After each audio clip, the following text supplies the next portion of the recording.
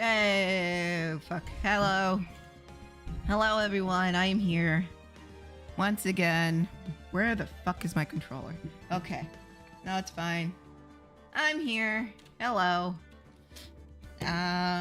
So... We're back at it again. We're gonna do some more Ace Attorney. First, let me say hi to everybody. Hi, Silent D. Hi, Robin. Hi, Robin. Hi, AJ. I think that's your short name. I'm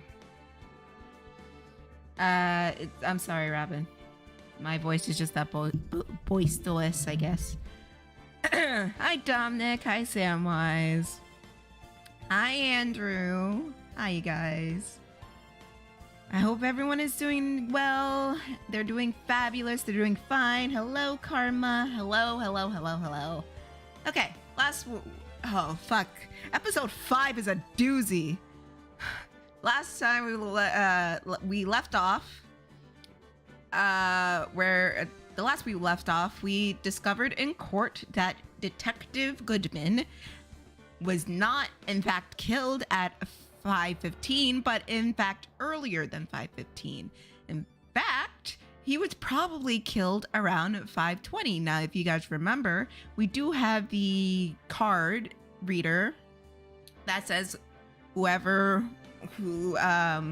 went in and out of the evidence room, and everybody but one was revealed, or whose card was revealed. So there was Edgeworth, there was Meekins, and there was Detective Goodman himself. But it wasn't Detective Goodman. It was actually Officer Jake Marshall in disguise, so he can gather the evidence again to reopen the case. Now, we also learned a little bit of the backstory of an incident that everyone has been referring to, which is an SL9 incident, also known as the Joe Dark case. I believe that's his name, which he is a serial killer and he has a list of victims. And we learned that Lana, our client and chief prosecutor, was actually a detective and investigator on this case, along with Neil Marshall, that is Jake Marshall's brother, who was killed during the incident. He was the prosecutor. And there was also Miss Angel Star, my god, bad. And I'm trying to remember this on the top of my head. And the executive investigator, Damon Gant.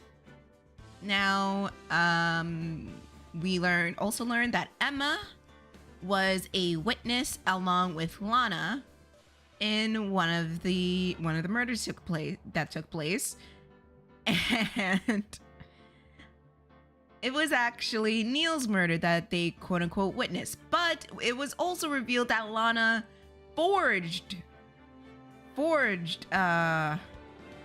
evidence during that trial.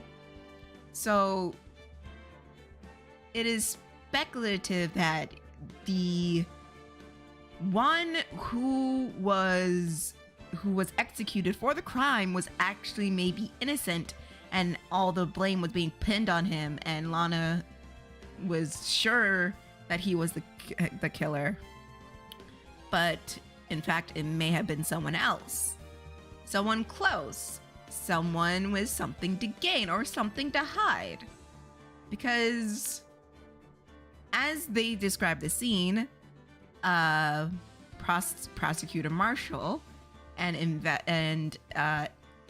executive investigator Gant was interviewing Joe Dark? John Dark. I don't fucking know. Joe Dark, John Dark. I don't care. Either way, he was being interviewed by the both of them, and something may have happened during that interview, which caused him to go upstairs to the chief prosecutor's office, which we learned was shared between Lana Skye and Damon Gant. He went in there. To intent of having Lana as a hostage, but Emma was in there instead. So he grabbed Emma, and there was a tussle, and we learned that it was actually maybe Dark who lost that fight and fell unconscious, and someone else stabbed Neil Marshall, and Dark took the fall. That's all the information we have so far. Now, let me switch the screen. Now, here's my theories, right? My theory is that, well, yeah, Damon Gant did it, and and also Net was here. We speculated that he himself, Damon Gant, might be the serial killer, and he used Dark, Joey Jingleheimer Smith as a scapegoat to protect his image, and Neil found out, and he was going to do something about it, and Damon couldn't have that. So when that tussle happened, Dark was still unconscious, and Neil was stabbed by Gant. But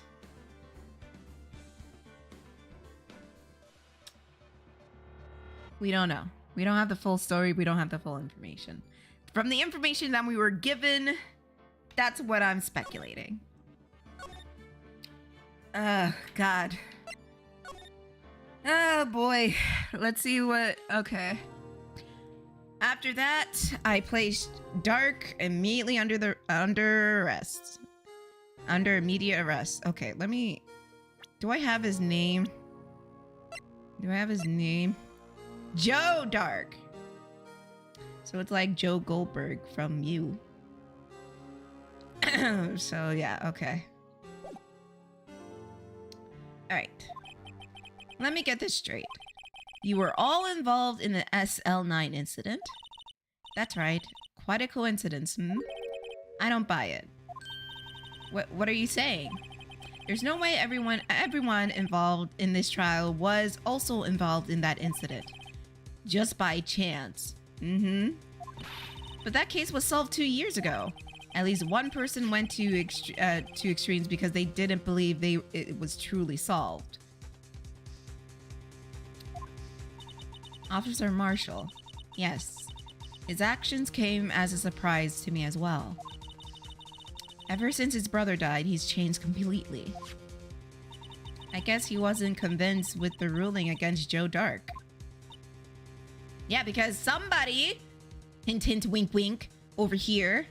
All right, Edgeworth might have gotten in trouble as well, because Lana gave him false evidence and he used that against Joe Dark in court, so that could potentially get him disbarred. So we'll see. Life doesn't end with the closing of a case. Everyone has to live the rest of their lives with their memories. That case just may not be over yet. Emma was assaulted by Dark at the police department, right? Yes, I was in the office that day. Robin, if you spoil shit, I'm going to kill you. That Damon Gant and I shared. The office that Mr. Gant now occupies himself, the chief's office. Alright.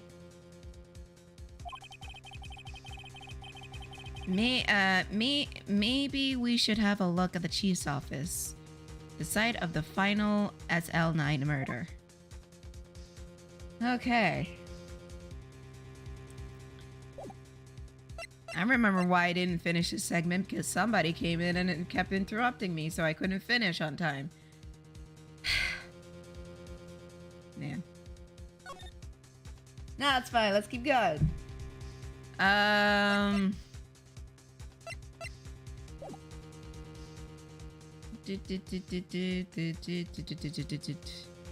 don't think I can show her anything else. I might as well just go try to get the to the office. I don't see Detective Gumshoe anymore. No! Things are kind of quiet around here today. You're right. The chief detective seems the same, though. Why don't we go look for some other people to talk to? Right. We can come back here later. Why the fuck was the entrance? That doesn't make any sense. I would have to get to the entrance, but the entrance wasn't there. Was it? Was it? What? I don't know. It's just stupid.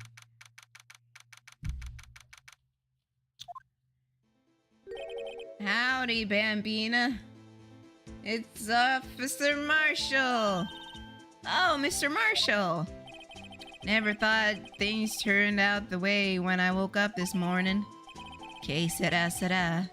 You never know where life leads you, eh, Bambina? I should have known my luck had ran out when old Billy dried up this morning. Billy? Must be his pet cactus. Say, where are you headed?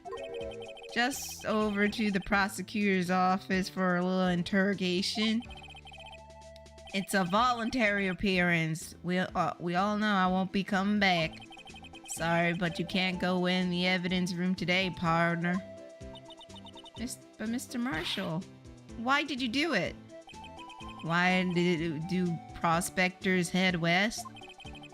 If ever there was a case I needed to know the truth about, it was this one. Before you turn yourself in, Mr. Marshall, would you mind telling us exactly what happened? Looks like I won't be getting a steak lunch today.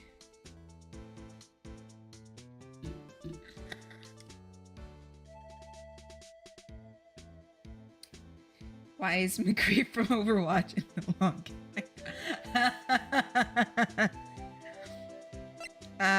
you know, it's fine.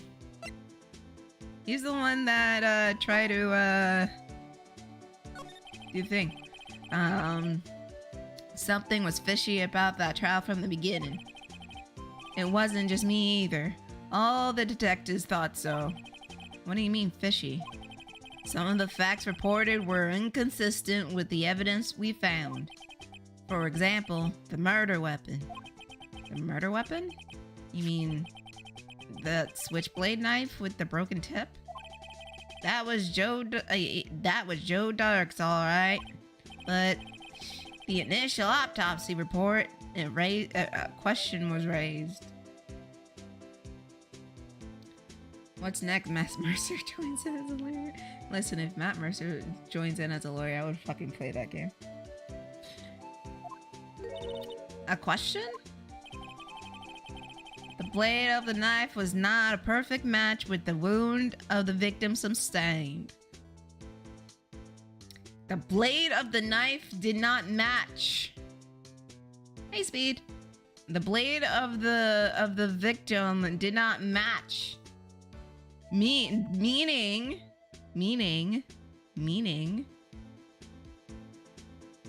This is not the weapon that the serial killer used. I don't know how serial killers work exactly. I just watched true crime shit.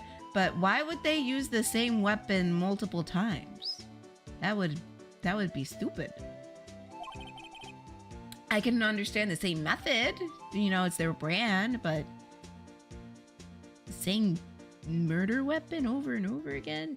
That's just dumb. What does that mean? It means that there's good chance that knife was not the murder weapon. However, in the report that was finally submitted, the possibility had been erased. Could the facts have been concealed with forged evidence? Yes! That case left behind scars on all of us.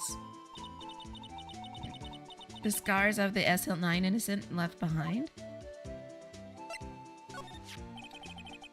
I got the looks, but he got the brains. He was the best prosecutor around. I had just made detective when it went down. It was our first case together. Damn. Damn. How old was he, your brother? He was 27 at the time. He was awarded the highest honor that very day. The highest honor? You mean the king of prosecutors? Or prospectors, I don't know. I knew it. What are you looking at me like that for? It's an honor for a prosecutor. It does say prosecutor. Oh. That is a point, Samwise. Yeah, that's a point. Probably because they enjoy it and get off of it. The day of the SL9 incident took place. That wasn't the same day as. That's right. It was the day the evidence transpiral. Interesting. It was drizzling that morning, and nightfall there was a thunder. Can't believe 2 years has gone by already. I tried to steal the evidence so the case wouldn't die. Apparently, someone tried to stop you. Detective Goodman was murdered, and the evidence locker was empty. There was something going on behind the scenes in that case. We all knew that later. Every detective involved in that investigation, save one, was taken care of. Yep, fired, demoted, dead. Dead. Miss Starr was fired, I was demoted and boxed away in a tiny room. What about Detective Goodman? If they did something to him, the commissioner would have get suspicious. No, they were careful enough not to be too obvious. They? Who are you talking about? Don't get upset, Bambina. I mean Damon Gann and Lana Sky. Ooh, so they were in on it together, and now, oh my god, oh. Conspiracy time, ready? I think they worked together to forge the evidence against Joe Dark, and because remember, Emma said after this incident Lana had changed, so I'm going to guess Gant had some kind of influence on Lana, and he convinced her to cover up this case so it won't look suspicious on him, or in some way, shape, or form. So, you know. And Lana said this guy has basically been her mentor. He's basically giving her everything she needed to step into this game, or in the world. So he could have been like, "Hey there, Lana Lou, Miss Lulu, my little Lulu. Listen, we can sweep all this naughty bits under the rug, can't we, sweet pea? So how about this? You tell Mr. Worthy that you'll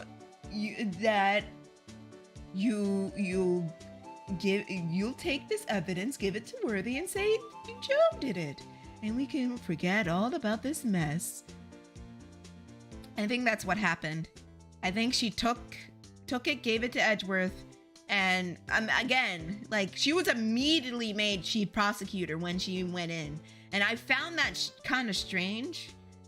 Like, I thought, like, she would be a prosecutor for a while before becoming chief prosecutor, but no, she was immediately made chief prosecutor. And I highly doubt I know, I have no doubt that Gant had influence in that. And now he's just like, okay, it's time for you to pay the piper. I made you chief prosecutor. You need to go down for this. If you don't, then I'll make sure it'll be pinned on Edgeworth. Because they probably, no. Maybe I'll make sure it goes on to Edgeworth, or he'll make sure Emma gets hurt. Because she still, no matter how cold she is, she still cares about her sister. So maybe it's very possible he threatened Emma or threatened Edgeworth. But again, I don't think he's the type of person who would care of who goes down for this. My guess is that Detective Goodman found out about the forged evidence and wanted to talk to Marshall about it. Gant followed him into the evidence locker, killed him there, and he was just like, well, might as well clean this mess up, took everything, put it in the back of Edgeworth's trunk, because it was broken open. So, I mean, look at him. He's like a big fucking dude. He can break open like a lock. So he probably broke open the lock, put Goodman in there, and stuffed the rest of the evidence inside.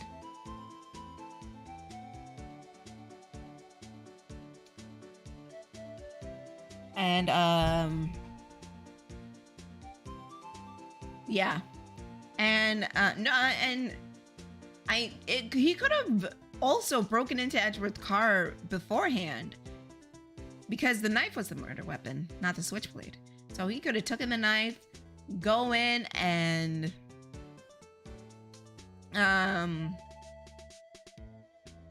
basically take the knife, stab him, clean everything up, put the body in the trunk and everything like that, stuff everything in the exhaust pipe, or even put it in the trunk of the car and go and leave.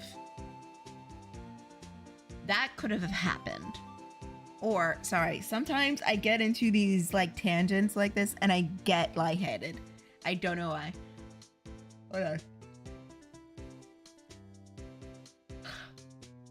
And then when it came to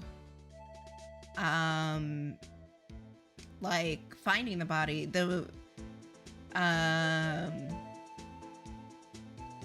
I think Lana did call Detective Goodman, and she heard his phone coming from Edgeworth's car, and she found it broken. She opened it and found his body.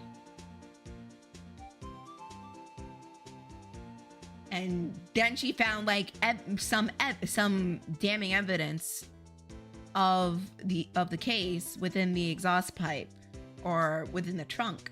Maybe she put everything in the exhaust pipe and probably hoped for Phoenix. Maybe because she said to Emma, like, yeah, I confess, I want Mia as my attorney. So she was hoping that Mia would find it and everything, but you know, Mia's dead, but you have Phoenix. She was hoping, let's just say Phoenix for now. It's like, it's hope. Hi, Emma-tune. Even though I'm sick, I'll support you because I love you. Yeah. Thank you for the bits. I appreciate it. Take care of yourself, buddy. Where was I going with this? Where was I? Yeah, she was hoping someone as smart as Mia would figure out everything, and that was her ticket to get Gant down. That's where I think this is going. And she may be confessing, not only that either that's her strategy, or maybe she's feeling guilt because she probably slowly realizes it wasn't dark. It was probably Gant, and she helped him. So that's why she said, yeah, I'm going.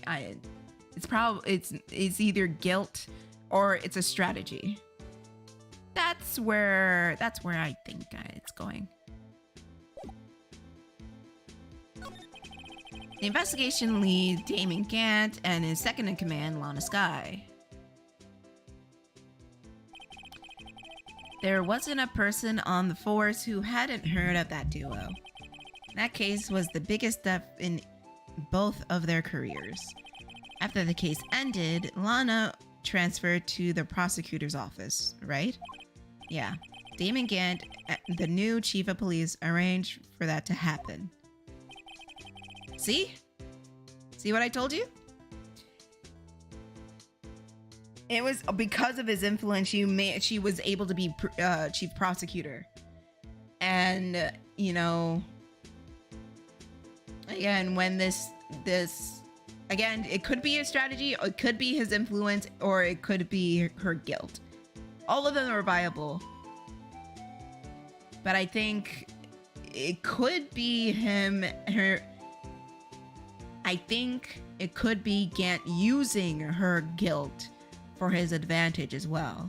Because he's just like, oh my, remember that thing? Oh, at least I didn't forge evidence, even though I told you to. Don't you feel guilty? What about your sister? Da da da da da da da. She's never been the same since she left. Aha! Told ya. Everyone knew who knew her said so. Chief Prosecutor Skye was totally different when she was a detective. See, that's a clue. I'm right. I'm right. Now that he mentions it, Emma said something like that too. Tell me, what happened to my sister? Sorry, Bambina, but her secrets are too well guarded. I never found out. Lana's secret. And it all started 2 years ago. So there you have it. That's my story. Did you enjoy it, partner? It was certainly enlightening. There's one thing for sure I found out in court today. That boy Edgeworth isn't my enemy. Yeah.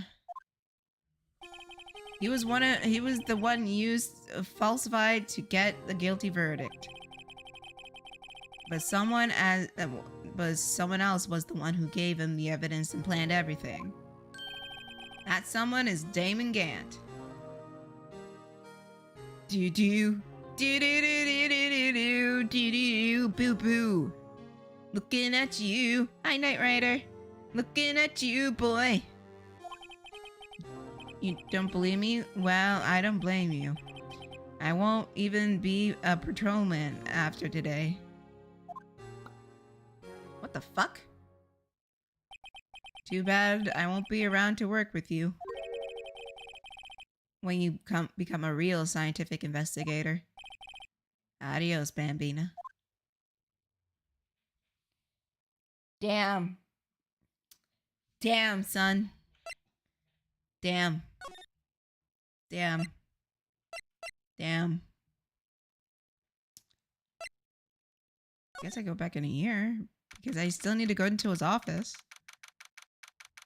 Don't know why the entrance. I had to go here first and then there, and then this place is pretty empty. That must mean everyone's busy solving crimes. If you're looking for the others, they're all in the conference room. Thanks. Wow, he actually talked to us.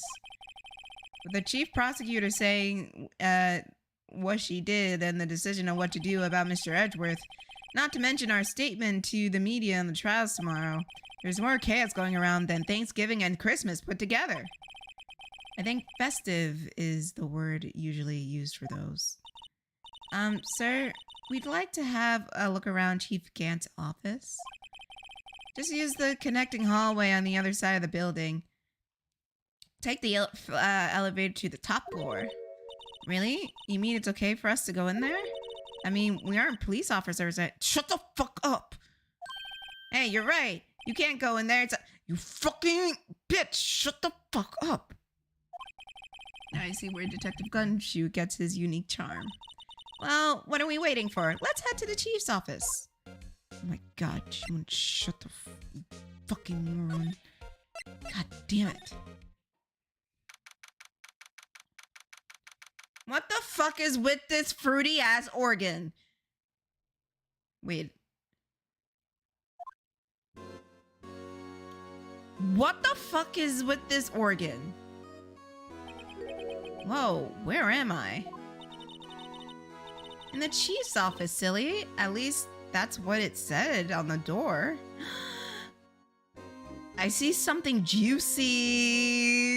I see something juicy. Okay, let me get not. I'm sorry. Let me not get ahead of myself. I'm sorry. I'm like a dog. I'm like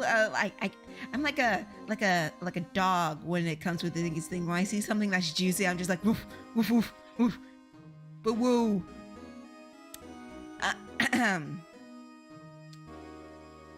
At least that's what the door said. Check out the pipe organ. That's real, isn't it? Hey, I used to take organ lessons in kindergarten.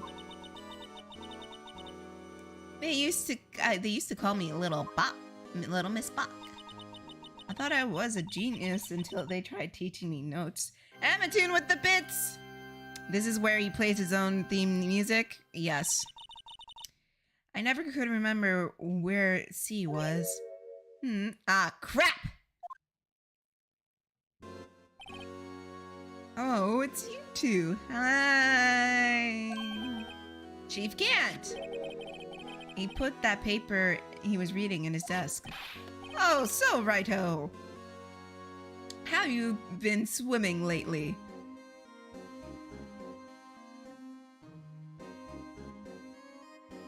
What the fuck are you calling a bonehead?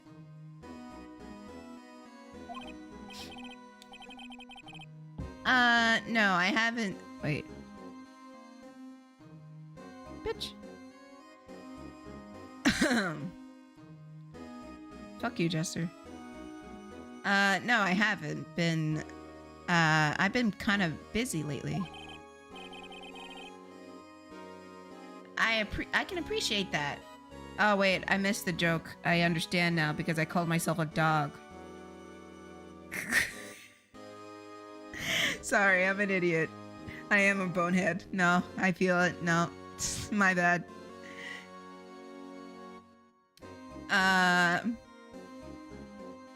I've had my hands full too with the, Mr. Marshall's misconduct. And Lana's provocative statement. Provocative statement?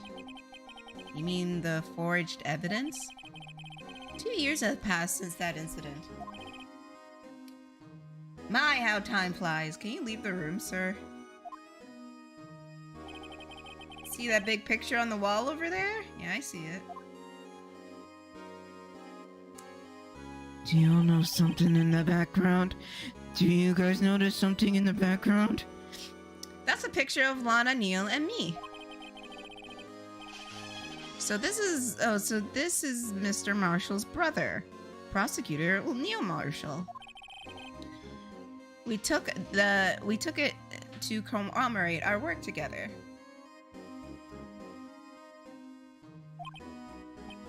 Something's not right with this picture. I can't seem to put my finger on it though. Thank you.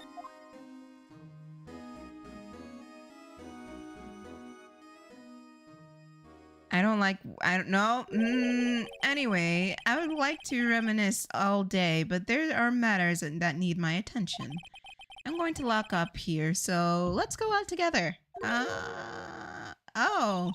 But this office is a crime scene 2 years ago, wasn't it? That case has long been over. Why are you pushing me out the door? Why are you pushing me out the door? Why are you pushing me out the door? There's no need to investigate it anymore. All the same, we would like to have a look around. Perhaps you didn't hear me. I said there's no need to investigate it anymore. Now hurry up and get out. I have a meeting to attend. Looks like we aren't welcome. Seems that the case isn't over yet after all. What do you mean? Chief Gant denied our request to search the crime scene. That means there must be be a reason why he doesn't want us looking around in there. You mean like a clue? There's got to be a way to get inside the chief's office.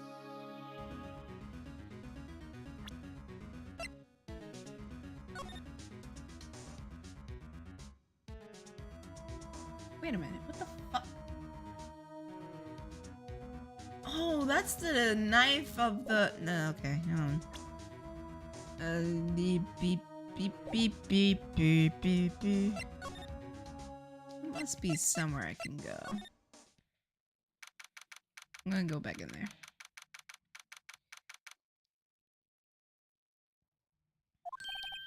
Hey, Gumshoe! Hey, pal, Detective Gumshoe.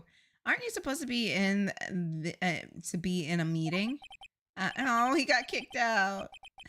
He got kicked out. I'm just taking a breather. My feet hurt from sitting so long. Actually, from serving everyone coffee. Oh no! Stop disrespecting this man. It's not fair. Sounds like Detective Gumshoe's still out of the loop. Say, have you either of you seen Mr. Edgeworth? Edgeworth? No? Why do you ask? He's under fire from both the police department and the prosecutor's office. It's almost like the battles between you two in court. That sounds serious. Is it because of what my sister said? That's basically what it all boils down to. That falsified evidence 2 years ago. Now Mr. Edgeworth has the whole world after his blood. Yikes, talk about a big oof. Hi! But why would Edgeworth be blamed? It's not like he knew the evidence was forged. Lana Skye is guilty of party, isn't she?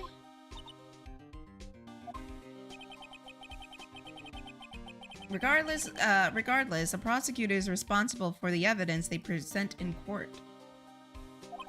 Not only that,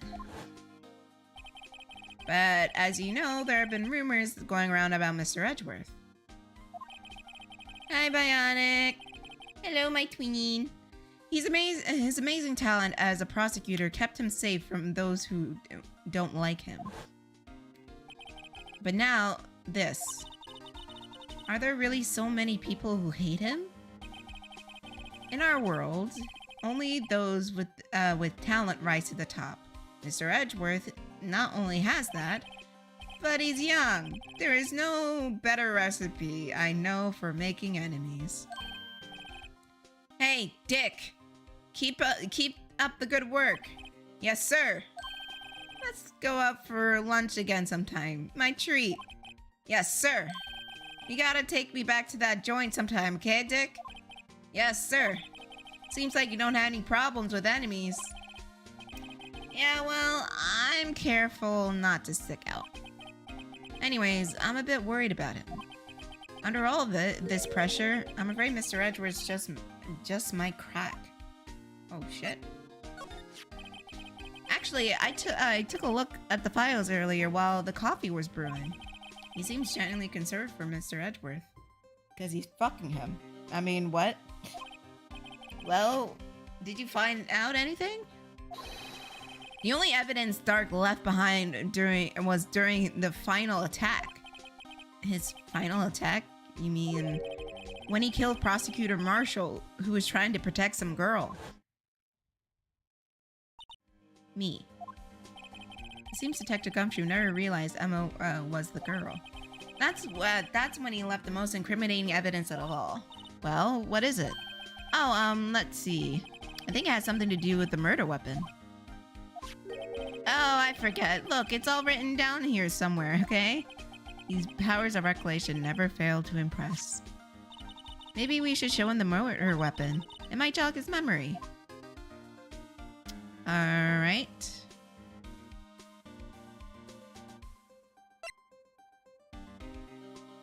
Okay.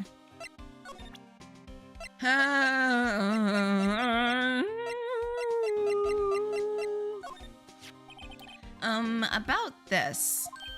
Hey, is that It has a tag attached to it, label SL9 incident. I believe this would be the broken murder weapon you're speaking of. What are you doing with that? Ever since that case was closed, that knife's been locked away in a locker.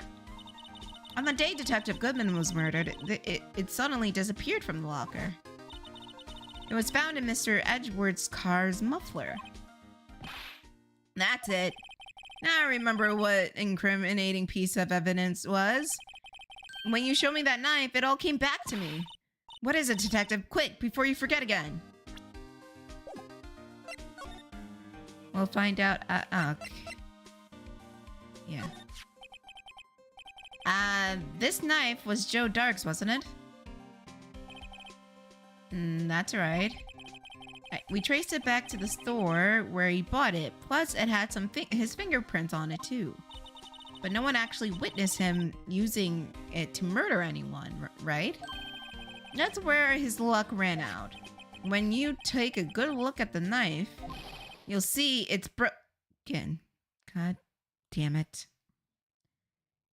God damn it. You don't have to take a good look to notice that. Yeah, well, anyway, take a guess where the broken tip of the knife was found. That's what did him in. Where was it? The victim, Neil Marshall, was carrying it inside his own body. So you're telling me, my sweet himbo detective, you're telling me that, this scrawny ass looking motherfucker jammed it so hard in his back that the tip broke off.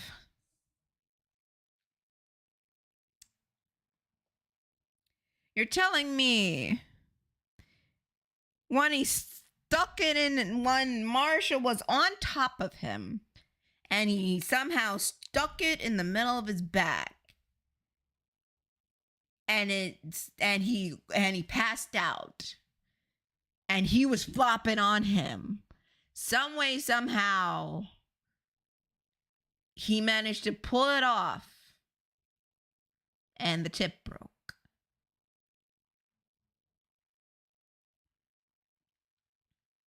Yeah, okay.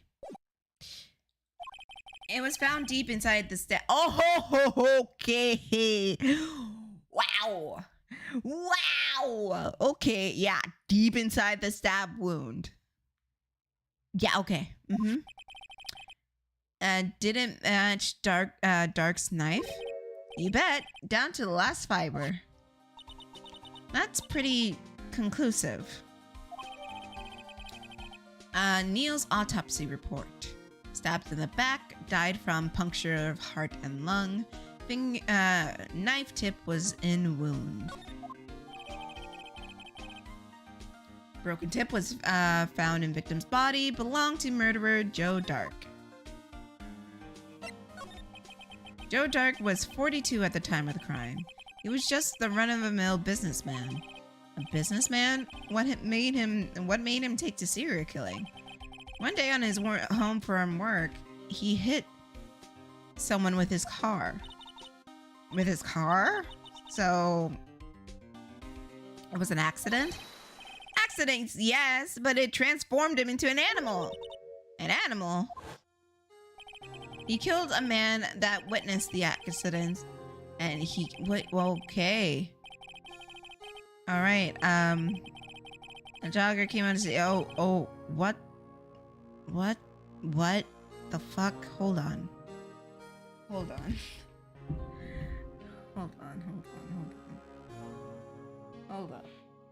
Let me adjust in my chair and lean back in it so I can review what this himbo has.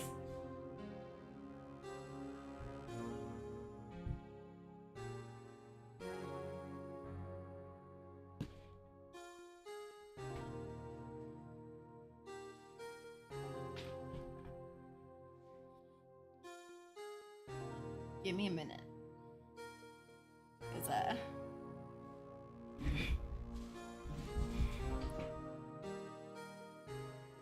Okay.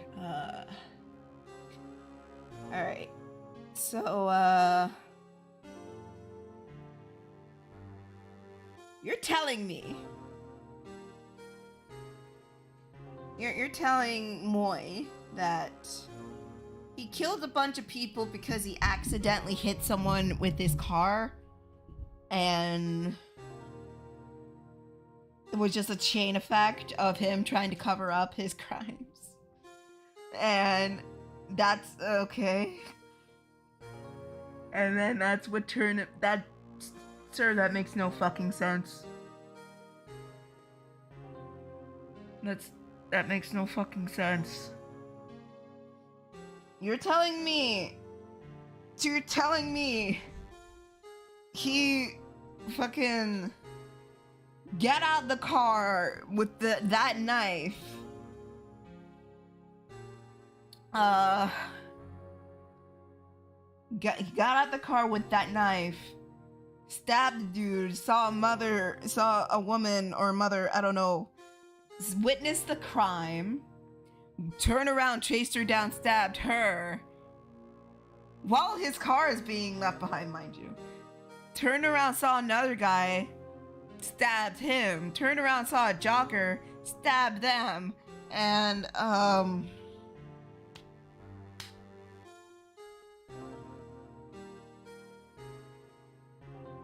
I don't know if that counts as being a serial killer instead of a mass murderer.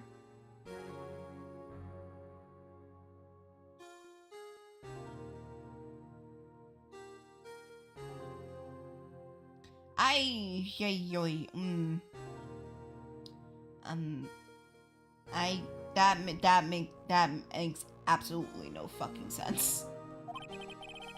He seems like a pretty careless animal. Of course, this is all conjecture. There wasn't a single shred of evidence. I mean, like, if you're in a car, how? That makes no sense. If he oh my god, that is so dumb. Who the fuck made up this story? And why did people believe this story? Okay, so you're saying to me, he stabbed a motherfucker, saw someone witnessed it, went over and stabbed that motherfucker, saw someone else witnesses, went over and stabbed that motherfucker, and saw like a jogger come in and he stabbed that motherfucker, and you're telling me there is no evidence of him stabbing 4 motherfuckers while his car is still there? Hi, Detective Woo.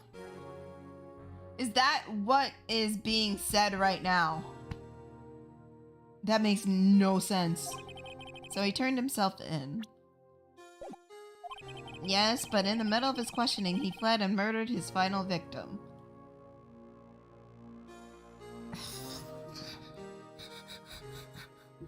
Hold on. I'm gonna check something. Where's the case file?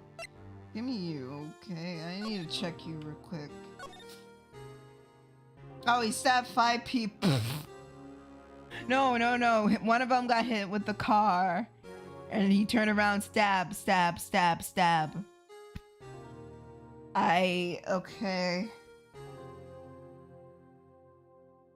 So if he was, here's another thing that doesn't make any fucking sense. If he was like willing to stab anyone in the room, why the fuck would he run out the room and not stab the first motherfucker he sees? Why would he run all the way to the How does he know the layout of the police department? That is a good question. If that's the case, how does he know to go to the prosecutor's office? Which who the fuck knows where it is? How does he know to go in there, get the girl, try to stab her, but stabs Big Brother Neil instead? How does he know? This has so many holes in it. It's not even funny. So you're telling me, bro, fucking ran over a motherfucker, got out, saw a motherfucker, ran up, stab. Saw another one, ran up, stab. Saw another one, ran up, stab. Saw the last one, ran up, stab. And he got questioned. He turned himself in. He got questioned. How the fuck does, if his MO is just run up to a motherfucker and just stabbing him, why the fuck would he go up to the prosecutor's office to stab the lady? How does that work? It doesn't. It makes absolutely no sense. There's so many holes in this. This justice system is a bunch of idiots. Like, oh, he stabbed a bunch of people with his knife. Yo, what the fuck? Okay. Okay. Prosecutor Marshall. That crime was witnessed by someone too. Luckily, Dark was arrested on the spot. Of course he was arrested on the spot. He was passed out. Good thing that one last a witness wasn't killed. That last witness. That's Emma. Well, there you have it in a nutshell. That's all I know. Can I ask you one more thing? What is it? If it's money you need, you should ask Chief Gant. It's not money, but it does concern the chief. His office is a crime scene, right? That's where Prosecutor Neal was murdered. The chief is out and his office is locked. But we'd like to have a look around if that's okay. Well, any detective's ID card can unlock the door. What? Really? But if I let a civilian in there, I'd be charged with breach of trust. Breach of trust? Simply, I could be canned. Oh. Sorry, pal. Don't plan on getting fired because of you. Wait a minute. Did he just say any... Did he just say... No, hold up. Did he just say any detective ID? Any detective ID? Ooh.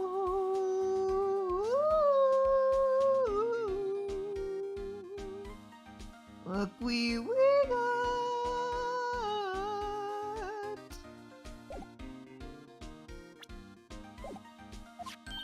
How about this ID card? It was Detective Goodman's. That wouldn't work either. The data was deleted the day he died. Oh, fuck. Oh. Great. So in other words, Gumshoe is our only chance of getting into that office. I wonder if there's something we should show him that would change his mind. Okay.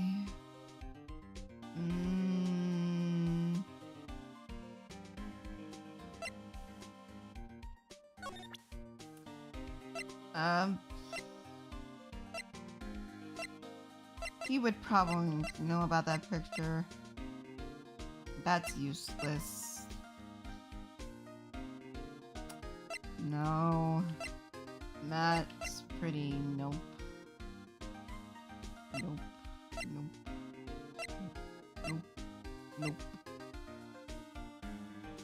No.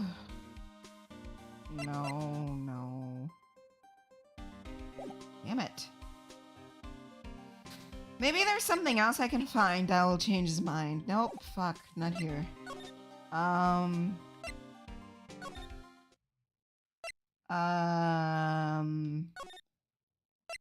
Let's go back. Maybe in the other crime scene? Maybe? No one's here today. Not even Miss Star. Everyone's probably busy looking at exactly went down in the evidence room. Must be where all the detectives are. But we proved in court today that on the day of the crime, no one was murdered in the evidence room at 5:15. Yeah, I thought we were finally making a headway in our case. But instead, it looks like we ended up making Lana look even more guilty. Hang in there, Lana. I've got to find all the answers by tomorrow. Okay. There must be something in here. No clues here. Great. Look, a door. It must mean something. Yeah, it's door. A lot of this is repeating dialogue, and I hate that. That's why you don't see me like doing much of anything like this anymore. Cause it's especially on this case. I know in the beginning I said you gotta look all around and but right now I'm just like, oh my god, it's so long. That's where I saw, and probably quite a lot of them. It probably means she wasn't lying when she said she saw this guy stab him. Where is this? Excuse me. It's just something I heard. Apparently he went out to buy... Oh, okay, yeah, he went to Starbucks, okay. Okay. That's the water tank, that's the broken phone. Here's the oil... No, fucker. The oil drum. The oil drum! So this is the famous oil drum. No time like the present. I'll try to kick it over myself. Hey, yeah! That's okay. Don't cry. Oh, she hurt her foot. I think I did this already. Oh, man. That's, Yep, this is repeating dialogue. Question, why did Miss Sky choose his car? So what model car is it? I think it was, oh yeah. Net helped us with this part. A sedan is a 4-door car, and a coupe is a 2-door car. Right. That's cell block B, not Blee. I don't think anything's gonna help me here.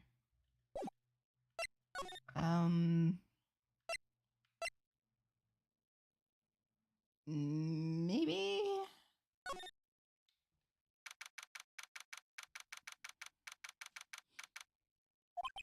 I wonder if Edgeworth is back yet. There he is. He looks like he's writing something. What are you doing here? Worthy. He sure was quick to throw that paper on the floor. Tough day in court, huh? I've had to live the past 2 years without flying rumors around. What's another allegation to me? Cheer up, Mr. Edgeworth. I'm rooting for you. That's Edgeworth for you. Always trying to hide his real feelings. So what do you want? Unlike some people, I don't have all day. I'd like to ask you some questions. No, I don't want to move. There's no excuse for what I've done. 2 years ago, I used false evidence to obtain a guilty verdict. That's all that breaks down to. Nothing more I can do to erase the effect. But you didn't know, did you? I mean, that the evidence was falsified. That the police department and the prosecutor's office share a bond of trust. I saw. If that bond is broken, we stand to lose everything. It's the police department's error and is my error. My responsibility as a prosecutor in charge. And that fact remains the same no matter what excuse I might have. Mr. Edgeworth, I take pride in my work. So tell me why. Why does that have to all come to this? Even Edgeworth can't keep this kind of emotion bottled up. Are you up for the trial tomorrow?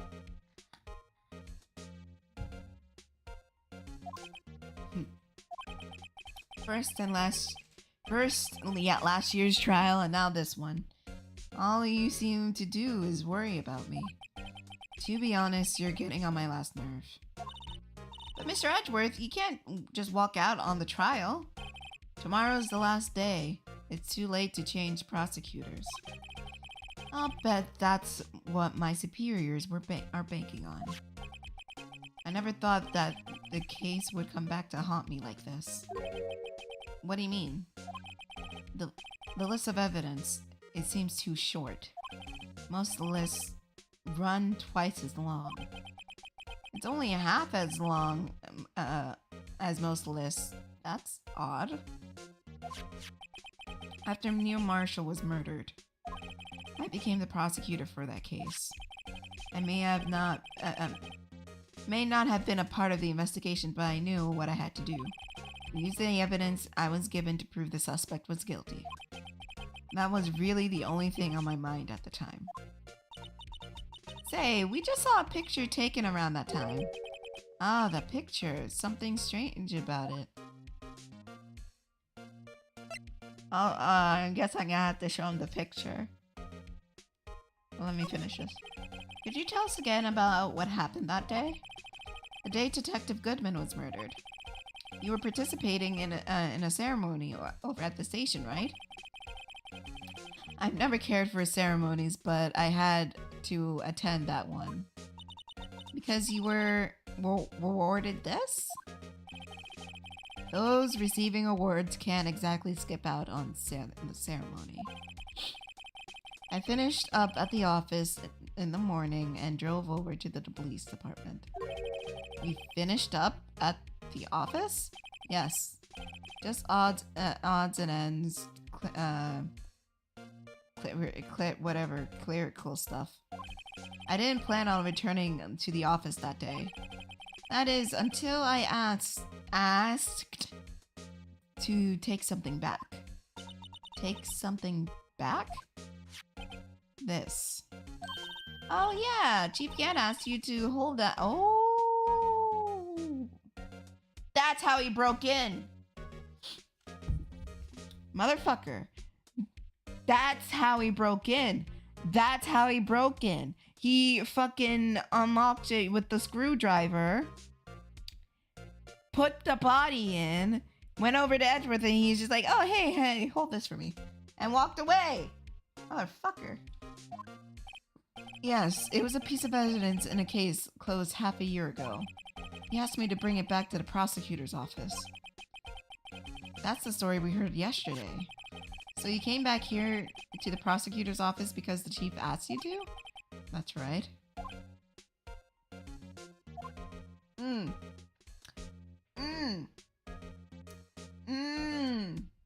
My theory is looking more and more promising each time.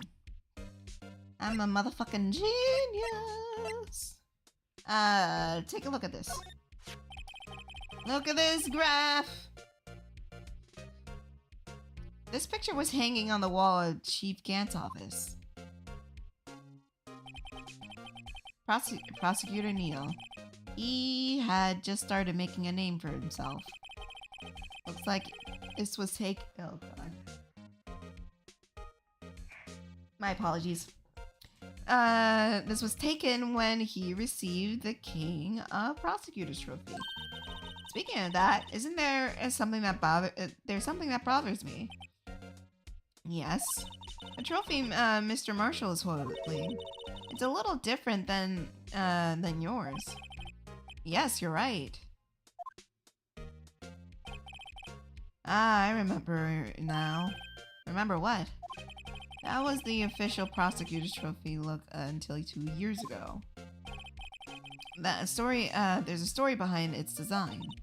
A story? Oh, one has a sword and the other doesn't have a sword. Sounds interesting. Would you mind telling us? It's simple, really. Contradiction. That's what award is based on. Excusez-moi?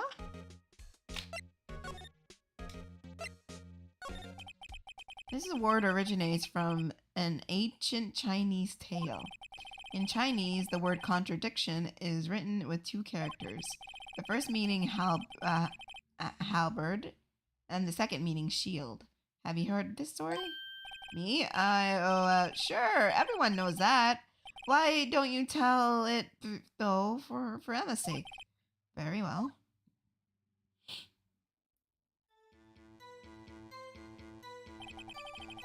Long time ago, in the kingdom of Chu, there was an arms merchant. One day, he presented the king with 2 items. The first was a halberd, and he claimed could slice through any shield of armor. The second was a shield claimed to withstand any weapon. Wait a minute.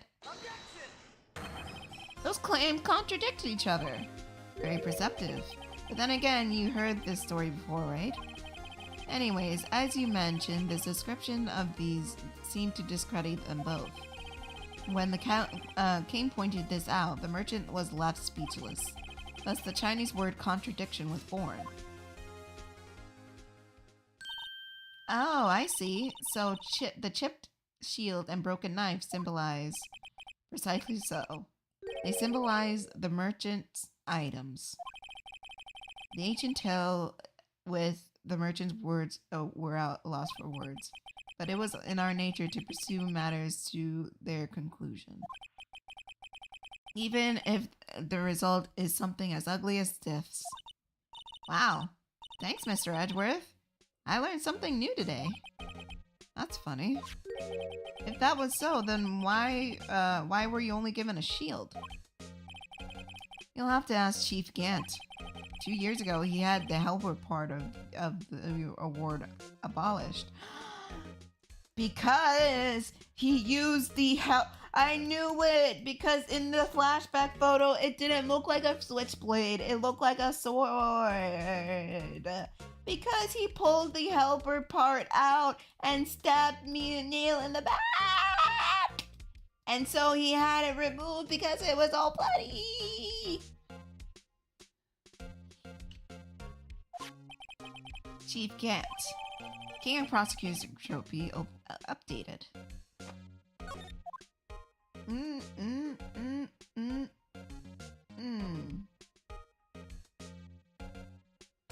I'm gonna take a look at your desk, because accept all these parts because I did this so many times. What's on the floor? Fuck. What's on the floor? I wonder what he was writing before. Come on, Mr. Wright. Let's take a look. Are you crazy? Edgeworth is standing right there. Just distract him. I'll check it out. Hey, Edgeworth. Is that Detective Gumshoe out there, out the window there? Oh no, he's falling to the ground. Hold on, let me see what this girl is doing crawling under my feet. He didn't even look. What? A regular, Are you having trouble reading it? I'll read it for you. It says letter of resignation. Shit, I can't talk, dude.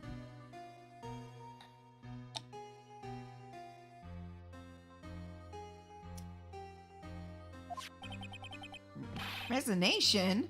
Edgeworth, you don't mean... I'm tired, right? I feel as if something inside of me has died. But Mr. Edgeworth, none of it was your fault. I know the path I've walked. You don't need to tell me. And the path I walked hasn't been just one. I can't forgive myself for what I've done. And no one else should forgive me either. Oh, I think he's serious. Mr. Wright, please, you have to do something. This letter of resignation. I wonder... We can show it to Gumshoe! Gumshoe! Gumshoe! Gumshoe! Gumshoe! Okay, we'll see you later, bye! Gumshoe! Gumshoe! Gumshoe! Excuse me. What? Oh god. Would either of you care for a quarter pound of roast beef? Miss Star! I guess she was out of lunches. You certainly are the curious sort, aren't you? Kind of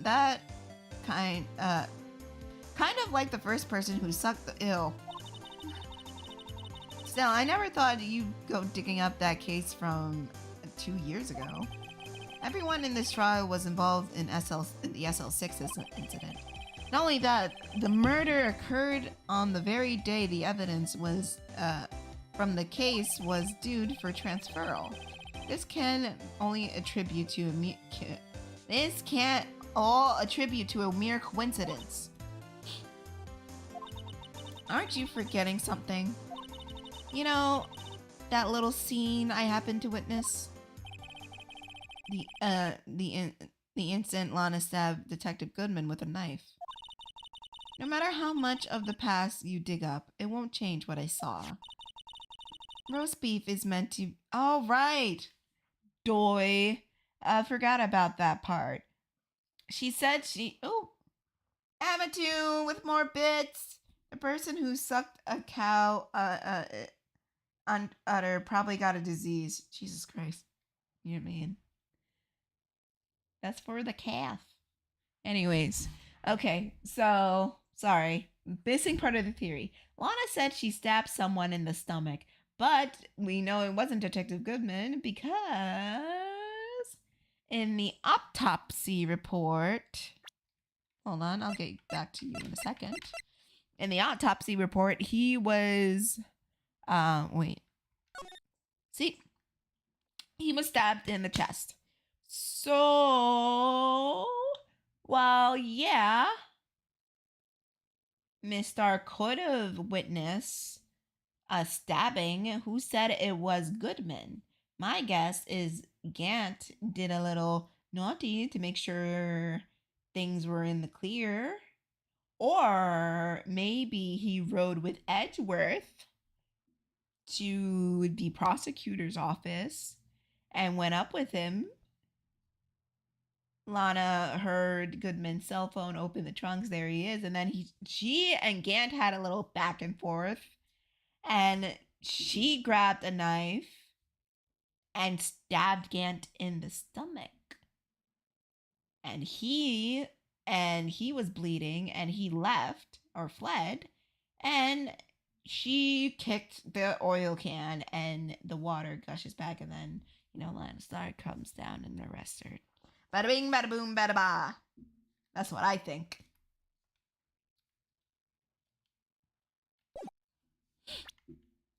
Anyways. Miss Star's hatred towards Lana. It all dates back to 2 years ago. Yep. Because she falsified the evidence. That's why... No. Let's talk to her. Maybe we'll get more info. Joe Dark. That's a name I will not soon forget.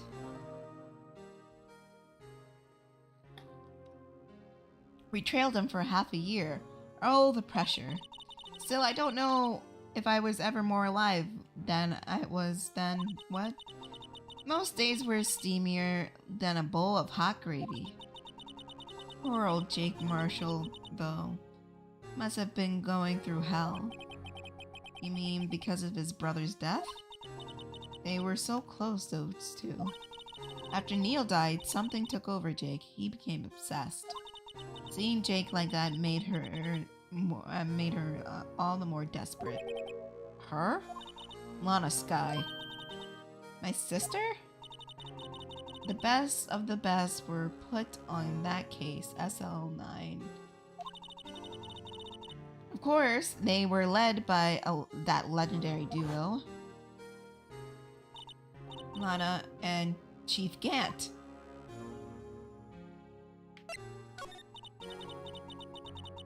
That legendary pair was the reason we were able to keep our investigation. That's why we were so shocked over how it turned out. You mean with the forging of the evidence? Don't get me wrong, Joe Dark got what he deserved. Still, it was obvious evidence produced in court was manipulated. Our teams never found out who suddenly appeared while other items were kept secret. But you don't have proof anything illegal was done. I have proof. I'm proof enough what happened. After that case, all of us saved Goodman. were relieved of our duties. Most without even so much of an explanation. Then Lana Sky transferred to the prosecutor's office and became chief prosecutor. Lana always wanted to be prosecutor. Nothing quite as simple as it appears. Huh? Lana Sky was merely being used as a pawn. That's my take on the matter. Ooh! Who fucking called it? It was me. She was being used?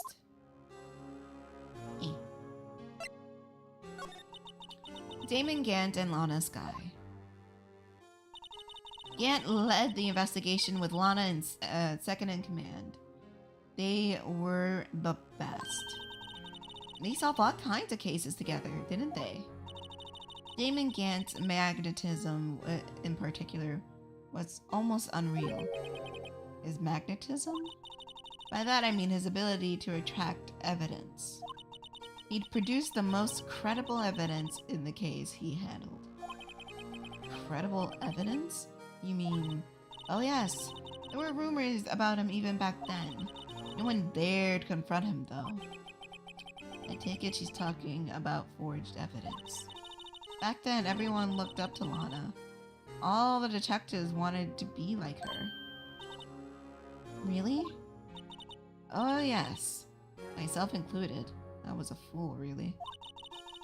She hated anything crooked and always watched out for the other detectives. That's why she was so concerned for Jake. Mr. Marshall. When Jake's brother was murdered, she felt as though she had lost her own brother. If it wasn't for her, I don't know. I don't think Jake would ever have recovered from his shock. That's what makes it all the more frustrating. Miss Starr. That's why I'll never be able to forgive her. Why did she have to turn so cold after that?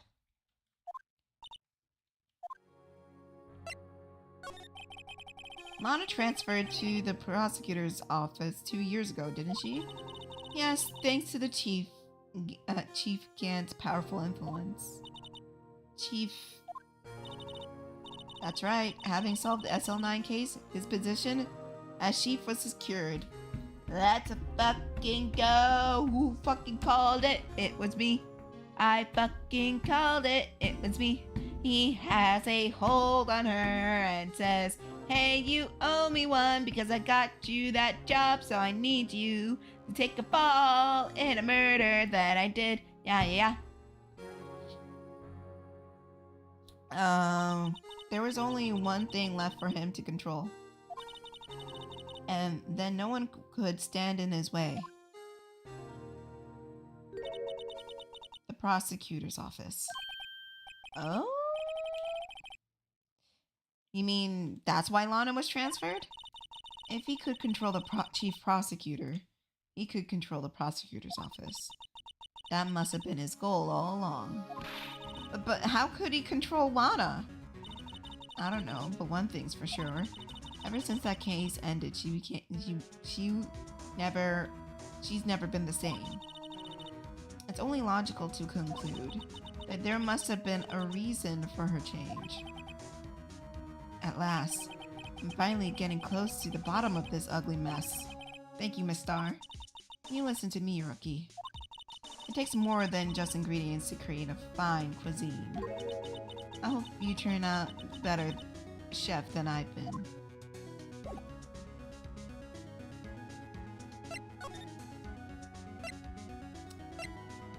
Very, very, very, very interesting.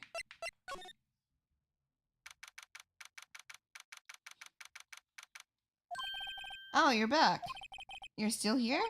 I gotta make 150 copies of this file. Brewing coffee, copying files. I'm turning into a regular DJ. You're a DJ as well?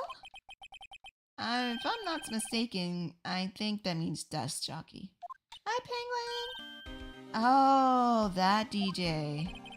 I gotta admire your persistency to my answers, but still no. I'm not letting you into chief office, period. it'd be my neck on the line. That office is the last crime scene in the SL9 incident. We have to look in there.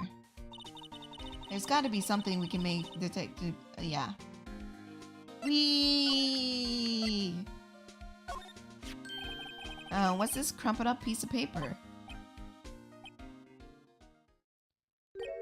No way! Mr. Edgeworth can't be serious. When is he ever not serious? I can't believe they pushed him this far. Mr. Edgeworth really feels responsible. When I first met him, I thought he was cold as ice too. I know, but I know different now. He trusted us detective to provide him with sound evidence, but we just betrayed him. Detective. That's it. I made up my mind. But here, take my ID card. We can't do that. If someone finds out, they wouldn't let you off the hook with another lost item report. Look at me. It's no secret I'm already out of the loop. After all, I'm friends with Mr. Edgeworth. Ah, I don't know why I sounded so weird. Depending on how this case turns out, I may already be as good as terminated. What? No! So at least do this for me, for Mr. Edgeworth's sake. This noble himbo. Alright, detective. Thank you. Can I look at it? Oh, there he is. Detective Gumshoe isn't really photogenic, is he? Whatever you do, just don't say that to his face. Look, his eyes are half shut. Yeah, his mouth is open. Hey, each of his shirt buttons are off a notch. He's got a narrow... Oh, stop making fun of him! The disrespect! Oh, no. Very handsome man. Very handsome. Don't listen to them. Okay, let's see if we can go in there now.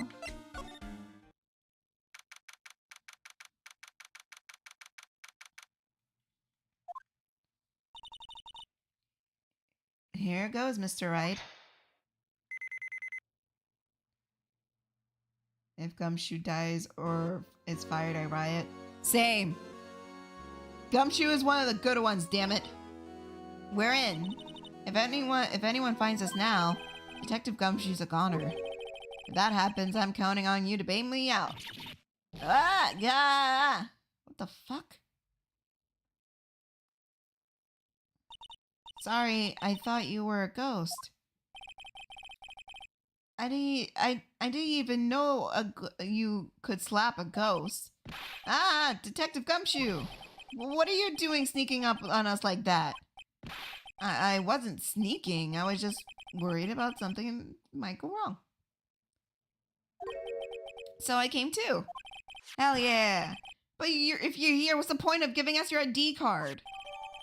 Gumshoe's ID crushed and rendered unusable in pocket. Hey, don't do that to my card!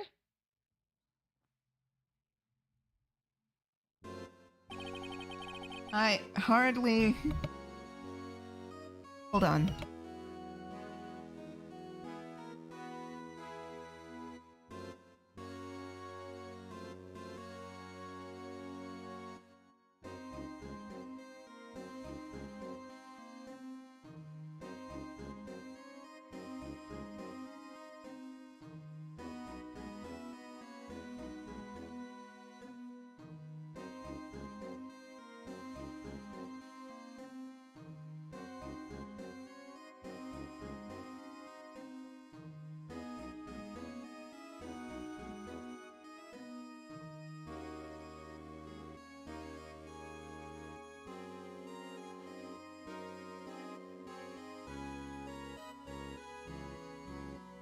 Sorry.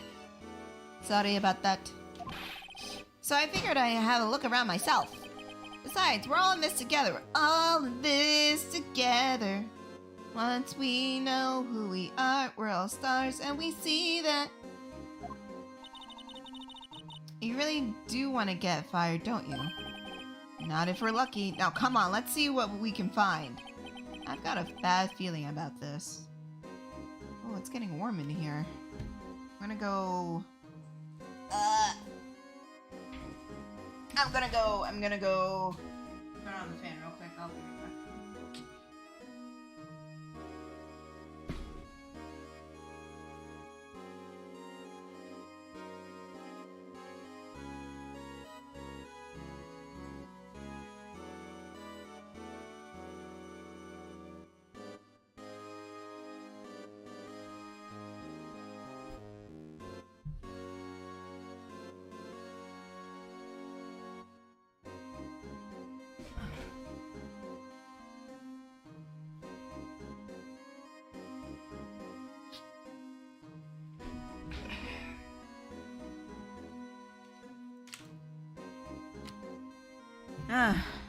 The warmth of spring. It's unbearable sometimes, yes. I hate the heat. It sucks. Okay. There we go. The warmness was like making me tired. That desk on the other side of the room, was that your sister's? Yes, that's where I was waiting for Lana.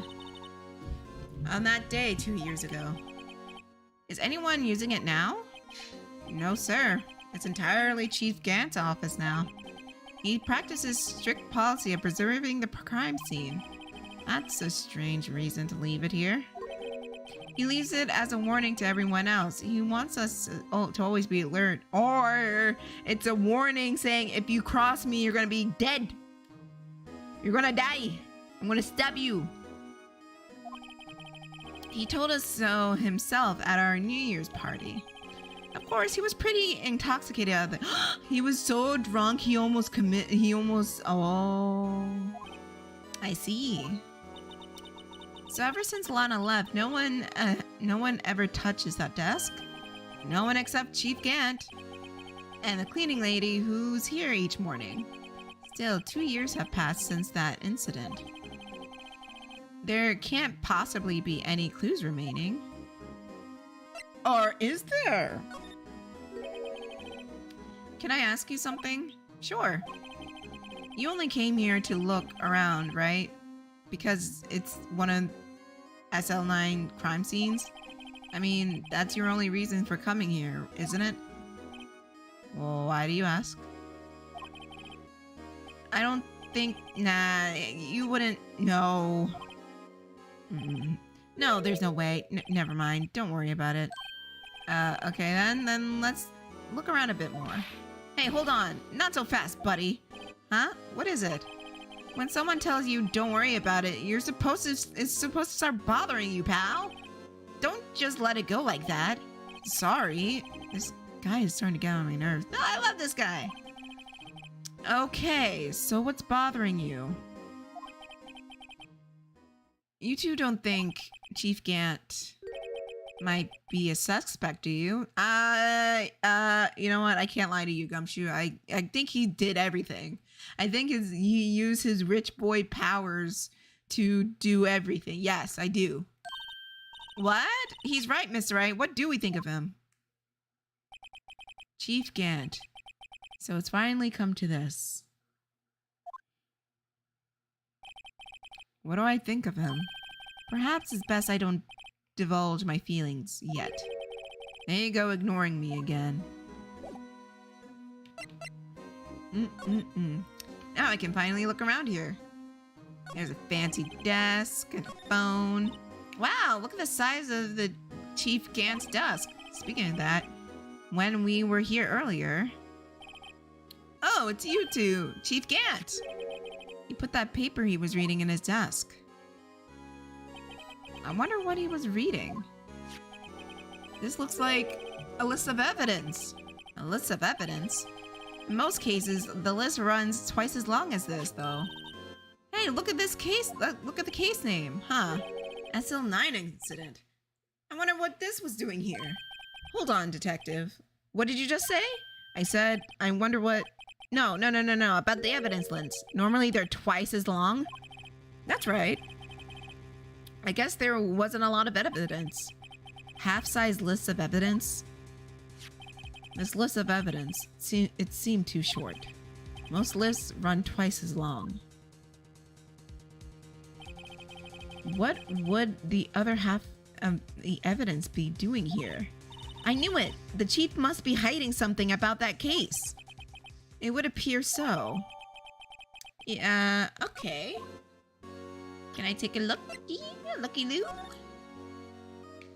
Oh. What the fucking... What the... Hello, sir? What the fucking... What the... He's a very good artiste.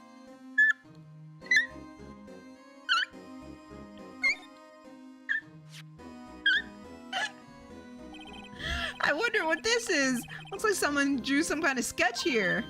What is it? Did you find something? I can't make it out. I better keep quiet about it for now. No, it's nothing. Why are you moving your eyes about like that, Mr. Wright? I better not forget about this picture. Bro! What the fuck? He drew it out? What a fucking weirdo!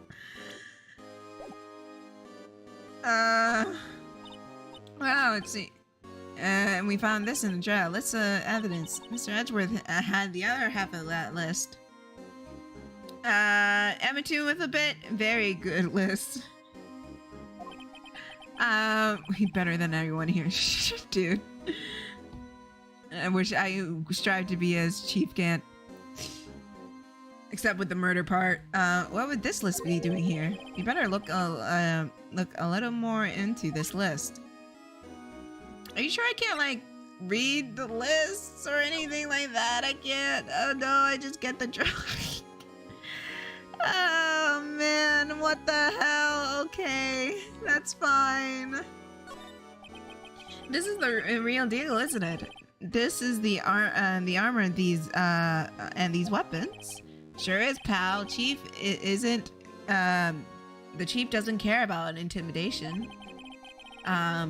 First the pipe organ, now this armor. You know how many taxpayers' dollars must have gone to this room? What, you mean we're paying for this? That's it. I'm not paying a cent more of my taxes. You don't have to pay any taxes. Shh. Be careful what you say. Who knows? The chief may have be hiding in the army as we speak. I don't think he'd fit in there. Even if he did, he'd never be able to get back out. Cut it out, you guys. You guys don't know how scary that guy can be. This seems importante.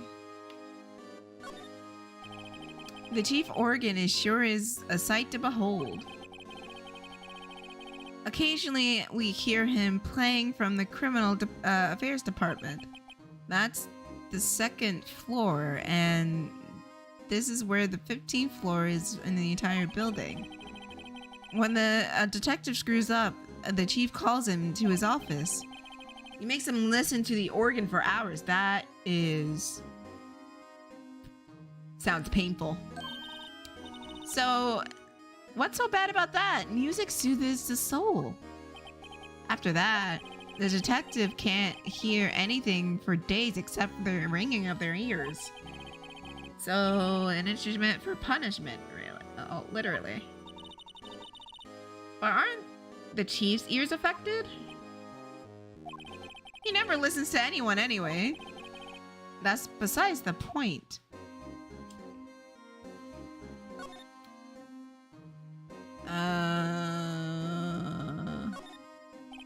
Look at that giant window. Makes you want to crash through and jump outside.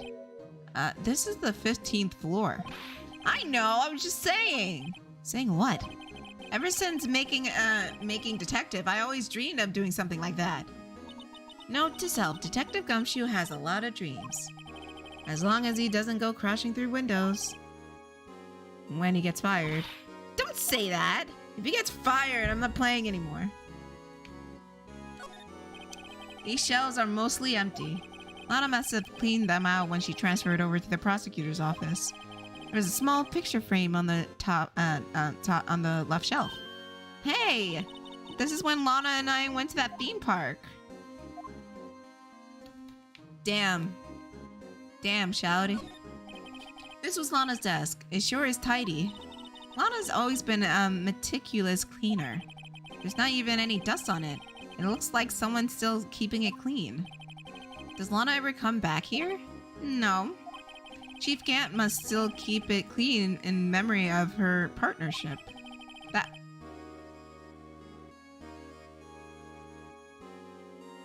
Sorry, a theory just came back in my head. There was probably blood on there. I should probably spray the room. There was probably blood in there, right? And he's probably cleaning it multiple of times, probably to try to get to erase the traces amount of blood in there. Does he keep is this, if the floor is carpet, then he probably didn't move anything because there's still traces of blood there and he doesn't want to reveal it. I need to spray this area. Sussy baka. No clues here. Alright, let's check out this safe. This is a safe, isn't it? Safe. That word is ripe with intrigue. Okay, if you say so. It's like it needs a code to be entered in this panel to be opened. It has a 7-digit number. I think I might just know what it is.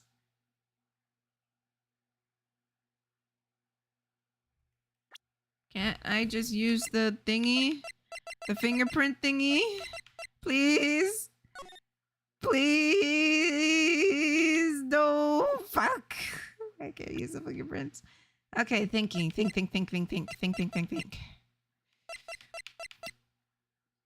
Obviously, if we get a prompt like this, we've seen it before. Maybe it's his ID number or something? But that would be really dumb.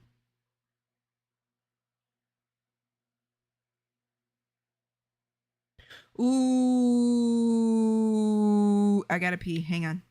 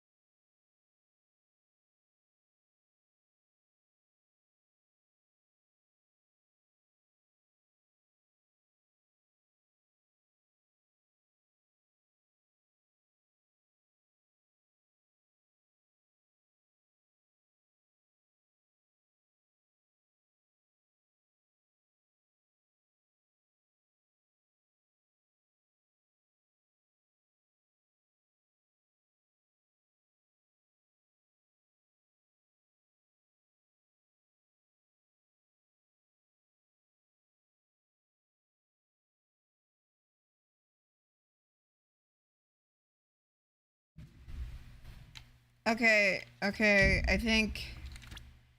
You know when you have an fuck! The fucking controller. You know when you have an epiphany in the bathroom? So, okay. Thank you.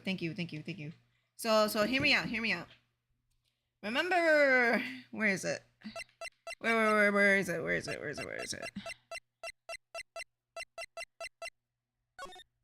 Okay, yeah. Remember this? And it basically tells us the numbers of everybody. And, you know, he's our top suspect. So whoever's that number went into him and stabbed him. And it's obvious that Gant went in there and stabbed him. So it's a 7-digit code. It could be the ID number for the safe. This ID number, the 777 could be his ID number. Either that or I'll trigger an alarm and I have to start over. Do you know what it is? I have a hunch. Oh, I know. You want to try my birth date? It's...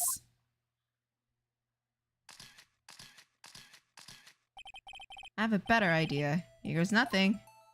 Wait. Ah, crap. 777 7777.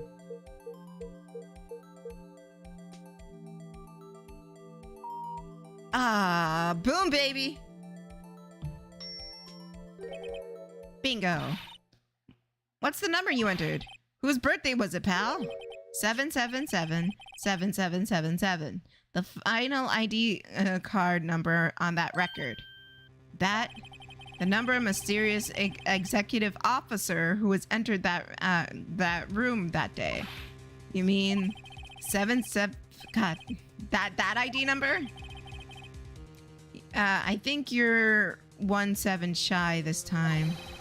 But this can only mean one thing. That Chief Gant ID number. Say, anyone care to look inside? And move.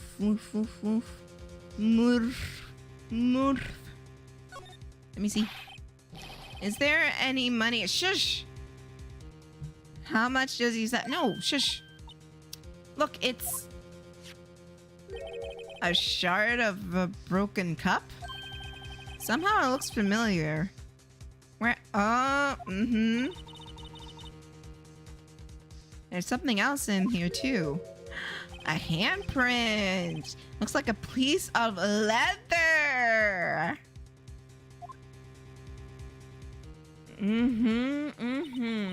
It's handprint, isn't it? Hey, I saw someone wearing a shirt like that once. You think the chief made the... What the fuck? No, I don't think so. Oh, well, it was just a thought. I feel like they made him dumber in this, like... in this DLC. Because supposedly this is DLC for the first game. Or something like that. Not DLC, but like an extension. Like, you know how they, like, back then they would release the game and then they would re-release the game, but it's the same game with extra content? I think it's this. This is that extra content. Not necessarily DLC. An update pack. Yeah, one of those. Kind of like what they do with, like, the Pokemon games, like Fire Red and Leaf Green. I think this is like the Ace Attorney, the Ace Attorney version of that. What is that? Is that all that was in the safe? Apparently so. It's empty now. A piece of cloth with the handprint on it, and a broken shard from a cup. Hey, they look like pieces of evidence. Yeah, but unless you can prove something to do with the case, I'm afraid I can't just let you take them. After all, is my neck on the line here? Great. I have to prove their relevancy to get them. How are these two items related to the SL9 incident? Come on, there's something we can show the detective.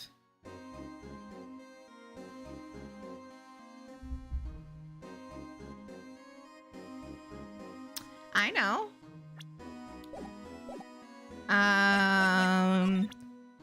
Because that piece looks kind of familiar, don't it? Don't it? Don't it? Don't it? Don't it? Don't it? Don't it? Don't it? Don't it? And he was there when we reassembled it.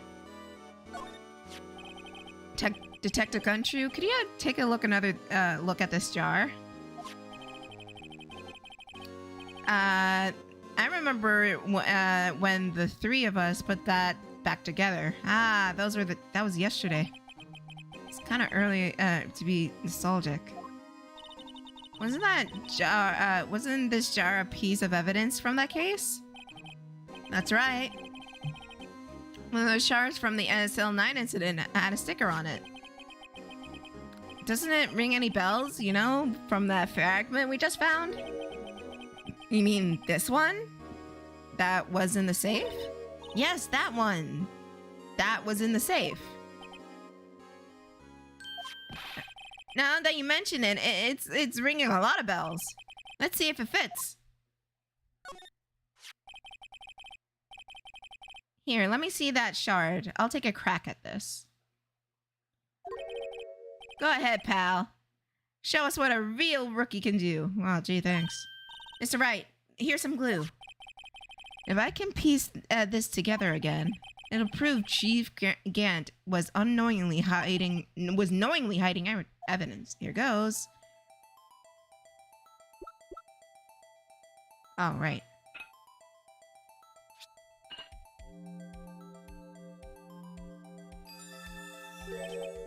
There, it fits like a charm. Now, of course that means Chief Gant willingly hid a piece of evidence in his safe. In other words, he concealed a piece of evidence from the SL9 incident. But, hey guys, get a load of this. What is it? The piece you just attached. It's different from the others.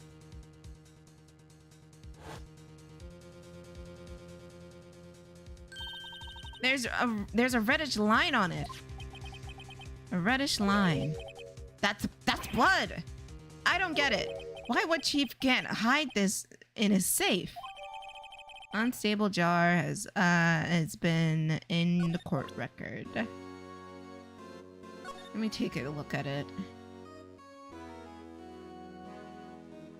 Oh, are they talking about the blood? Hey, look here. It's hard to make out, but there's a dark red stain here. Looks like blood. This piece has, what? This piece the chief has is different though. The bloodstains on the other piece are just spots. But this is a line. He was trying to write something. Someone was trying to write something. Someone was trying to write something. That's odd. Can I rotate it? I'm trying to see what he could have tried to written. It looks like an M.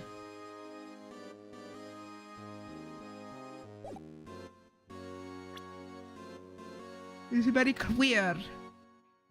Alright. Now we need to fingerprint the cloth. Detective Gumshoe, I would like to have a look at this. Hey, I know what that is. You want me to take some fingerprints? That's a great idea, Detective. Alright, go to town, sheesh. What are you doing? Why are you sticking your hand out like that? Go ahead, take my fingerprints. Not your fingerprints we want to take. Huh? Oh, come on, this isn't the time for jokes. The person probably fell into the vase after they stabbed them. Oh, ooh, probably. Oh, I knew that. The one with the handprint on it, right? Sheesh, where's your sense of humor? It's not the time right now, right? Okay, Mr. Wright, let's check out for prints. Sprinkle the powder on the cloth. Then, once they absorb into the prints, blow the rest away. What are you, my mom? Oh my gosh, Phoenix. I don't have to be told a million times. All right, let's get this over with. Let's try this one.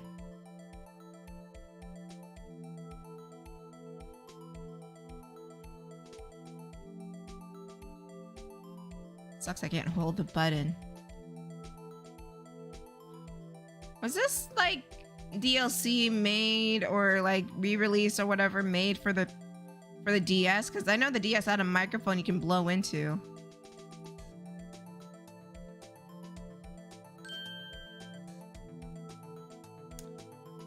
Uh-oh, that's not his. But I'm guessing it was someone else's.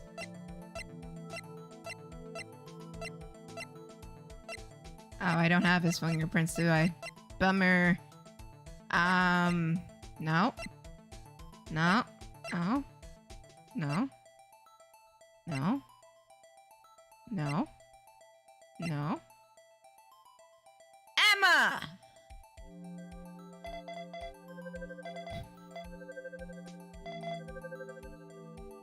Emma, did you hit him over the head? Emma, oh, no. How could this be? What are Emma's fingerprints doing in here? Hey, what you found? Oh. That was his leverage. That's how he got Lana to do everything he said. Because of those prints. He had her prints. And he said to Lana, I can pin everything to your sister if you don't do what I say. It's right there. Huh? Oh, it seems the prints are too old. They aren't clear enough to get a match. Oh, that's too bad. I thought they'd be dark prints. Psst. Hey, you, over here. What's going on here? What are that kids doing inside the chief's safe? Don't ask me. Let's just keep this information from Emma for now. Here. Maybe you should hold on to this. Yay!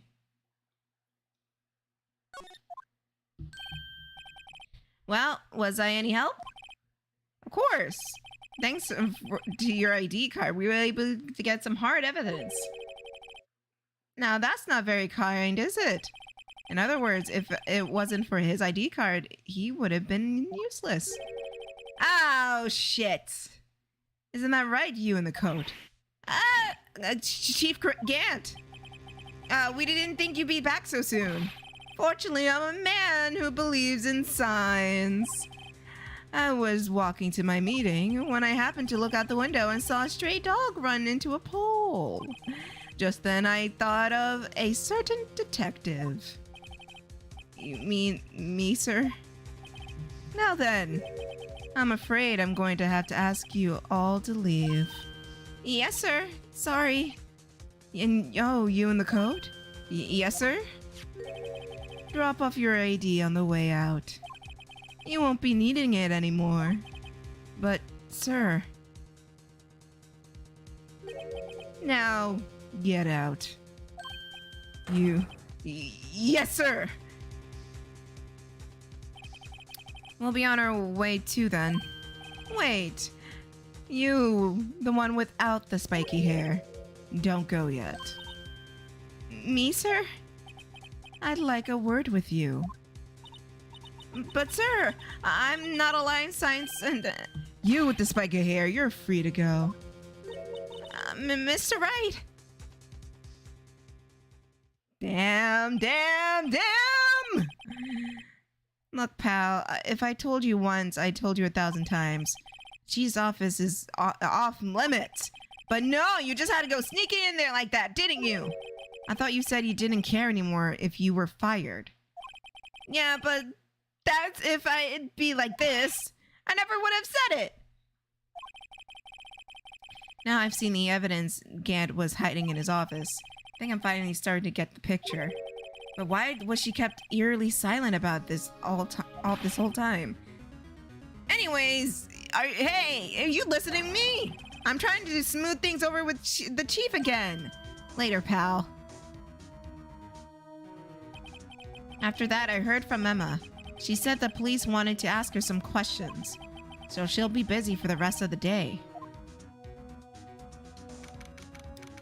Uh-oh. Uh-oh. Uh-oh.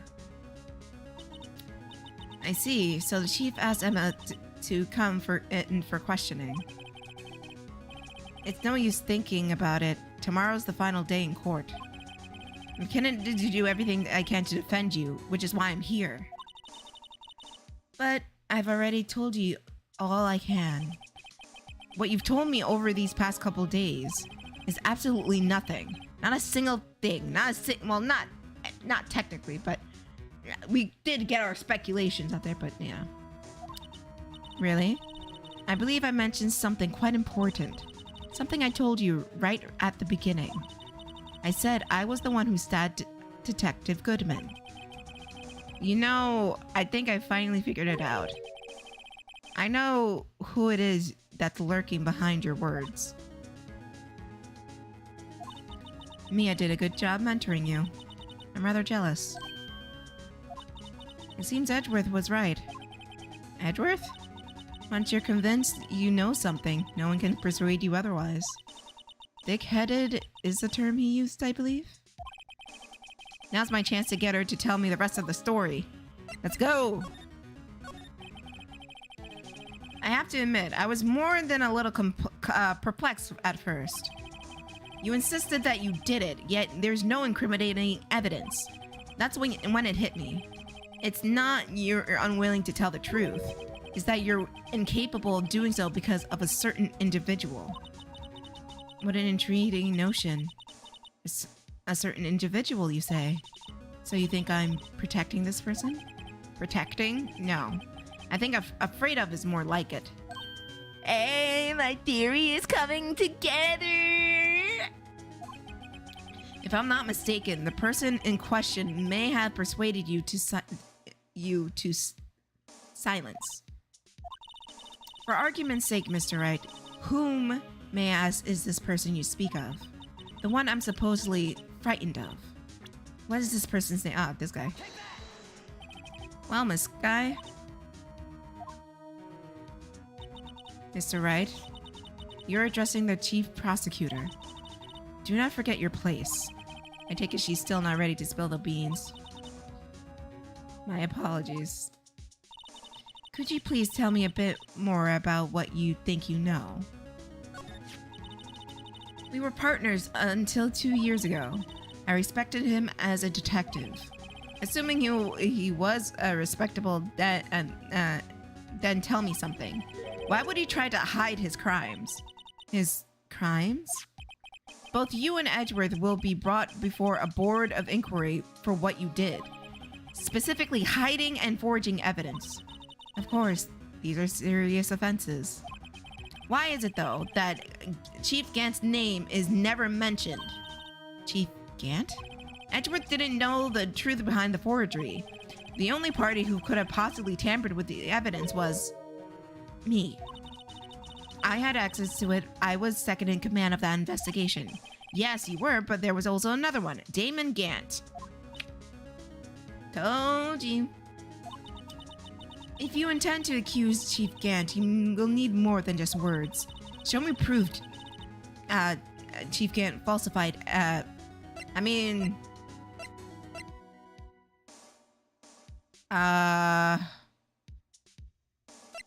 the jar. Yeah, the jar. I just found this in a safe. How did he carry that? That's my question. He doesn't even have a fucking car. In the chief's office. A jar piece and a piece of cloth.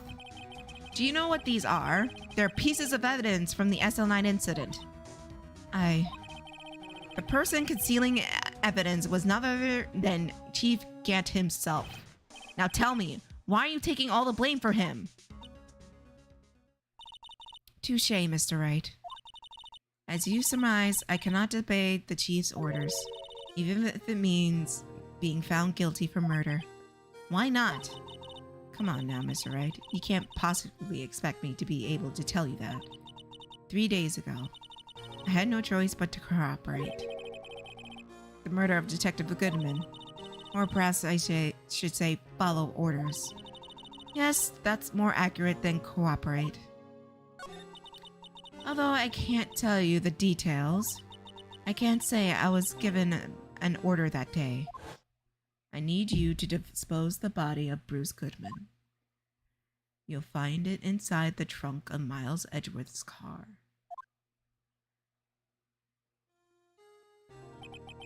Just as I suspected. Despite what everyone believes, you weren't the one who murdered Detective Goodman. Correct. I was trying to take the body out of Edgeworth's car. The trunk lock was broken, and I discovered the murder weapon while inspecting the body. The murder weapon? You mean Edward's knife? Hey! No, it wasn't Ned's. No. When I found the body, this was the knife stuck in it. Oh!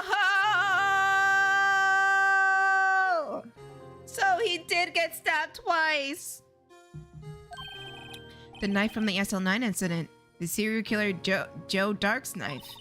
I couldn't leave that knife in him, so I took it out and stabbed him with another one. Could it be Edward's knife? That's right. Even though he was already dead, my hands were shaking at the thought of stabbing him. That's where I ended up cutting my hand. That's the reason for the bandage on your right hand. Yes, it seems that I've got blood on the victim's shoes as well. And then she saw me as I plunged a knife in him. Miss Star, huh? So she tampered with the body. Why did you need to hide John Dark's knife so badly?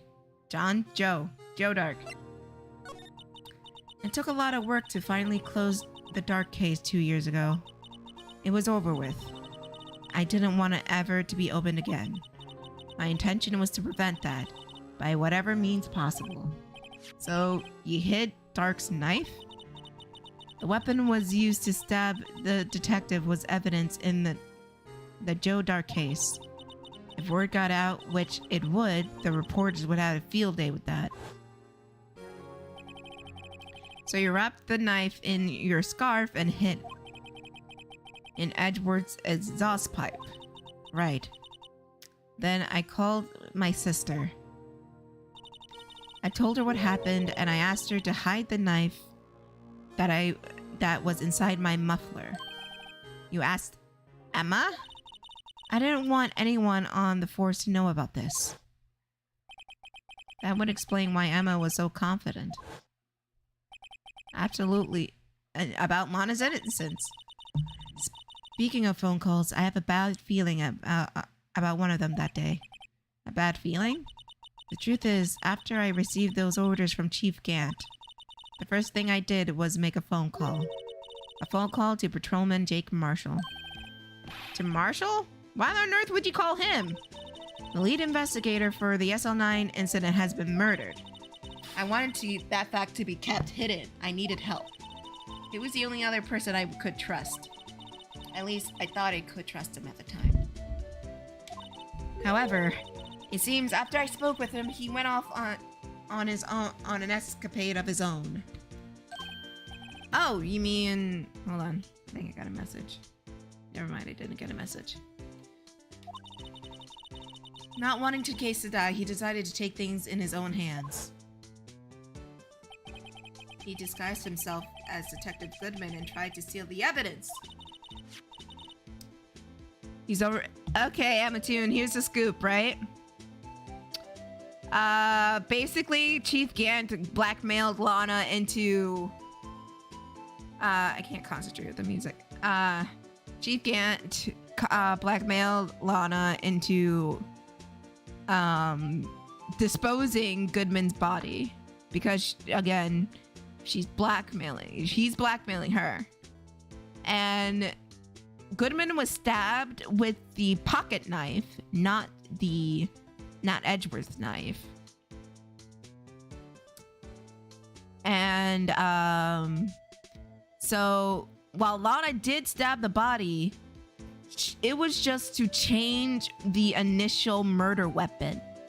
So everyone thinks the murder weapon is Edgeworth's knife, when really it's the switchblade. And she then called Jake Marshall to help out, but Marshall had his own plans and went on an escapade, as we saw the last trial.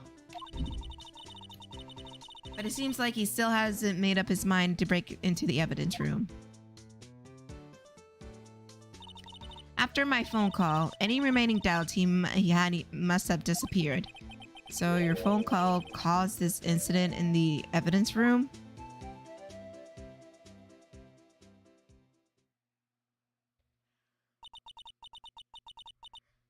I'm afraid that's all I can tell you. But Lana, you've earned my respect, Mr. Wright, both as a defense attorney and as a lawyer. An investigator. I don't know. So please, don't pursue this any further in court tomorrow. Tomorrow's trial. There's only one way to drive off llama. I have to get to the bottom of everything. Detective Goodman is a real murderer. And what went down in the chief's office 2 years ago.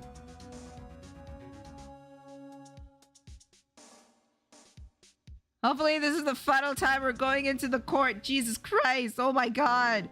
Holy shit. Oh God. Damn it. Dude.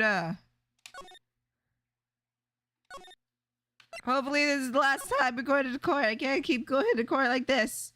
Jesus Christ. Oh my God. Final date. It says final date. Oh God, please. Yeah. Oh God. Oh my God. So fucking done.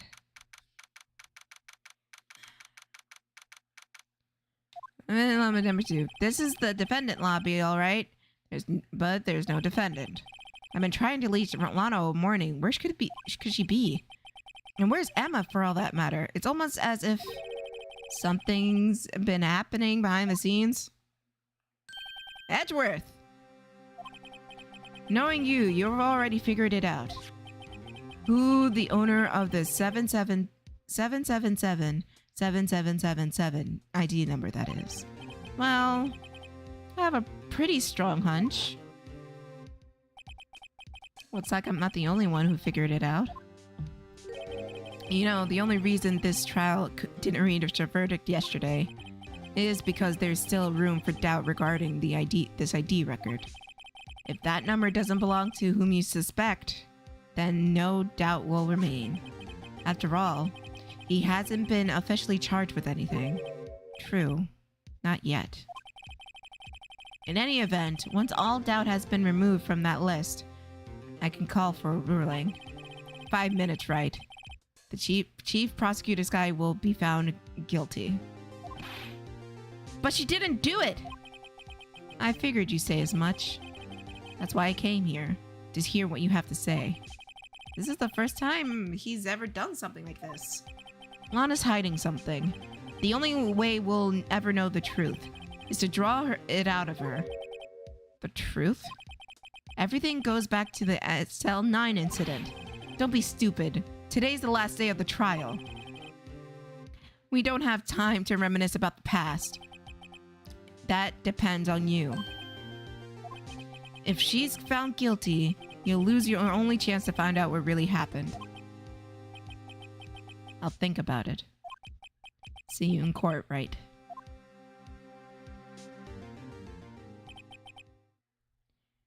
This is it.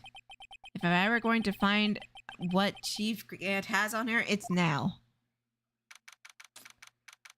It's Emma!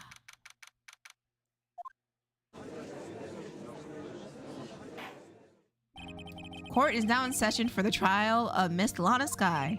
The defense is ready, Your Honor. The prosecution is ready, Your Honor. Normally, this is when the prosecution puts forth its opening statement. But before that, the police chief has a proposal to make. Chief Gant?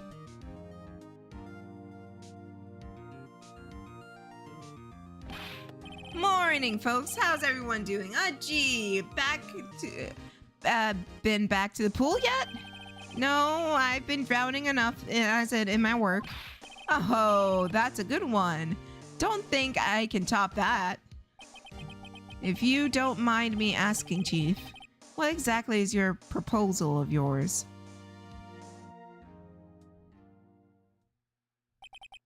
Lana, that is to say, the defendant, has asked me if she could speak directly to the court. She wants to do what? Having heard that she intends to say, I feel she should be granted her request. In the end, it should save everyone a lot of time and trouble.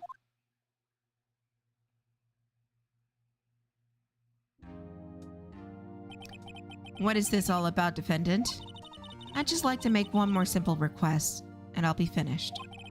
Well then, what is your request? Your Honor, I'd like you to put in an immediate end to this trial. What?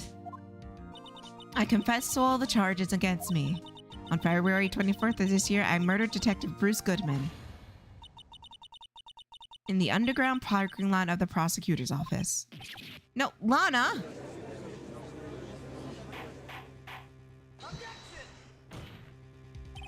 You can't. Your Honor, the defendant's claims do not change the defense's plea. In that case, Mr. Wright, I no longer require your services. But Lana! Your Honor, I hereby forfeit my right to an attorney. The prosecution may lack direct evidence against me, but it's sufficient proven through testimony and circumstantial evidence. I'd like to render your verdict now, if you please. Well, the defense certainly has the right to self-representation. Your request is legally valid, though it's an unprecedented situation.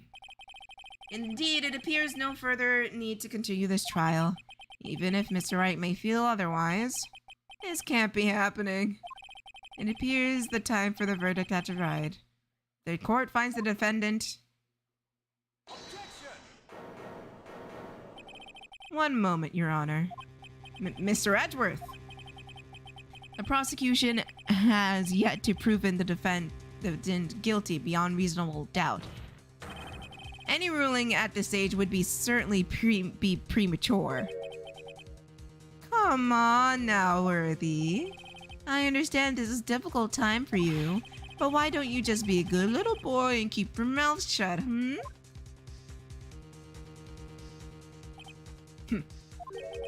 I don't think I care for your tone, Chief Gant.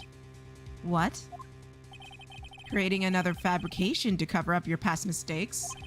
Sorry, but I'm no longer a naive little boy you would have me be.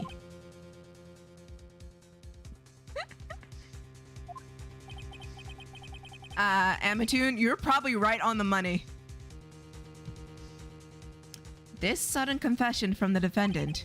It's obvious to me some kind of deal was struck behind the scenes. Some kind of deal, hmm? Not everyone operates as you do, Worthy. I thought so. Your Honor, the prosecution would like to change its first witness. Oh, to whom? As its first witness, the prosecution would like to call Miss Emma Sky. I request the court hears her testimony. Mr. Edgeworth, I am exercising my right to self-representation. I don't think we need to continue. I don't care what you think, Miss Sky. The exposure of the truth sometimes results in tragedy. However, no matter how tragic the truth may be, it would be an even greater tragedy to avert one's eyes from it. Very well. The court shall grant the prosecution's request. If that's okay with you, Chief Gant. Worthy. You'll live to regret this. Mark my words. Miss Emma Skye, please take the stand. Looks like Edgeworth has decided to take the horse by the reins.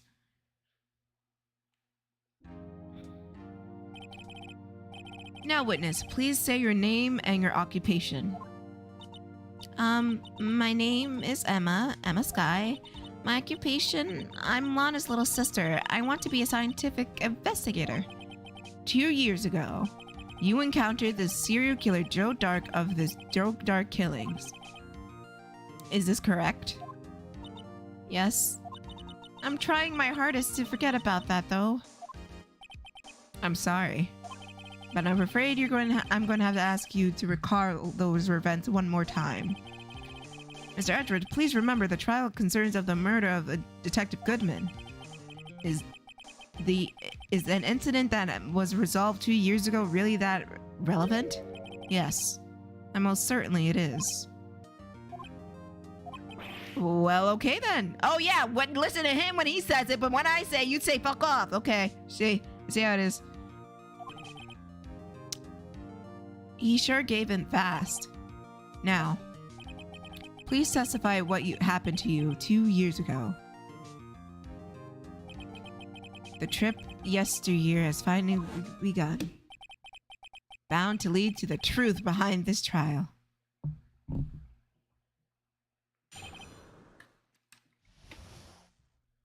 Let's go.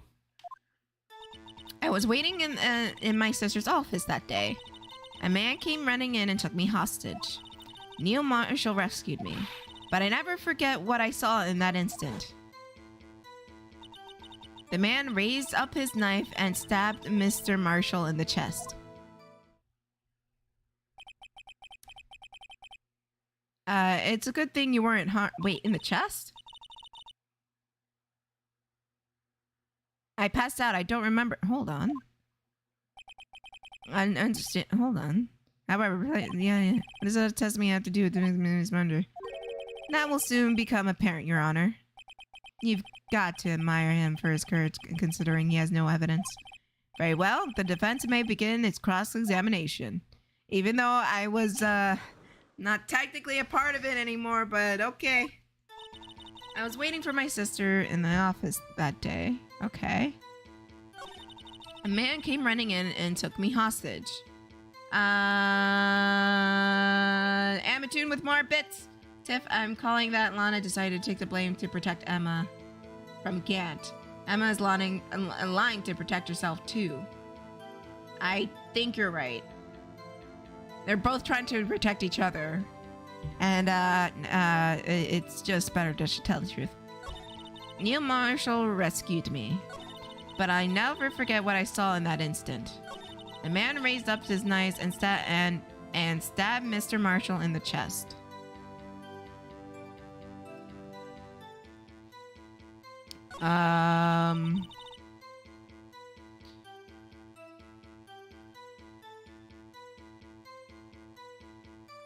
I need you to tell me what Can you tell us about that? Mr. Marshall jumped on Dark, then the lights went out, so she didn't see shit. The lights? It was just about this time of year. It was a terrible storm going on and lightning struck nearby. So the electricity went out. Wait a minute. If it was pitch dark in that room, you shouldn't have been able to see anything, right? Right, that's what I thought. But then a lightning flashed outside again, and then a sudden flash left an unforgettable image in the scene in my mind. I see. I told the detective about what I saw then. The detective? Yes, Detective Goodman. He was in charge of the case. Bruce Goodman, the victim. Keep going. So you spoke to Detective Goodman about this 2 years ago? Yes. That was scary about this trial. And you told Detective Goodman about what you saw? Yes, but at the time, the words wouldn't come out. That's why I drew a picture. Oh! A picture. Yes, I think she mentioned that before. Well, Mr. Wright, have you heard enough? No, keep going. This picture the witness drew. I believe it has a very important meaning. Shut up! But the list of evidence as I was given 2 years ago didn't contain a picture. Witness, would you mind if we added this statement to your testimony? Yes, Your Honor. I drew a picture of that scene, but it seems it was just lost.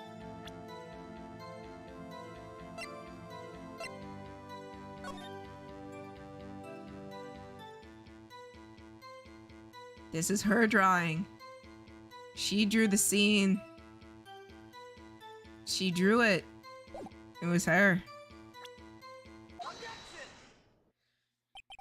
Mr. Edgeworth, this little girl put all her heart into drawing that picture. And yet you insist on denying its existence? Hey, I'm not the bad guy. All I'm saying is that as the prosecutor for that case, I wasn't handed such a picture. That may be well, but that doesn't mean it doesn't exist. Behold, this is the evidence list for the SL9 incident. Please turn it over, Your Honor. Turn it over? Turn it... Ah! What's this? Yes, it's... God. What is that? Hey, that's it. That's the picture I drew. Indeed. 2 men appear to be wrestling here. What is the meaning of this? What are you doing with that list? Me? Only the prosecutor in charge should have access to that list. Huh. These lists, they're different from each other. What? It would appear, Mr. Edgeworth, that the evidence list you were handed 2 years ago was incomplete. These 2 lists fit together to form one. Hey, you can see the marks right here where they were torn apart from each other. So you see, Mr. Edgeworth, it was quite obvious what happened. 2 years ago, only half of the evidence in that case ever reached you. What? What? What? What? Order! Order! Ow. But Miss Guy, why did you draw a picture in the back of such an important list?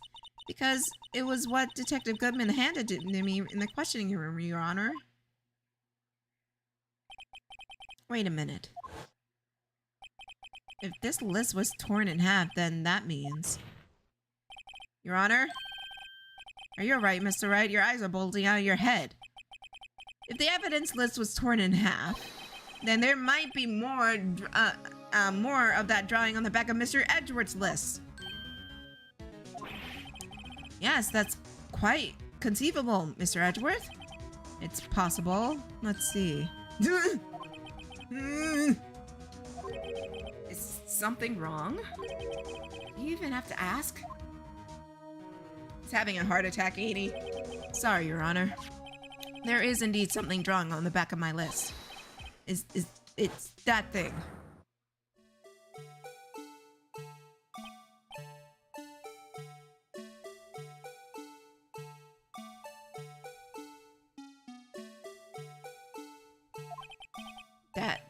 That thing?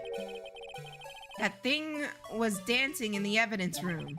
Clearly, an act of vandalism is at work of a certain chief of detectives. I guess he was out of scrap paper. Evidence is list restored and updated for the court.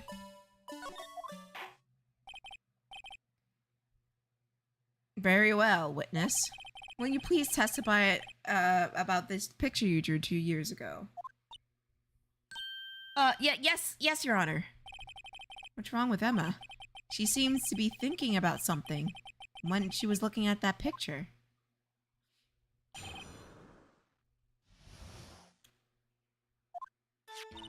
This is the picture I drew 2 years ago. The flash of lightning was so bright I could see, all I could see were shadows. After that, I must have fainted. The picture shows exactly what I saw in that instant. Okay. You think a flash of lightning could burn an image in your mind.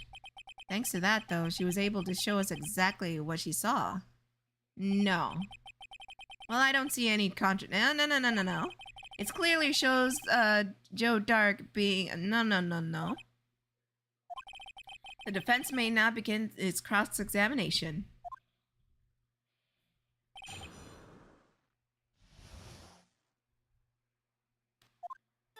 This is the picture I drew 2 years ago. The flash of lightning was so bright, all I could see were shadows.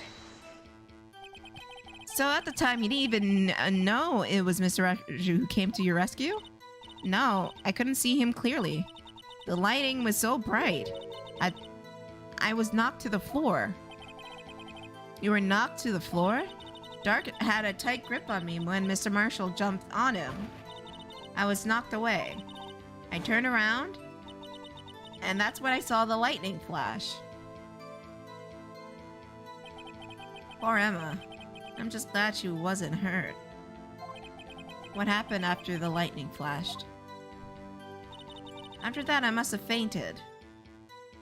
Okay. You mean you didn't see the actual murder take place? No. I'm sorry. What? The flash of lightning is only drove off the darkness for a split second. Not only that, the trauma situation understandably caused the witness to faint. Do you really need to torture this little girl any further? What the fuck? Hey, I'm not the bad guy here. Anyways, this picture. This picture shows exactly what I saw in that instant. I'm sorry for asking you so many times, but are you sure you drew exactly what you saw? Of course, this is it. This is the exact scene. It wasn't influenced by any other from your other talks from the detectives? Are you insinuating we somehow manipulated her memory, Mr. Wright? No, of course not.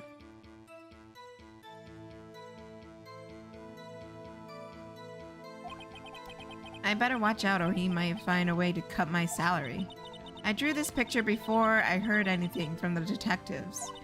So I don't think anyone's story had influence on me. Mr. Wright, is there something that's bothering you about this picture? Oh, well... That is strange. She claims this is exactly the scene she... And yet... There's clearly a contradiction here. Contradiction. Whatever.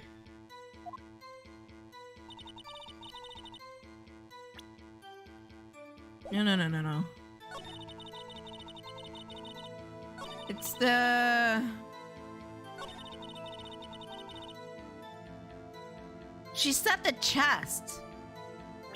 Where's his... I have his autopsy report, don't I? Yeah. Disease and the Marshall dated time of death, causative. Single stab wound piercing heart or lung. Died from bloodhounds during 10 minutes. One pin was found was missing tip.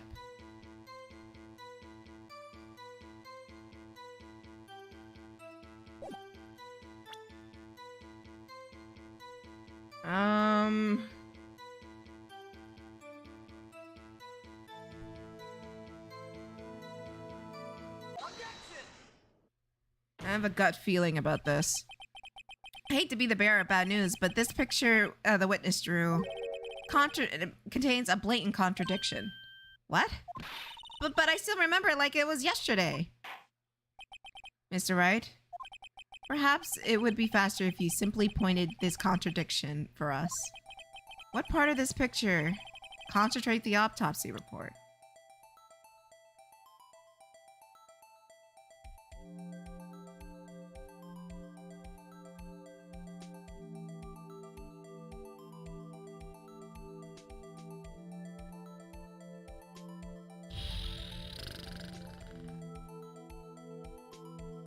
Probably the knife, right?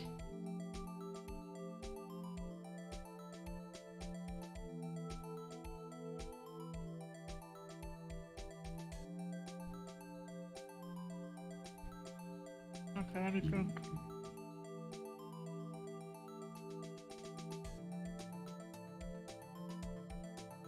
It had to be the knife.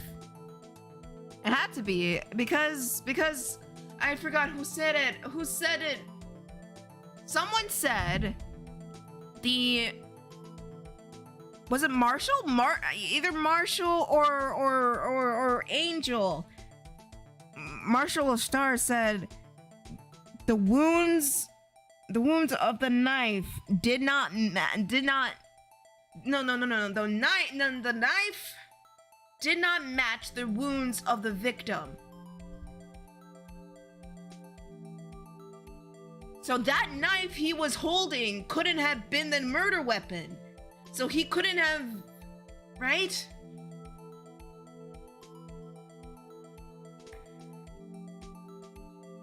Because remember, like, the knife was, yeah, but the picture doesn't really show us him going for the chest, even though she said the chest. I thought I guess the autopsy didn't say he was stabbed through the back. I'm gonna go with the knife. I don't think the knife, it was the same knife. I think it was a different knife.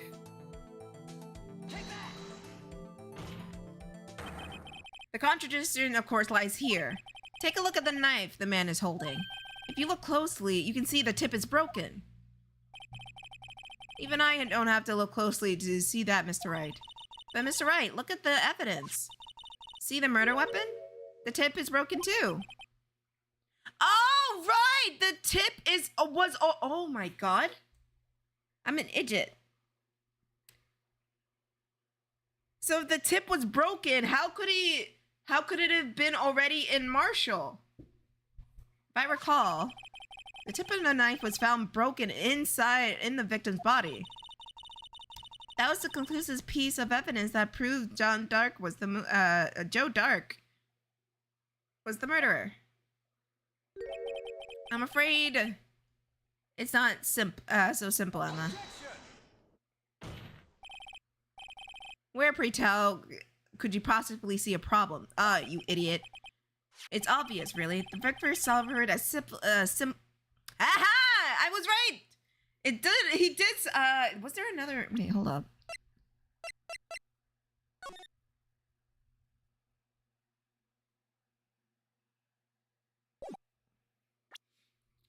It didn't say the back, but I knew he was stabbed in the back. I suffered a single stab wound in the back. If the victim only stabbed once, then why did the murder weapon? Then the murder weapon had not yet to be broken. What is the meaning of this? Perhaps the knife was already broken beforehand. No, sorry, but I'm afraid that's not possible. The tip of the knife was found inside the victim's body. If it was broken beforehand, it couldn't have possibly wound up there. That's right, but what does this mean? The tip of the knife was undeniably discovered in the victim's body. The only possible explanation was the witness' memory is mistaken. That's why I asked her so many questions if she remembered correctly. I believe you were annoyed at the time, but she was sure she remembered correctly. But there's no other way to explain this inconsistency. Not so fast, Asworth. There's another explanation. Have you forgotten already? About a little something called falsified evidence? You're treading on thin ice, right? All I'm saying is that the broken knife tip might have been the piece of evidence that was forged. You can't deny the possibility. No.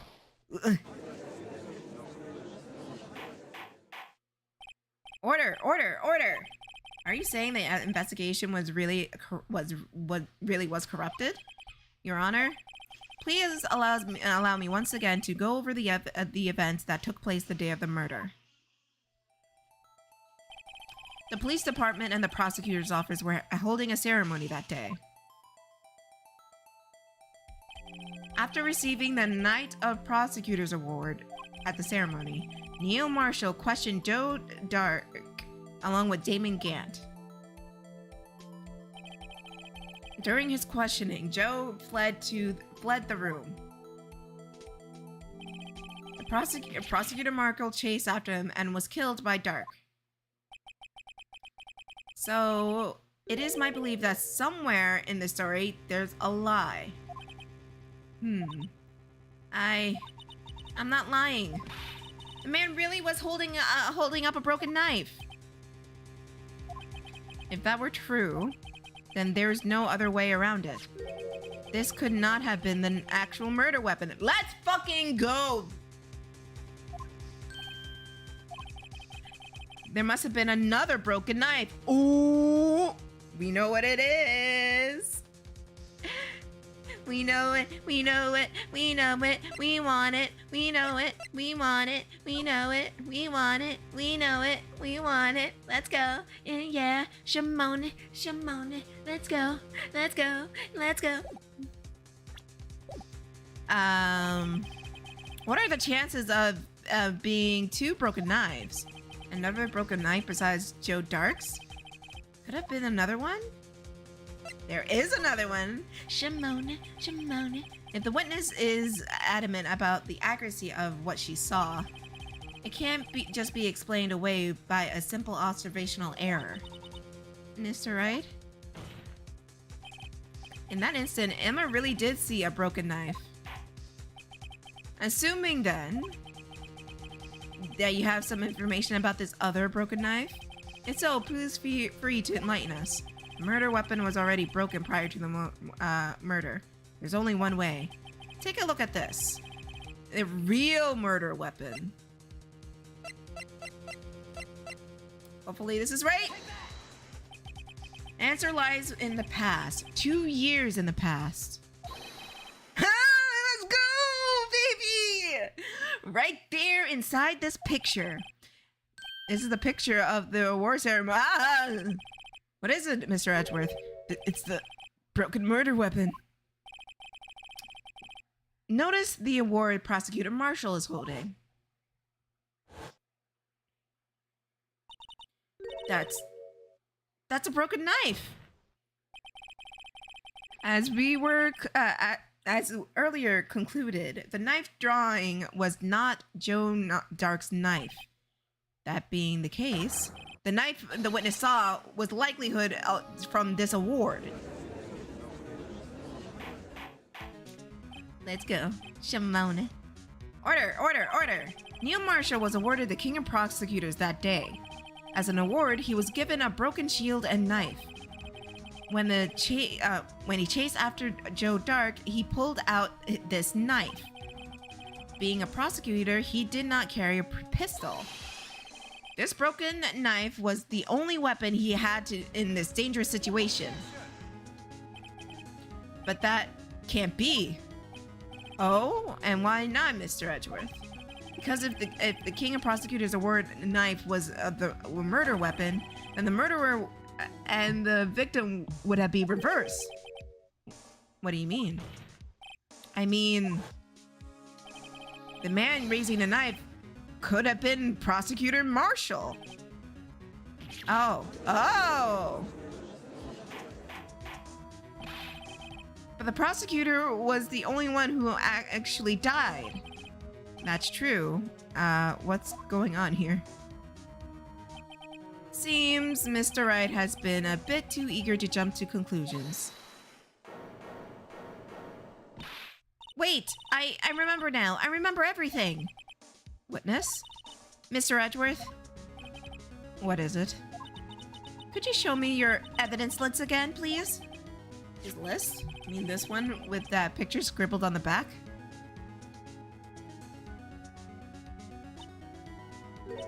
I knew it. This picture. I'm the one who drew it. What? You drew that? Wait a minute. Let me check something.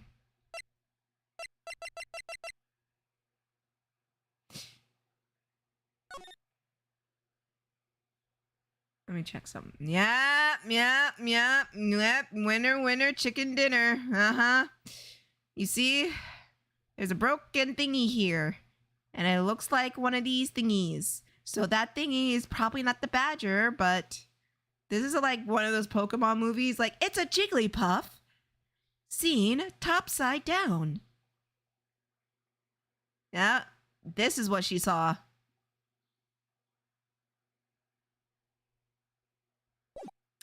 Yep.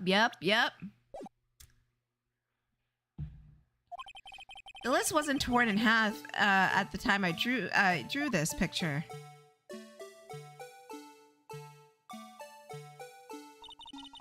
At the time, I've been trying so hard to forget.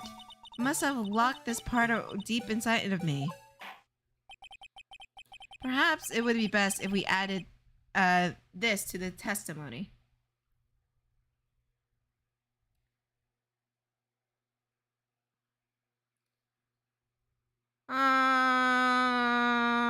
Okay, JP. That's alright, buddy. I'm glad you came by, though.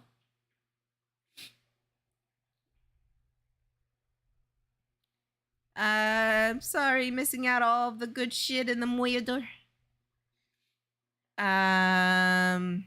Perhaps, yeah. Would you please tell us what you recalled, Miss Guy? Yes, Your Honor. First the knife mix-up, and now the blue badger? It's not the blue badger. This should be interesting.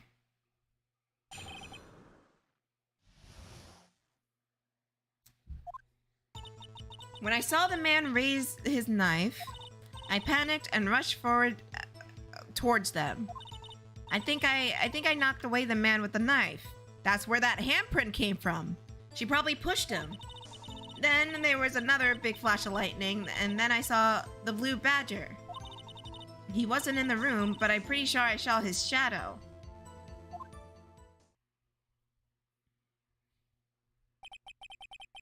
This certainly is most... Wait a minute. Wait a minute. Hold on.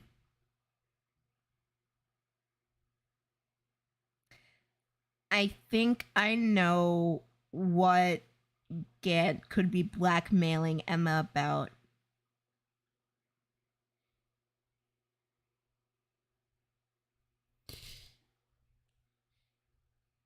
I think I know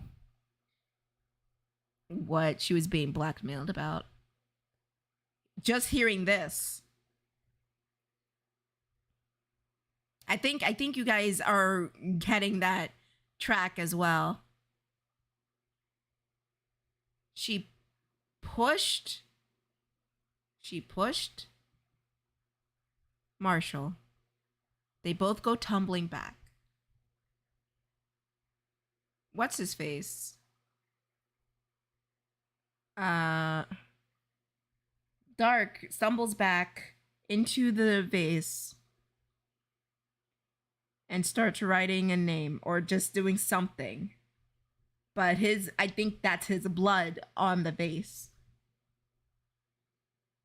And he starts writing something. But it's so dark, I think what Emma might have done out of sheer adrenaline was stab Neil Marshall in the back out of pure fear. And, you know, because when you're in a traumatic situation, a lot of parts of the memory of the event get blocked off. Gant probably either saw this or noticed the scene and used it to his advantage. Like, hey, your sister murdered this guy. If you don't do what I say, I will send her straight to prison.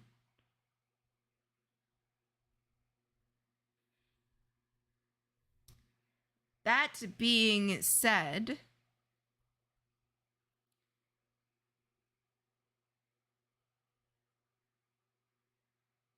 it's a wonder why her fingerprints aren't not on the weapon, but Joe Dark's are. My guess, good job, Amatune. I had a feeling like, yeah, he's gonna he was going to pin the murder on the sister. Yeah. Either he wiped the prints and made Dark clench on it,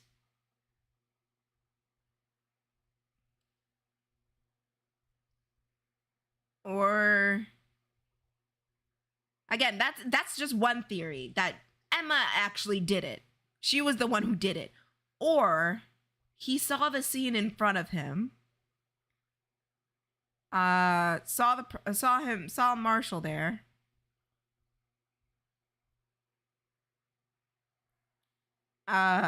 probably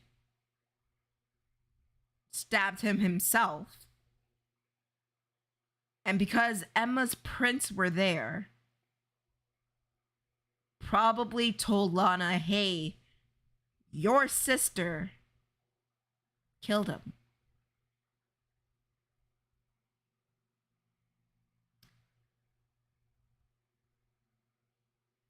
It was your sister who's done this. Now, if you don't want her to go to prison, take that. Maybe Lana didn't even want to be a prosecutor in the first place. I don't know. Or maybe she liked being able to, I don't know. Take the prosecutor job and do every little thing I say. And Lana did everything, including wanting to be framed for murder for the sake of her sister. And I have no doubt about it that Gant went to her yesterday and said, hey, this is getting dodgy.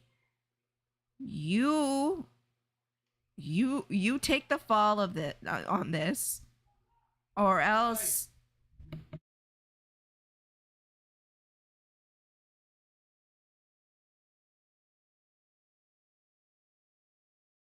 Sorry, people like to scream in the background. You take the fall for this, or else I'm going to bring it up. End it now. And that's why she was so adamant about ending it. And he probably told her, like, hey, listen, I can make your sister disappear. Would you rather her stay alive and go to jail, or die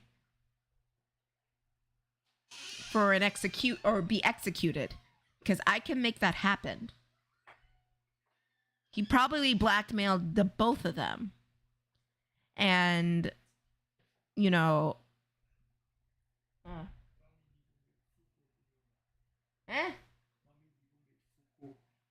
No.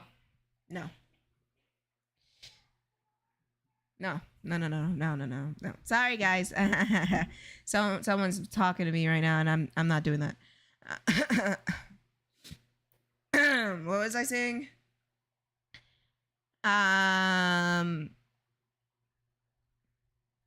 Yeah. That must have been. Oh my goodness gracious! Hang on.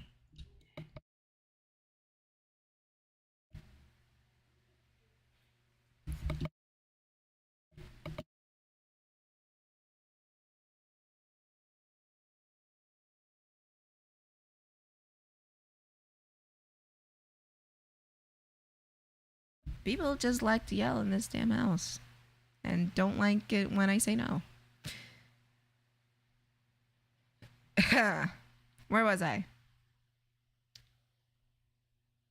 Right. Yeah, that's probably what happened. Where did my control? Oh, God damn it! People need to. What? Try impossible. The chief of detectives hadn't even designed it him until this year. That would mean he didn't even exist 2 years ago. Yes, well, the defense Oh, stop, please. Don't pursue this any further. Lana, move. You gotta move. What's the meaning of this? Please remain seated in the defendant's chair. No, you can't do this. I've already confessed to the crime. Why can't you just leave it at that? Chief Prosecutor Sky. We've already come to this far. This is too late to turn. It's too late to turn back. Silence. The defense will now begin its cross-examination. Bailiff, please detain the defendant. Seems we're finally getting to the core of this matter. Yeah, I think Gad told him Emma did it. When I saw the man raise his knife, I panicked and rushed forward towards both of them. I think I knocked away the man with the knife. What do you mean, you think? It happened so fast. I was in shock. I don't remember everything clearly. What I did, it was kind of a blur. This guy was almost killed before she was witness to the murder take place. So much happened in a matter of seconds. A little disorientation is only natural. I saw a man about to stab another person who I thought was Mr. Marshall. I knew I had to stop the man with the knife. What you did was very brave, young girl, so what went next? Just then, there was another flash of lightning, and that's when I saw the blue badger. Are you sure about this? Of course, see? I even drew a picture of him here. But it was the chief of detective who thought this hideous of a beast. And it was just this year. The blue badger didn't exist 2 years ago. This is all quite verifiable. I know it sounds strange, but I was surprised too when I saw him at the police department. I had this nagging feeling that I've seen him somewhere before. Now I finally remember. Oh, brother, just when you thought things couldn't get in commotion. Tell us, where in the room did you see him dancing? He wasn't in the room. I saw his shadow. His shadow? You mean you didn't actually see his face with that winning smile and all? That's right, but I still remember it. He had 3 creepy horns. There's a handprint on him, I just realized. This is pointless. That thing couldn't have possibly existed 2 years ago. The witness must be mistaken. That well may be. But what's important but what is important and what caused her to think that she did? Oh, I suppose you have an explanation. If so, by all means, tell us what this shadow really was. It was who was this blue badger really? The blue badger hadn't even been dreamt up when Emma drew this picture. Yet she's certain she saw its shadow. Ladies and gentlemen, I think the defense belief on that fateful day 2 years ago, there was indeed something that looked familiar to the blue badger. Something that's sitting in this very room. Mr. Wright! In this room? Very well, Mr. Wright. What is that the witness saw in that instant? Show us this mysterious blue badger look-alike. Alright.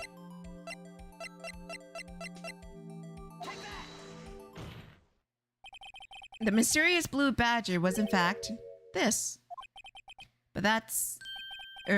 what exactly is that? I believe it's some sort of jar. But Mr. Wright, it doesn't look anything like the blue badger. Indeed, it doesn't. It stands out just like a plain old jar. However, what if we were to change our viewpoint? Viewpoint? I gotta show them the correct angle to look... oh, God. Alright. Can I rotate? Okay. Ah. Here we go.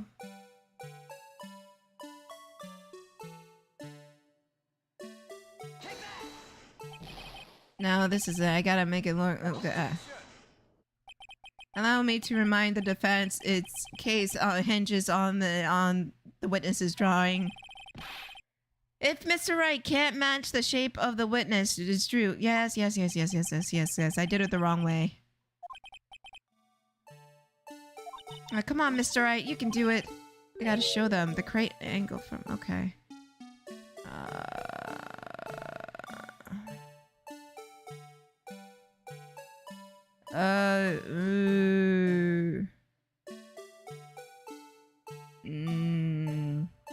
No. What if I oh.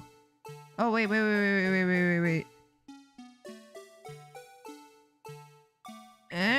And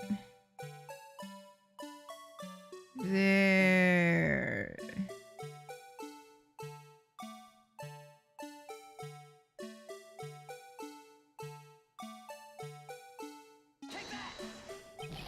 Ah, crap. But maybe. Yeah, yes. Okay. Okay, where's the other thingy? It's broken. Maybe it broke after he fell, or something. It has to be something like this. No.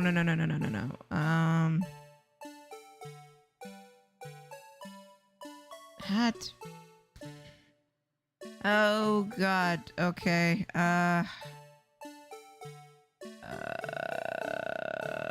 Right? No. It was. It could be like that. Or maybe I just did it wrong.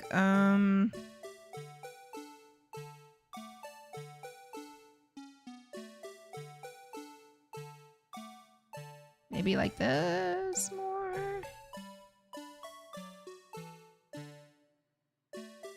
Could have had to be because the two prongs are. Unless I flip it over again, but won't really get anything like the shadow. That'll be weird. Have to get it like just right. Get it? Thought I presented it like this already. Guess I was like a slightly off or something. I'm trying my best. I am trying my best. Oh, come on! Ah, Jesus. Oh, fuck. Okay, jeez.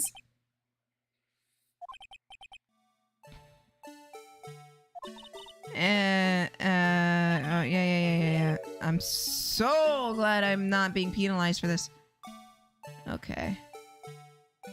And then... Give me a second.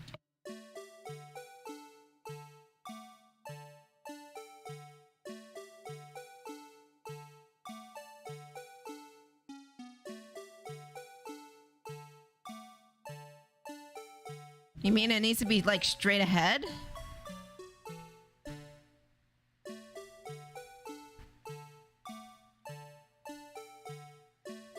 No, I did it the wrong way. Shit.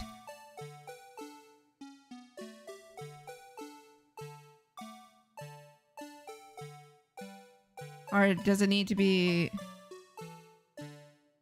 No. This way?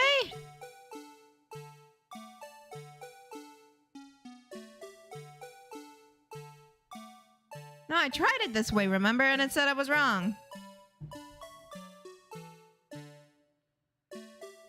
Oh, this music is gonna be in my nightmares, I swear to God. Tilt down in the front.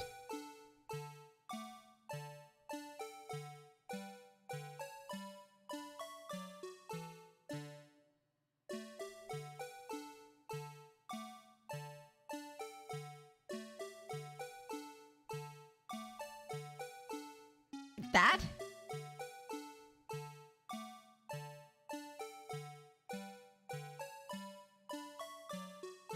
Alright, I'll try it. Nope. Ah, God damn it. I swear that's the right angle, but what the fuck am I doing wrong?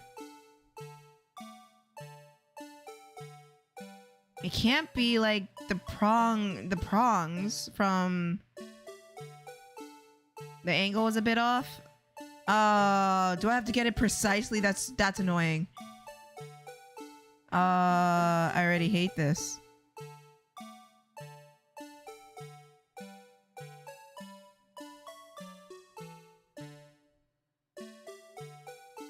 I have to get it to where you can see like the circle, the bottom as well. This is such bullshit. Fuck. Thank God! Oh, Jesus! Well, is this a miracle or what? No one could possibly deny the gel's resemblance to the blue patch. Do you know how many fucking times I had it there? And it was just like slightly off. That's such baloney. I hate that. No, it can't be. Order. The defense has proven its claim. The mysterious blue badger witnessed on the day of the crime was actually this. Enough. We all enjoy your Mr. Wright's dramatic performance. One question remains. What's your point? What do you mean? So that badger thing was actually just a jar. That doesn't change anything. There's still blood on it, though. That's a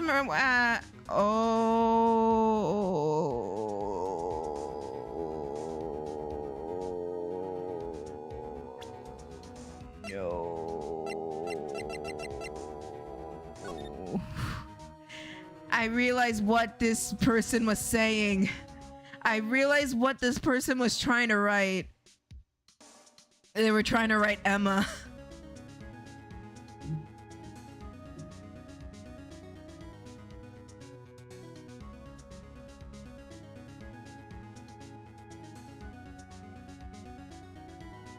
I can see it now, yeah. Yeah. Yeah, it just clicked for me. They were trying to write Emma. I did say it would look like an M. I thought it was for Marshall. But then I just like, oh, those other dots make, oh no. This does not look good. My friend, that's where you're wrong, Mr. Edgeworth. You can see this changes everything. Indeed. Very well then. Please tell us what's different now that we know the witness is the jar.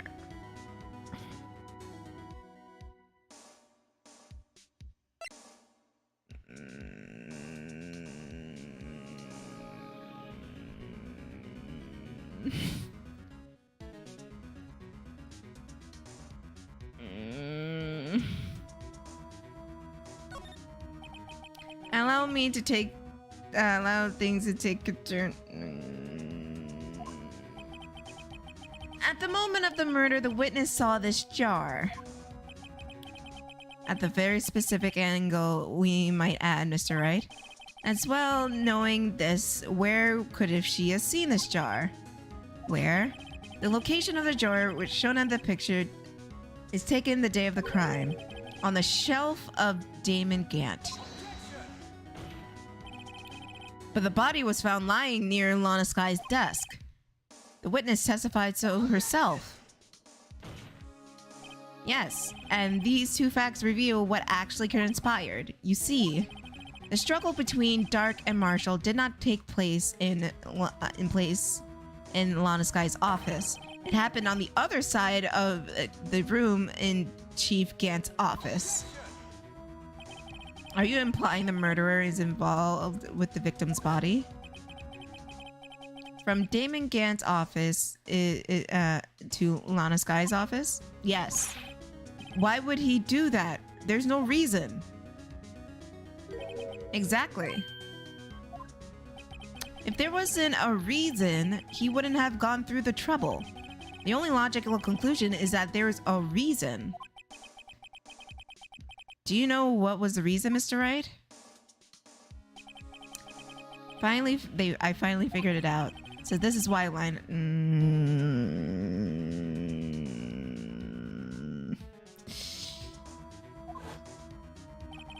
Too late to quit now, though. Please recall the witness's testimony. She said she knocked away the man who was holding up a knife. In the next instant, the jar was hit and flew in the air. Now tell me, what could have sent the jar flying? That could have been the impact the man made when he was knocked into the wall? Ladies and gentlemen, if I may I just realized something. It could have, Gant could have written Emma on the jar, not necessarily. Okay. Hear me out. Yeah, maybe Marshall written it, but what is he gonna get? Blood on his back and write on it? I think the death was instantaneous with him. I think Gant wrote Emma on the jar, and Lana found it, and behind his back broke it into absolve, and that's when he started his blackmail.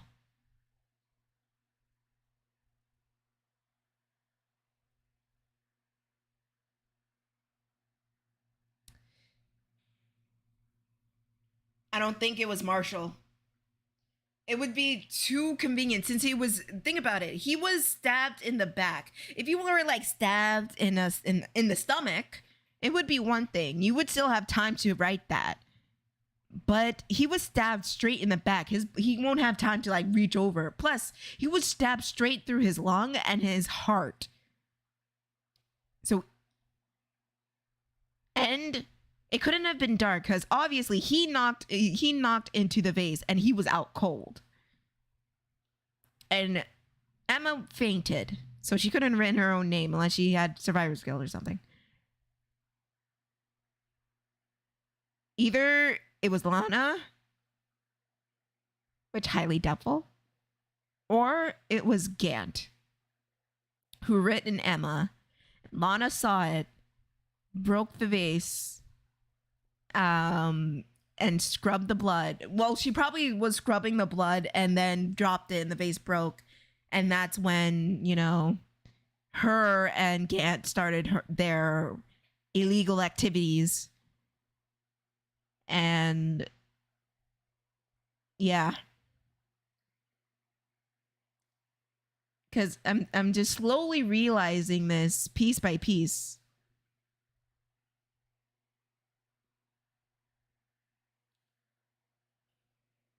Can I check something? Sorry.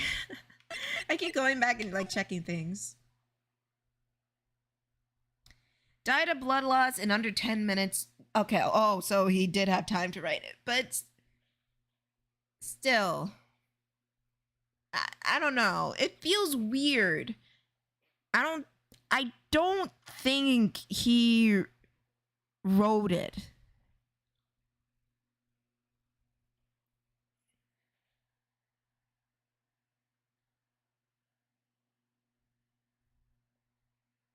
Like, oh, damn it. I should have checked for blood. I said I was going to check for blood in his office and I didn't. Damn it. I forgot. I don't think I would have found anything.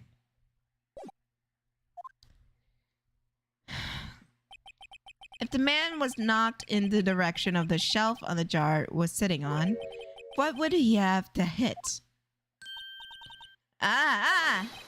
The suit of armor. He was holding a very sharp, dangerous looking sword. Yes. Since the man who was knocked into the armor was carrying a broken knife, he would have been Lee Marshall, who was wielding the King of Prosecutors trophy. No, Mr. Wright, you can't be thinking. Yes, there is another possibility that what actually transpired in that room. Another possibility? Of course, the perpetrator would have no idea, but nevertheless, I don't know if I could go through with this. Mr. Wright? I know, it sucks. If events took place in the defense theorize, then the outcome is obvious. At the moment, assuming the man Emma Sky knocked away was actually Prosecutor Marshall.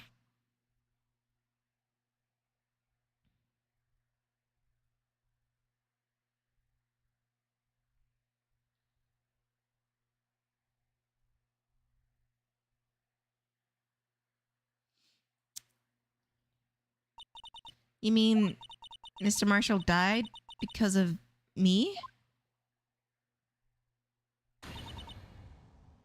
No.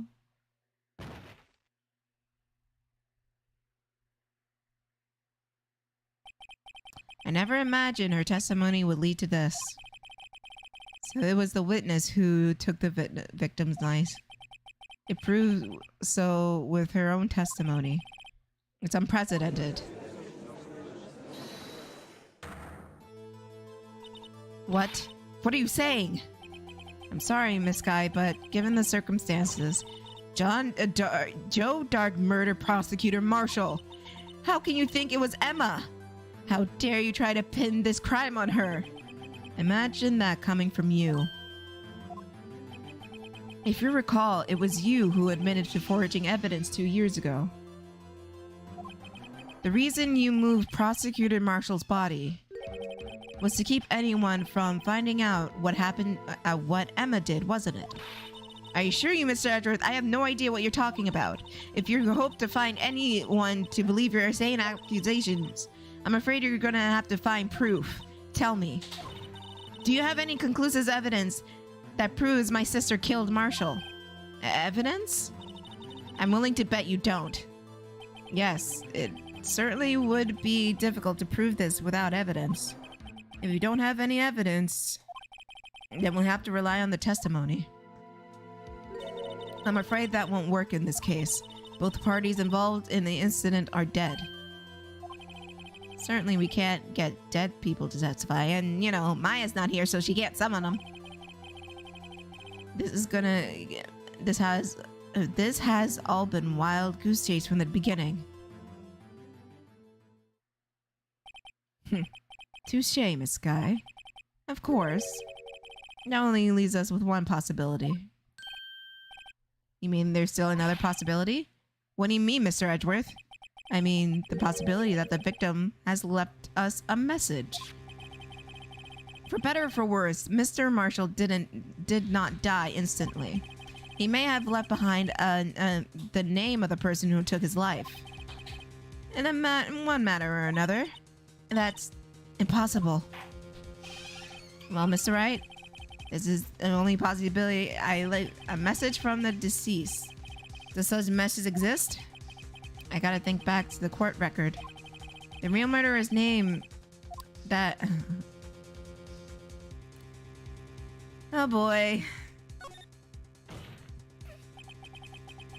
This message from the deceased is already in our possession. Mr. Wright, will you stop at nothing to prove my sister is a murderer? Don't be mistaken, Miss Sky. Our purpose is not to accuse Emma of any crime. There is only one thing we seek: the truth. No matter how painful it may be. Now then, Mr. Wright, please show us the piece of evidence that conveys the message of... boy. Boy.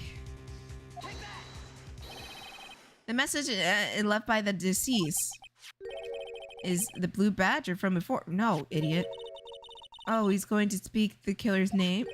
What? Oh my god. Shut up. Looks like everyone's forgot this is just a jar.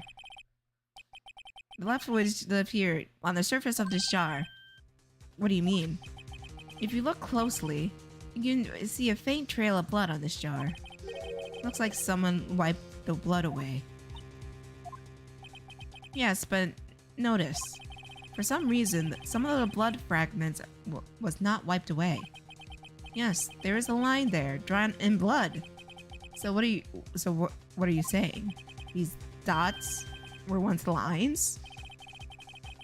Prosecutor Marshall did not die instantly. He used his few precious moments left to leave a message behind.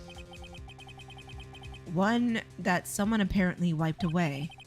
That blood must have seeped into the jar where the lines that changed directions.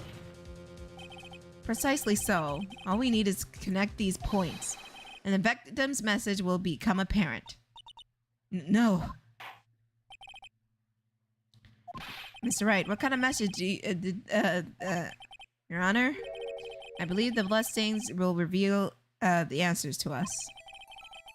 I've got to... Oh, boy. There's only one thing that... Oh, boy. Oh, boy.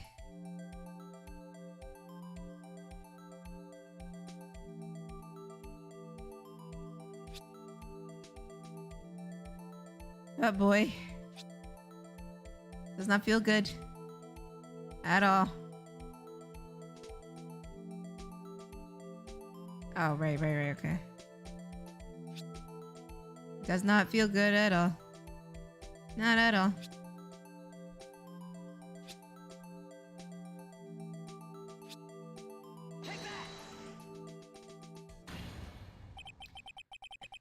It's a defense attorney to prove their client's innocence.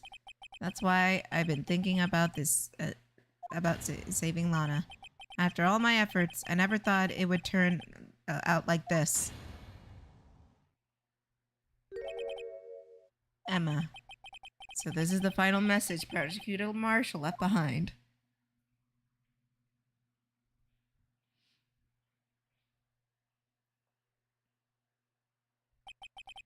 Of all people, she may have not meant it, but in the end, the one who took the victim's life was Emma Skye.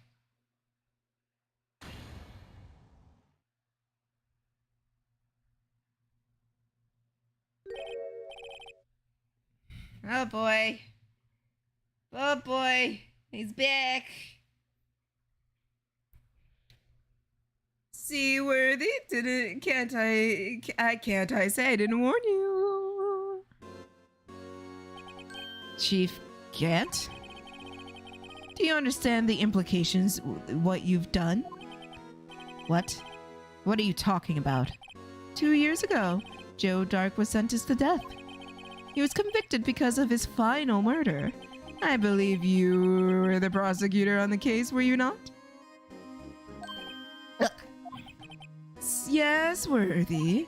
Because of you, an innocent man was sentenced to death. I think this game was supposed to be one game. Now that I think about it. Not only that, but he used forged evidence to ensure his conviction.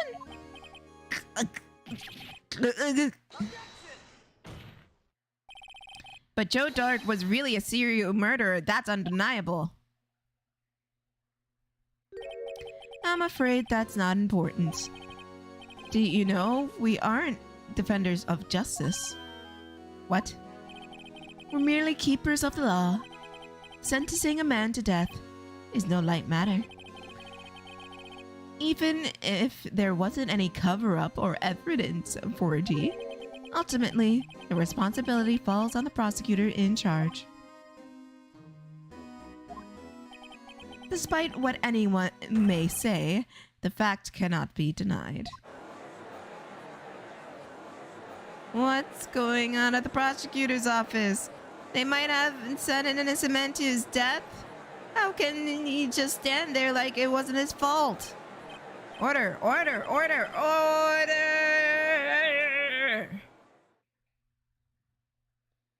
Galloping family fell on deaf ears. Unable to settle the crowd, the judge declared a recess. This is where the trial was headed. Nowhere knows. God damn, dude. Don't tell me I have to go, like, investigate again. I'm gonna be so upset. Oh my god! It's that final day! God damn, why is it broken into, like, 2 parts? It's not fair! Oh my god! Holy shit! Sorry, Edgeworth. I didn't mean to get you in any trouble. Don't worry about it. This is my problem, not yours. Hope I'm not interrupting anything, pals. Gumshoe! Oh, I guess I am. I'll come back later. No, Gumshoe! Wait, Detective Gumshoe, what is it? You've got a lot of nerve, pal, making a detective run around all while on duty. On top of that, you called me here. I've seen happier at... Oh, wait, what? I've taken Lana's having you run errands again? Let me tell you this. This is the last time, pal. Here. She asked me to give this to you if there was a break in today's trial. Evidence law. Edgeworth was talking about this the other day. You must know the 2 rules of evidence law. Rule 1, no evidence shall be shown without the approval of the police department.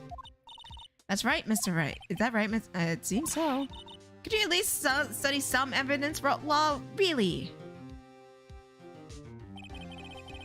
The chief prosecutor also wanted me to give you a message. A message? She said, if you're planning to take him on, you're going to need this book. Him. I guess I'll need to give this book a read-through. 2 rules, okay. Here's a... shut up. Alright, take a look. Hold on. Ow! Ow. Ow, my back. Ooh, crack. I crack. Rules for submitting evidence. Rule 1. No evidence shall be shown without the approval of the police department. Huh? I'm fine. I just needed to stretch. Rule 2. Unregistered evidence presented must be relevant to the case on trial. No, I just been sitting all day is all. Plus I exercised today. I'm a little bit sore. All that leaves left now is the chief prosecutor's sentence. That's where you're wrong, detective. Huh? Have you figured it out yet? Why am I still sitting on the prosecutor's seat? Despite all these allegations being thrown at me.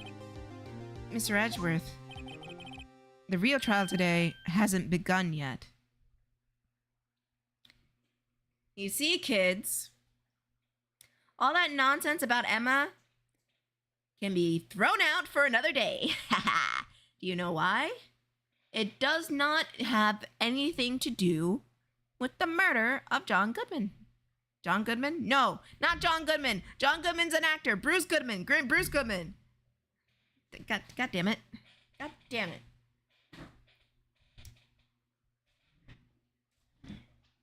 Ah. There we go. Yes, Bruce Goodman. And for all we care about, you can throw this out anyways. The case is already closed. Whether it was forgery of evidence or anything like that, it's closed. The evidence is gone and and it cannot be reopened. So either way, Emma got away with murder. No, all joking aside. There's nothing they can do about it because that whole thing has nothing to do with the current one. They were just talking and speculating about the previous one. So it has nothing to do with the present one. So I think we're good. We're good. What else is there left to do? Your credibility is all but ruined with this forged evidence you were not aware of. Emma Skye was found out she unwittingly caused a man's death, and now you're telling me you want to do more? You gotta be kidding me, pal! You're missing the point, Detective. Lana didn't murder Detective Goodman. She merely stuck a knife into his dead body. That means the real killer is still out there. What? Now we're going to expose him, no matter what it takes. This case hurt too many people. It's time to bring this to an end. Hopefully. Please. My feeble little mind can take no more. Where is the fucking... my poor brain. My poor brain.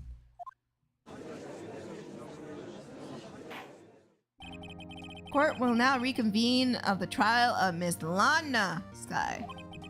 Mr. Edgeworth? Yes, Your Honor. The Inquiry Committee is planning to impose harsh penalties for your actions. Thank you for the news, Your Honor. Yes, well, normally this is where the prosecution calls for a witness, but, this isn't easy to say. You see, there's some concern that you, Mr. Edgeworth, may have, struck a bargain. You think I may have manipulated the witnesses. I didn't say that. It's just, you see, everybody's been talking, and... Very well, Your Honor. I have a solution. A solution? That being the case, prosecution will allow the defense to call forth all further witnesses. What? There's no precedent for what you're... There's no precedent for what you're proposing. Undeniably, this is an unusual arrangement, but a very effective one. It would prove I haven't struck any deals with the witnesses. Well, Mr. Wright, what do you say? Unbelievable. Edgeworth has found a way to continue the trial. Very well. The defense accepts the prosecution's proposal. Then it's settled. The defense may call forth its next witness. Mr. Wright, do you realize this is your last chance? If you call the wrong witness, the trial is as good as over. If the defense calls... Time to finally come out and bring the real murderer.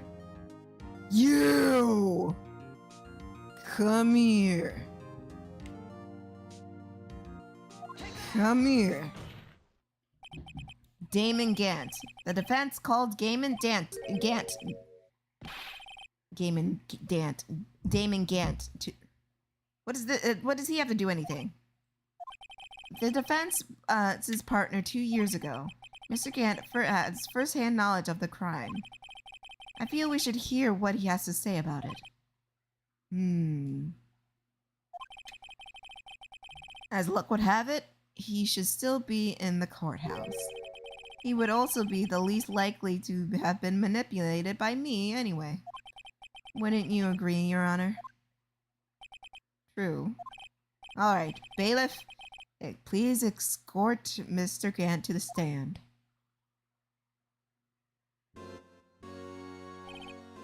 Witness, please state your name and occupation. What is this, some kind of practical joke? I was just on my way to lunch. Your name and occupation, sir. Oh, my phone. Did someone text me?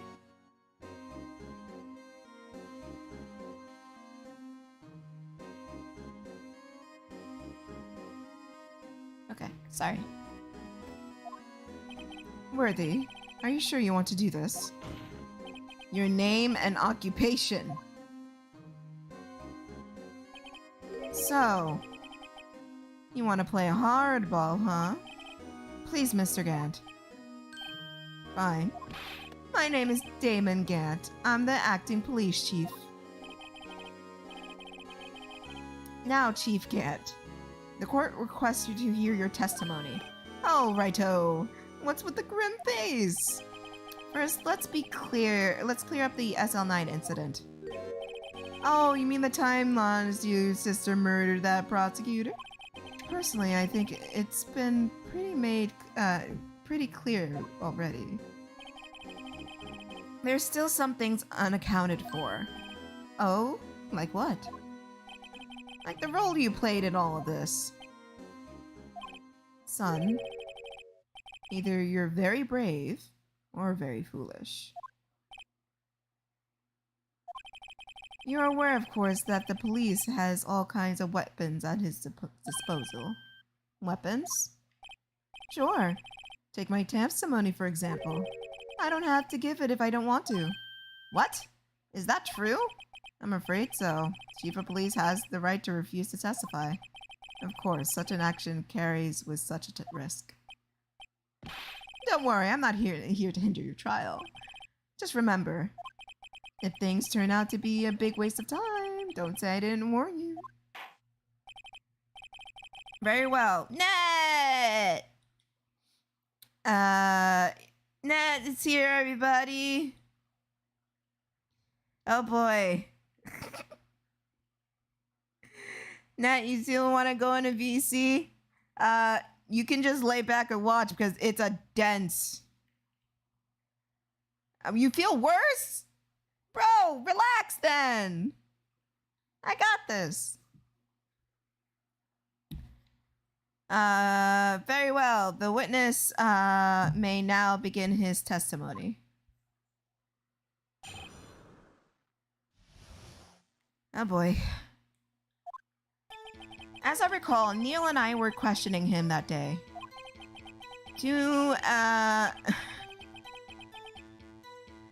Training for the sequel. Yeah, maybe if we get to the sequel, you can maybe come in if you're feeling okay, but you said you feel worse, so I don't know.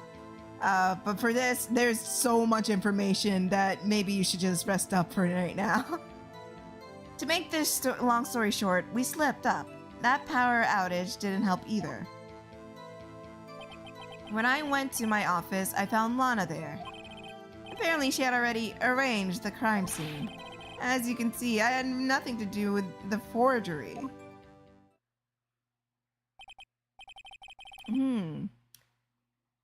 Is that when Dark was arrested? Him? He was lying on the floor unconscious. As Elevate talk, I'm just Bush because I bought a new bed. Oh, neat. Traded up to a king. Oh, damn. Shit. He was lying on the floor unconscious.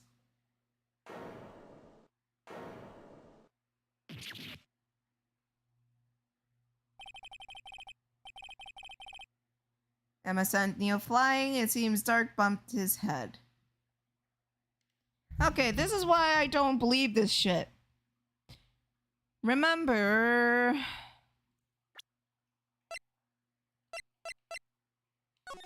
this picture where he had the knife and he disposed of it?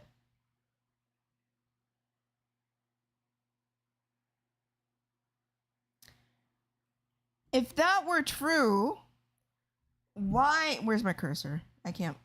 Why didn't he dispose of this? Strange, isn't it? I should have sprayed this for blood. I regret it now, but I was not thinking. Why didn't he dispose of this? Why dispose of this, but not this? This had absolutely no blood on it. But why?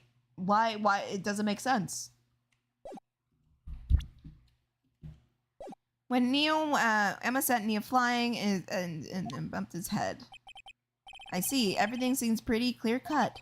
If the police chief has the right to refuse to testify, then I better hit him hard and fast. Oh god, am I being timed? Oh, you can't see the cursor?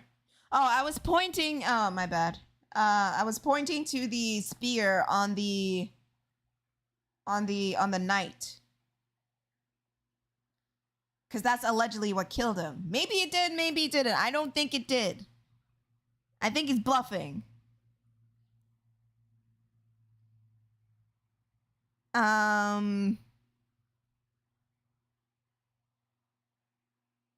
I sincerely think he's bluffing. I have a gut feeling he's bluffing. Because he got rid of this of the sword part of the trophy, but not the spear part of the knight. Why would he get rid of the sword part if it had nothing to do with the murder?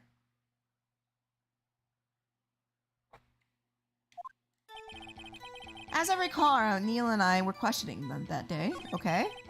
Make a sure we slipped up. Okay. When I went to my office, I found Lana there. Apparently, she had already rearranged the crime scene. How can you know that? Because of the victim's body. It had already been moved. So that means... You found the body near Lana's desk. That's right. I think you said earlier, it was my suit of armor who really stabbed the prosecutor? Yes. No. God, Phoenix, you're so dumb. Anyway, as you can see, I had nothing to do with the forgery. But you did. Because... Sir, half of this was found in your desk. Wait, can I see the whole picture? Oh, okay. I see. Okay, I see how it is. Yeah. Half of this was found in your desk. You claim you had nothing to do with the forgery. But I'm afraid that this claim cannot be backed up. Explain yourself. Several pieces of evidence were found in your office. Take this list, for example. The list that Emma Sky drew on her picture on? This was discovered in your desk. Not only that, but a piece of this jar was sitting in your office. Was also found inside your safe. Was found where?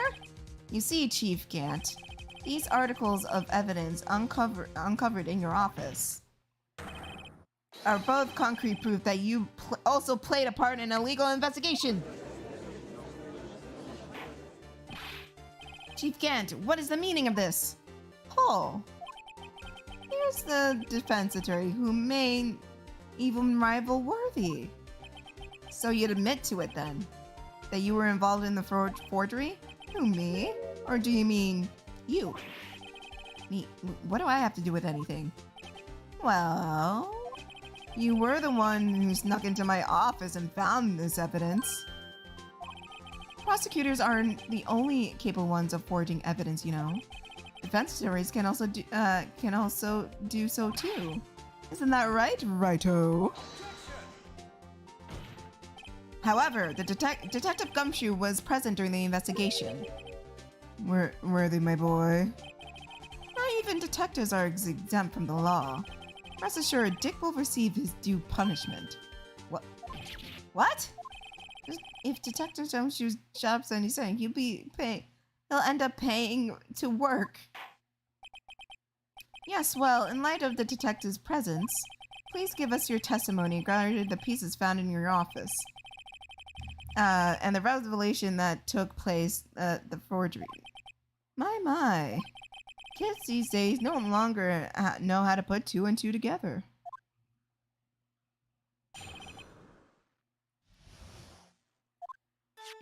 Let's see, what is it now? A jar fragment and a list?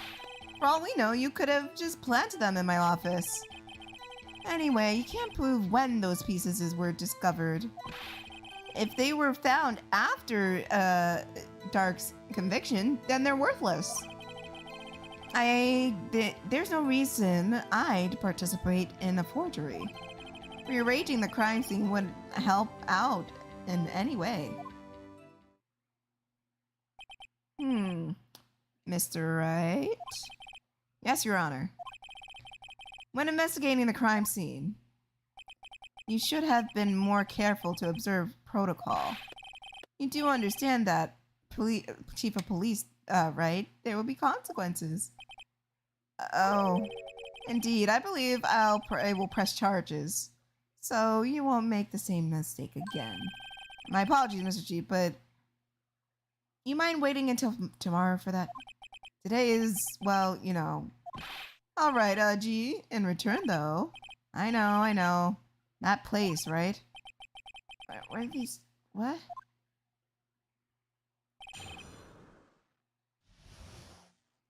Okay. For all we know, you could have planted them in my office.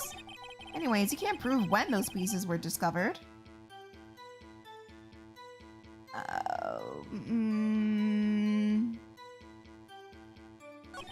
If they were found after John died, they were proved worthless. There's no reason I participated in the forgery. Rearranging the crime...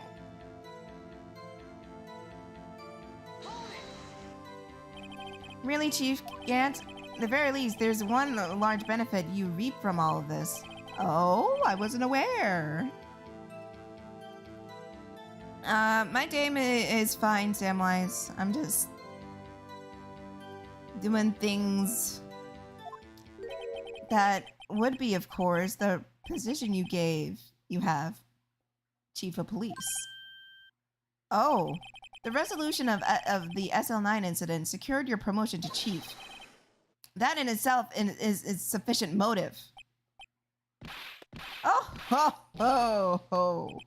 Oh, that's a good one. Huh? Do you really think I'm that incompetent? What do you mean? Even without that case, I was already next in line to become the next chief. That resolution of SL9 merely sped up the inevitable a little. Is that true, Edgeworth? Yes. He was going to be made chief anyways. Yeah, be careful when pointing that finger. You might wind up being pointed the one pointing at. So that means there's only one positive motive for you to commit a forgery. If you didn't do it for yourself, then you did it for someone else. Don't be silly, Worthy. You know me better than that. There's only 3 people I would look out for. Me, myself, and I.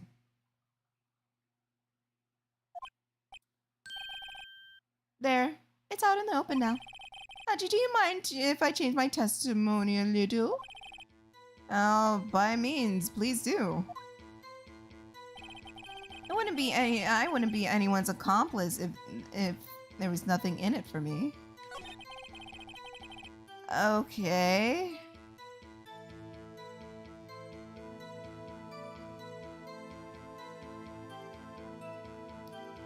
There's no reason I'm participating for... Need to be careful with this.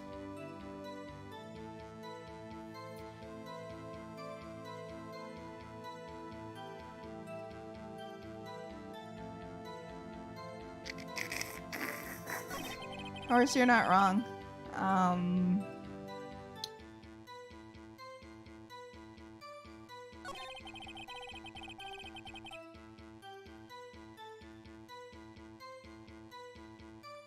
Then, okay.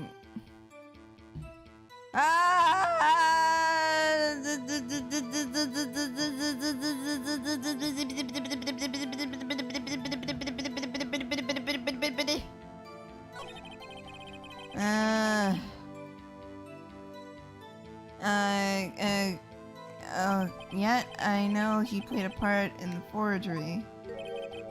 That could only mean someone asked him to be an accomplice. Gaming Gant, someone's accomplice sounds unlikely.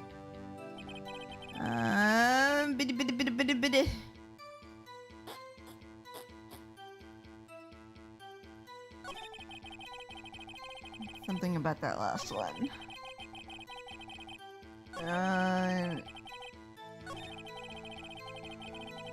It would be because oh, I got it. You would have, yes. Shut up. Nothing in it for you. You did have something to do it because you wanted to control the prosecutor's office. Sorry, the only person I care about is yours truly. That girl, Lonnie's little sister, was it? If you think I felt sorry for her, you'd better think again. You're right. You don't feel sorry for anyone. That'd be a tough crime to people I was raised. Jesus.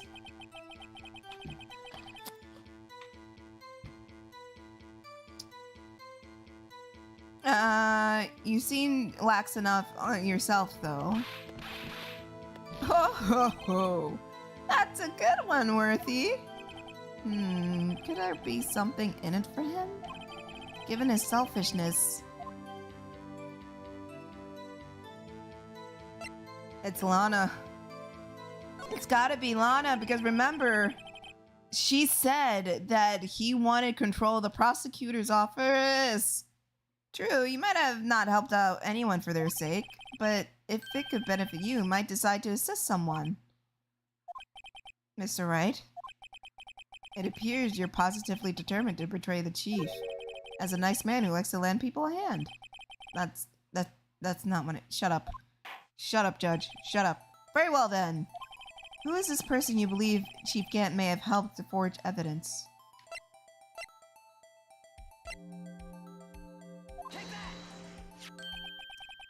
Chief Prosecutor Lana Sky, the defendant? I believe it's quite obvious in light of circumstances. Emma Sky victim fell in an unfortunate series of events. Who would want to help her more than her own sister, Lana? As for Chief Gant, he would have also had a reason if Lana asked him for help too. The reason, of course, is self-profit. Self-profit? What do you mean?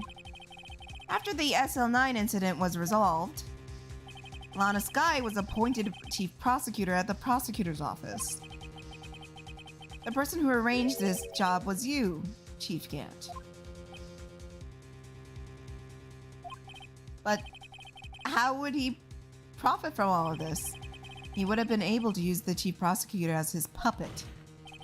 Essentially, he would acquire unchecked authority all over investigations. Do you mean to tell me, despite the chief's formidable appearance, he plays with... Oh, God, shut up. Who let him talk? Oh, wait. You must mean puppet as in forcing someone to do his bidding. Oh, never mind. Oh, sorry. I meant it, Chief. You assisted Lana Sky in forging evidence. Your motive was to appoint a chief prosecutor so you could control her. Righto, my boy. You have quite an imagination. Let me ask you something. What? Do you have any proof of this? That I controlled Lana? For example, is Lana testifying that I've done such a thing? Lana, she's keeping quiet to protect Emma. There's no way she'd testify against Gant. I'm afraid without any proof, all this amounts to nothing but mere conjecture. Fuck your conjecture! Unless that is also what happened in this incident. This incident? Or you mean the one that would be... Of course I'm talking about the murder of Detective Bruce Goodman.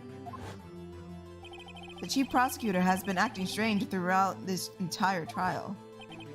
Almost as if someone has been controlling her. Worthy, you better watch your tongue. I wouldn't want to get you hurt. What do you mean? He means, Your Honor, that Chief Gant is involved with the murder of Detective Goodman.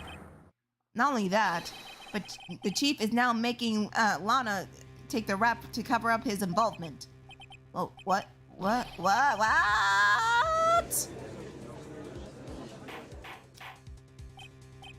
Order! I said order! Mr. Wright, you can't be serious. Huh? This is an affront of the highest ranking officer in law enforcement agency. To accuse the chief of police of blackmail and murder? That is impossible. Your Honor, I was merely reiterating what Mr. Edgeworth said in much easier to understand language. Too late, Mr. Wright. Huh. There's no turning back for us now. Looks like he's the one who's deciding to go through with this. Can you prove this, Mr. Wright? That a chief and higher-ranking officer is involved with the murder? Good question. Regardless of his rank or title, Chief Gant is just a man.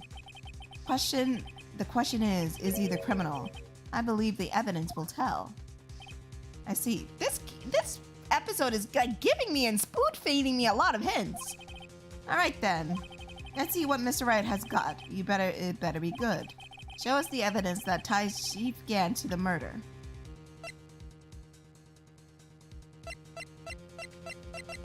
Where is it? There it is. Here. Remember the code, guys? Remember the 777777 that we punched in? And I said, oh, it could be his ID? Boom, bitch. Here you go. This is the ID card list. Yes, the one that shows who entered the evidence room that day of the crime. There's one ID on this list that we couldn't determine the owner of yesterday. 7777777. Sorry, but there's no way you can prove that that's my card number. It's your number.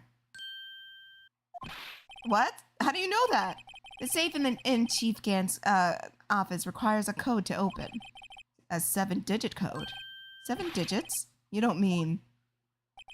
I'm afraid so, Your Honor. The code was 7777777. The same as the remaining ID number on that list. Chief Gant, you've entered the evidence room that day of the crime. Ooh, he's getting mad. Order! Order! Chief Gant, what do you have to say? Nothing. The defense's search my office is a violation of regulation. I will demand Mr. Wright be punished to the maximum extent of the law. But right now, the court demands you an explanation from you about the use of this ID card. Chief Gant, so you admit it? You entered the evidence room on the day of the crime? What about it? I'm the chief of the police, whether it's the evidence room or the bathroom.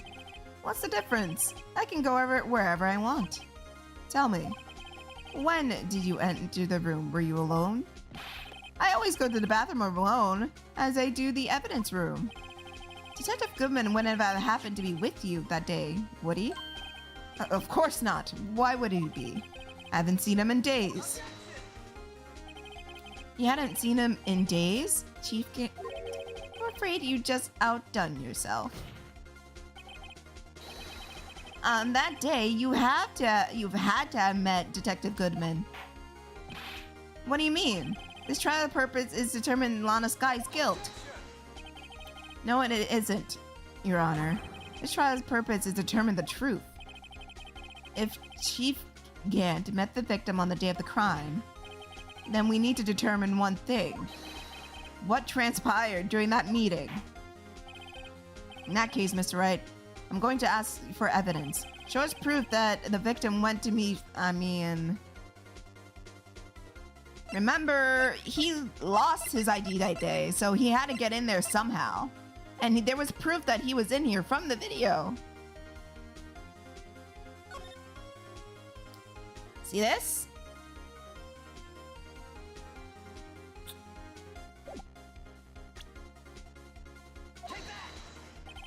Detective Goodman lost his ID card on the day of the crime. Or more be accurate, Jake Marshall stole it. So the detective filled out a lost item report. He would have had to give the report to the chief of police. Yet you are in possession of the report, which means you can't be sure if he filed it. He filed it. How do you know, I ask? Because he needed to enter the evidence room that day. He needed to? Yes, to transfer the evidence out. Detective Goodman took the form to you, Chief Gant. Then, you accompanied the detective to the evidence room. I accompanied him? There was no other way the murderer and Detective Goodman could have entered the room. Hold on, let me guess what you're going to say next. I, Chief of Police, murdered poor Goodman. Exactly. But wait, the chief didn't necessarily need to accompany him into the evidence room. Could have just lent him his ID card. Yes. Now that you mention it, I believe I might have done the sort. I'm sorry, but that's not possible. According to the record, your card was only used once. Yet you showed us your ID card earlier. If you really lent it to Detective Goodman, it would have been found on his body. Oh, shit. Chief Kent, you didn't. The murderer was most likely a spur-of-the-moment crime for... hold on, sorry. Shit. Fuck. God damn it. There we go. Sorry. Would choose the police department as a place to commit murder. After the murder, you contacted Lana at the prosecutor's office. Why? To dispose of Detective Goodman's body, of course. You're forgetting, Mr. Wright. The victim's body was discovered in the prosecutor's office parking lot. How did he manage to move it there? I was in the police department the entire day, you know. And everyone was aware that Lana stayed in the prosecutor's office after the ceremony. Everyone except me, it seems. Still, you're the chief of police. You have an entire police force at your disposal. So you think I just ordered an officer to do it? Hey, you, take this dead body over to the prosecutor's office. I don't think so. Chief Gant, you left all the evidence we need to prove how you moved the body to the prosecutor's office.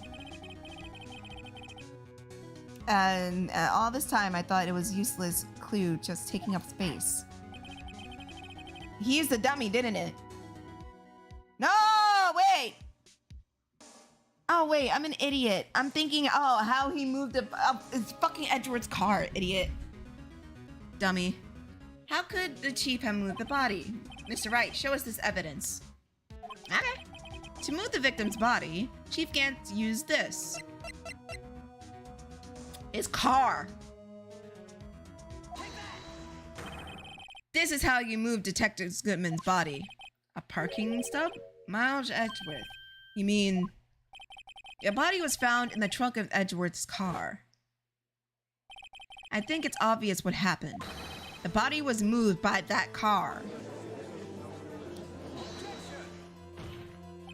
You mean I carried the victim's body? Precisely so.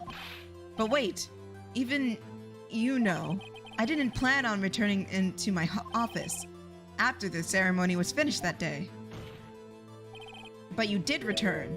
Tell me, why? Ugh! I was asked to go by the Chief Gant, no less. He told me he wanted to keep this here in the prosecutor's office.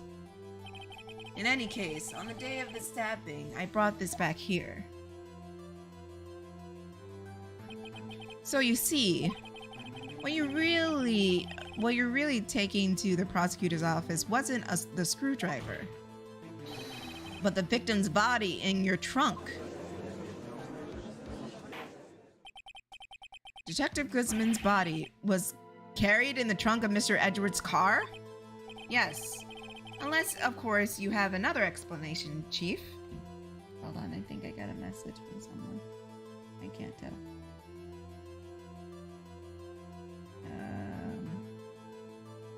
Nope, just more notifications. Just a buttload of notifications.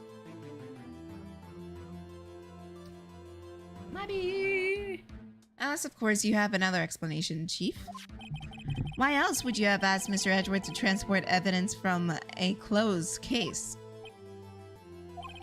There's only one plausible explanation. To transport the body to your accomplice, Miss Lana Sky. Order, order, order. What's going on here? Is there no room for a rebuttal to the defense outrageous accusations? Think back to the photograph Miss Starr took at the prosecutor's office. This was not a photo of the body being stuffed in the trunk to be taken away. It was the exact opposite. The photo was of the body being taken from the trunk. Chief Gant, please say something. I believe. Your time's up. My time's up? Sorry, Raito, but I'm having lunch with the district attorneys after this. If we're going to make it in time for the early rich special. But the cross-examination isn't finished yet. Remember what I told you earlier? The police chief has all kinds of weapons at fucking hell. Fuck you. Weapons like the right to refuse to testify. I'm invoking it now. What? That has no right to be casually invoked. There's certain risks to be considered. So you're going to just run away after all of this? Run away? Don't make me laugh, Worthy. I stabbed old Goodman. That's what you're saying, right? If you had conclusive evidence, that would be presented by now. Well, you think I had Lana dispose of the body. If so, then show the proof, then get it over with. I'll say it again, Mr. Wright. Damagate is current. Not good without any concrete proof. Well, Mr. Wright, Your Honor, do you have any concrete proof? Proof that Chief Gant has murdered a Detective Goodman? Oh, man.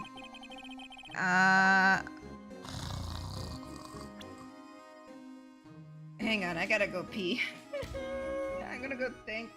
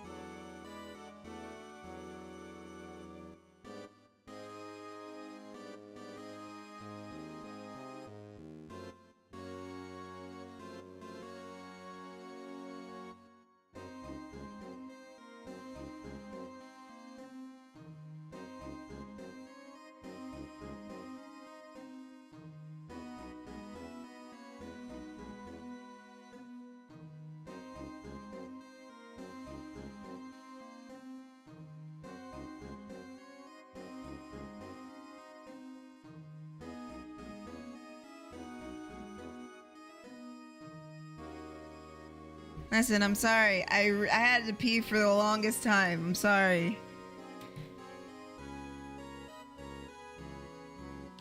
Oh, yeah. Night, Amatune. Oh, okay. Alright, no. That won't prove anything.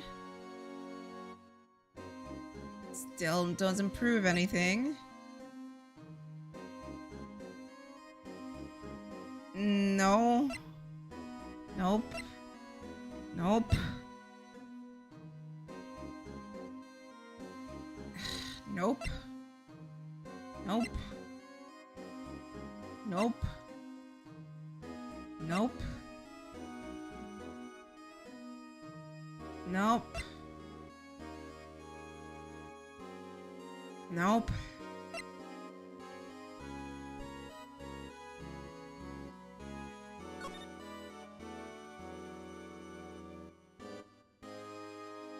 Is it just a tag? Oh, I thought this was something.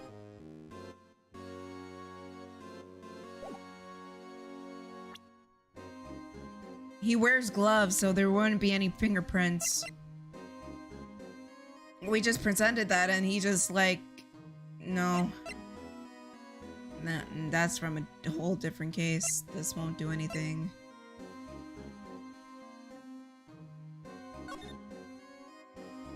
Nah, that's from something else. That's nothing. We already used that. That's from Marshall's. He's not even in this. He's not, nope. This proves nothing. This is just a photograph. This is nothing. Oh God.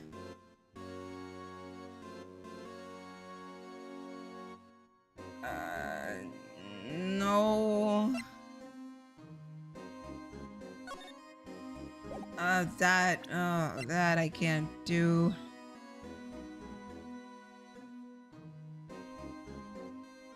Fuck! I don't have anything! I don't have, no!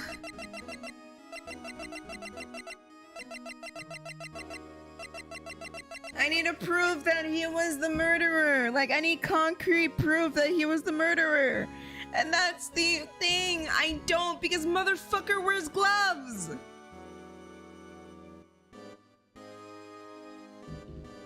Oh man, and there was a print found there, but it doesn't even count because it was for the other thing. And you can't prove that it's his glove because Goodman was also wearing gloves at that time. God damn it.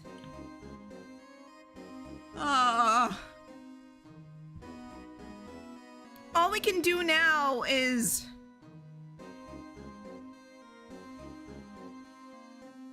only oh my God.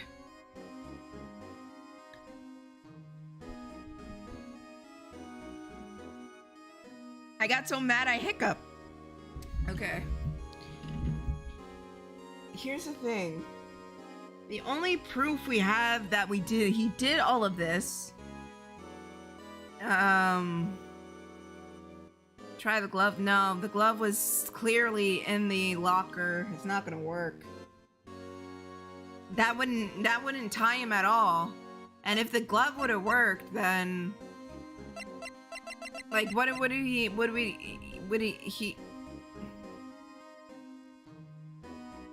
the only thing is just he was careless, and unless the glove could have been, but again, it doesn't prove that he was murdering him.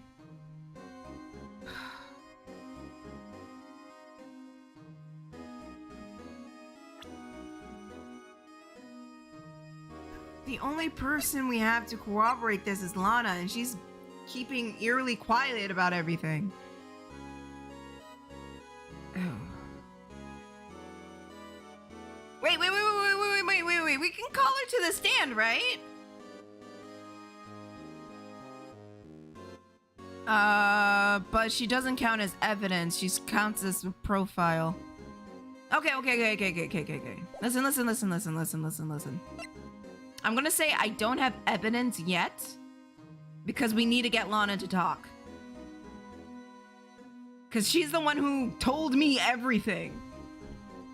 We have to get her to talk. We have to get her to talk. There's no use showing evidence if I'm not sure myself. No, Your Honor. At this present, I have no conclusive evidence. See, Uji? In that case, the course is 4 to 5. Ah, crap! What?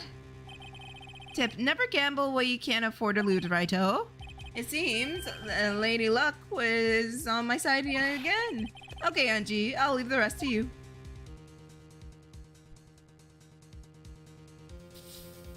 Fuck! I warned you earlier, Mr. Wright. This...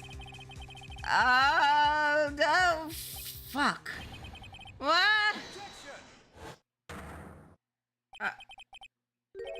Lady Luck, Maybe I should have a word with her. Mr. Edgeworth, what do you mean? There's one lady who knows the real truth behind this.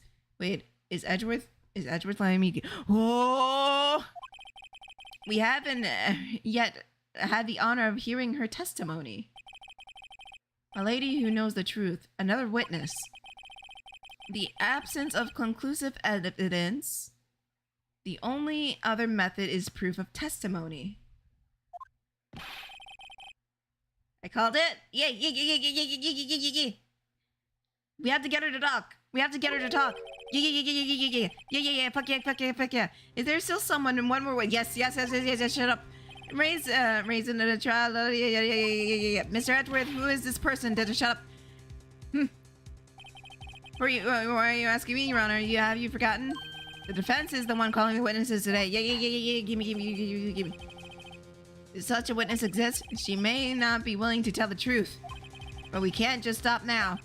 Yes, Your Honor. The defense calls forth. Lana! The defendant? Miss Lana Sky? She was in the underground parking lot at 5:15 p.m. on February 21st. Her task was to dispose the victim's body. In accordance to a certain someone's order. Mr. Edgeworth? The prosecution has no objections, Your Honor. Very well. The court will now take its final recess for the day. In 15 minutes, we will reconvene to hear the defendant's testimony. This court is now Hold on! What? Huh? Chief Gant, I thought you were going to eat. Listen good, Lana. He's talking to Lana. Don't think you need me to tell you this, but if you accept Mr. Wright's claims, there will be terrible consequences. That's right. Your sister will be found guilty for Neil Marshall's murder. No, she wouldn't.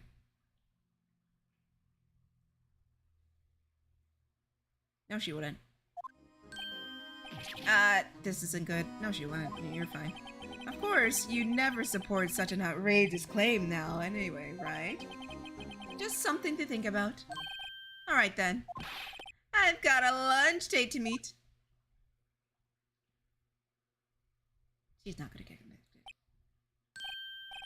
Okay, if there's any further objections, this court is now in recess. Because that's already closed and shit like that. Like, it's already done. It's already done. Like, you're done. Hopefully I'm already done. Holy shit, this is so long. Looks like we managed to stay in the game. Yeah, thanks to your help, Edgeworth. Not Chief.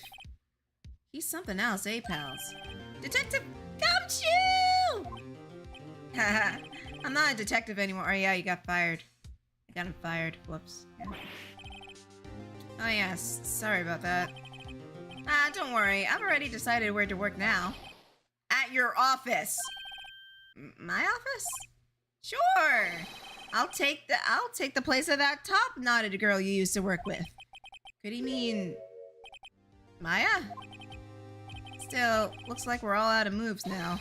Chief Gant has done it again. How does he always get the upper hand? It's not fair. He has the right to refuse to testify. Settle down, Wright. Remember what the judge said. But Chief, it's not right. It's not a right to be casually invoked. There are certain risks to be considered. Risks? What did he mean by that? It's simple. If the chief refuses to testify, the opposite holds true. You mean he forfeits his right to say anything too? Hey, Emma! Emma, are you okay? Yeah, I came to when I was in the medical office. I've been listening to the trial from the gallery. She heard everything that's been going on. Emma, I'm sorry for what I said before. No, don't be. It was the truth. You know, it's funny. I always feel somehow relieved. Relieved? Yeah. Now that I finally know what really happened. To think, all this time, my sister was being blackmailed by a terrible man. And all she did that just to protect me. Ever since her appointment as chief prosecutor, everyone who knew her said she changed. Perhaps it was easier that way for her. What do you mean? What do you think I mean to follow Chief Gant's orders? She must have shut herself up deep inside, to force herself to do anything and everything the Chief told her to do. And it must be why she became so cold. It was all my fault. It's all because I murdered Mr. Marshall. Hey, don't go blaming yourself now. If you want to blame anyone, blame society, pal. Chief Gant may be a fool everyone with his forgery, but he can't fool my memory. I remember now. I knocked Mr. Marshall into that armor. I see. Well, we better get back. It's time for the final act. Emma, why don't you wait here? No, I'm going with you. I want to be there. When Lana tells the truth. Let's go, right? It's time to end this. Ah! Please let this be the final. I can't. Oh my god, this is so long. This is so long. Jesus Christ. It took me like 3 days to finish this. Not 3 days, but 3 streams. Like, Jesus. I just want to be done with it. God damn it. Now then, will the defendant, Miss Lana Sky, please take this hand? Jesus Christ.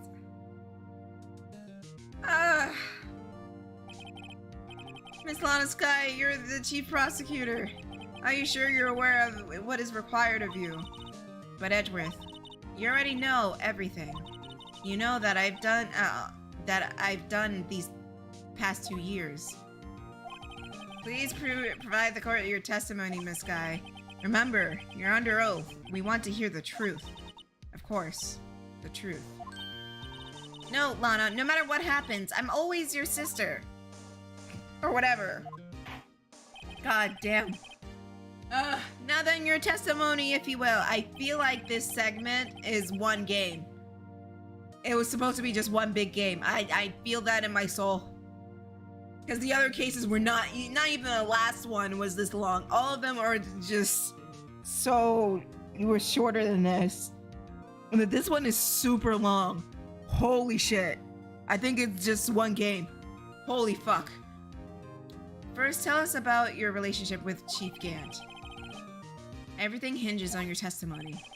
You're the only chance we have to get to Gant. Holy shit.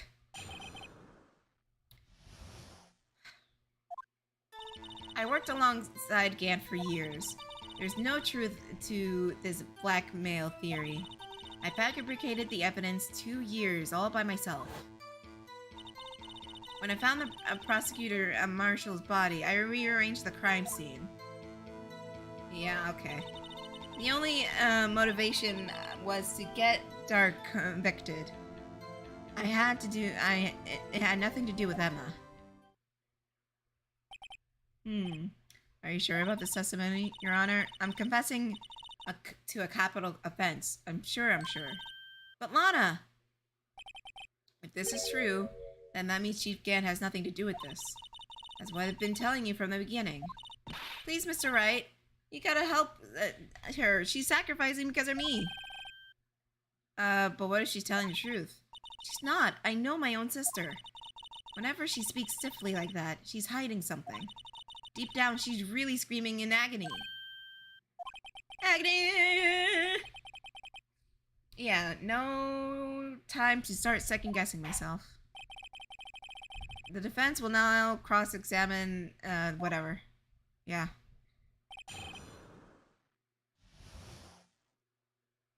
Okay, here's where... Okay, say in hypothetical sense. In hypothetical world, where we live in the population of 200.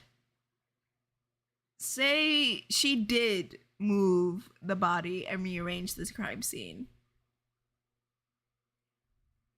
Why? If Maya's handprint was already on his body, and it was an unfortunate accident that he fell onto the thing, why rearrange the whole scene? I can understand cleaning up the written message, but I still think it's bullshit.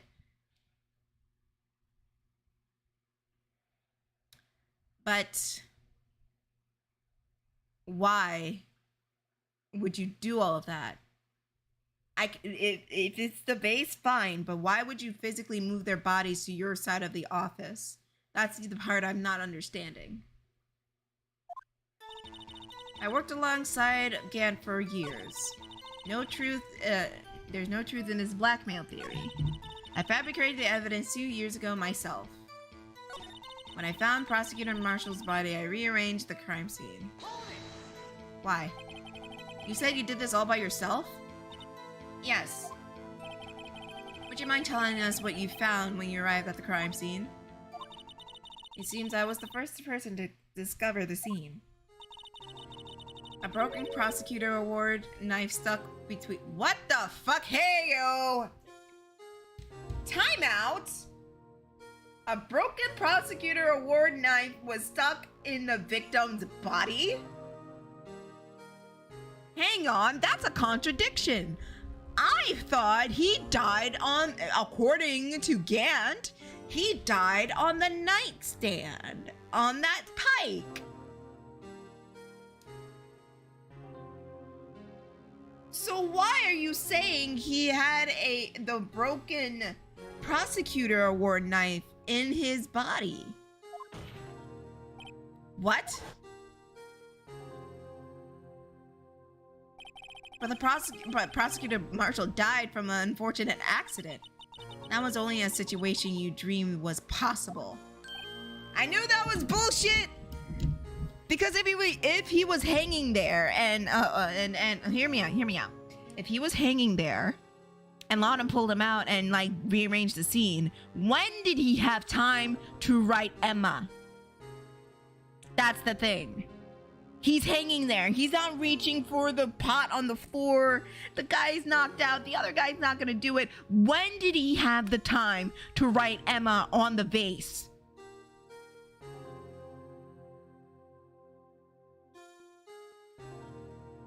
Think about that. The reality is, it wasn't my sister who took the prosecutor's life. Don't say it was you.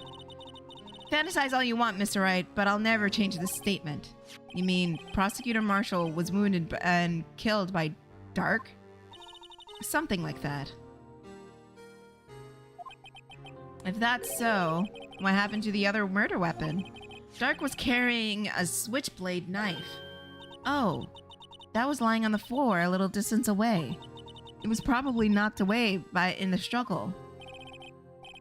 That's not how it went down. She's trying to cover up with more lies.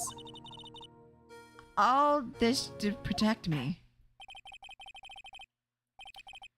So you found the scene like this. What did you? After all, this is everything was boiled down to. Yes. I broke off the tip of Drake's knife and planted it inside the wound, then moved the body. Again, that does not make any sense. You're not making sense. Why? Exactly. Why? Why? Yes, why? Why would you do that? And mind you, look how she worded it. She said she broke off the tip and put it inside his body. It was found. Broken off already. Oh.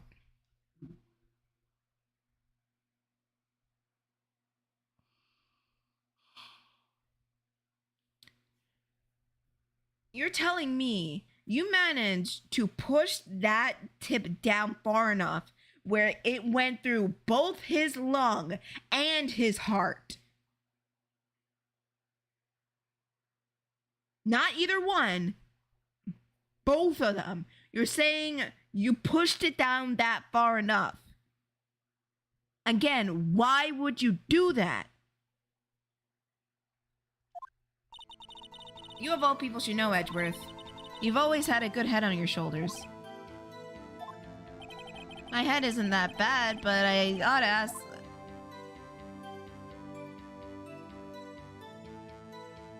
Well, this one is kind of obvious. This is the big question. Is why did she move the body? Remember, she said she rearranged the scene. She didn't just plant the knife in there. I don't care about the knife, even though it's utter bullshit. She moved his body from one Gant's side of the office into hers. Why would she do that? You showed up at the scene. Where was the victim's body? It was where you deduced it was, by Chief Gant's desk. But the body was found by your desk. Why did you move it there? For the reason for that is simple. Let's have the witness explain. In more detail.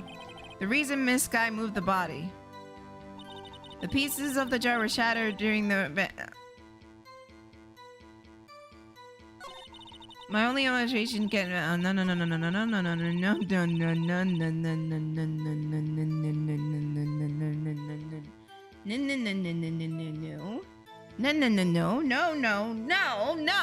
no no no no.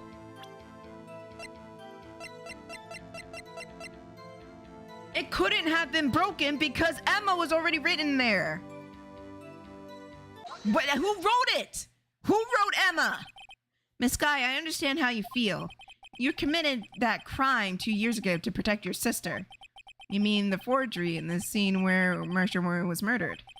For that to be true, were to be sworn at 2 years ago of your life, will have to be in vain. Even so, I'm compelled to bring up everyone's attention. A significant contradiction in your testimony. A contradiction in my testimony? You testified, and I quote, "The pieces of the jar that shattered during the events threatened my plan." That's right. Do you have a problem with that? It's simple oversight, really. You see, the message was written on the jar with the victim's blood. Yes, the prosecutor must have written it in his final moments. Exactly so. And this is where your contradiction lies. In order for the victim to be able to write the message on the jar, it must have not yet be broken before he had died. He couldn't have written Emma's name on a shattered jar. Hey. Who wrote the name? Your Honor, it would appear more information is needed regarding this jar and its bloody message. It may be missing something crucial here. Something crucial? Chief Prosecutor? It seems you're in the dark. You're as in the dark as we are about the truth of which we're headed. What? Just tell us exactly what you saw. We'll piece together the information to arrive to the truth. Very well. The witness may continue her testimony.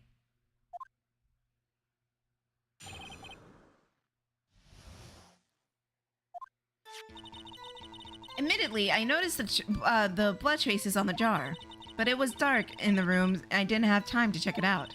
To be safe, I wiped away the blood. The fragments were so large, so I'm sure I've got them all. All I could think about was wiping them clean before they were discovered.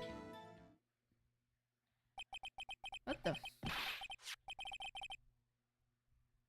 What about, yeah, hold on. No.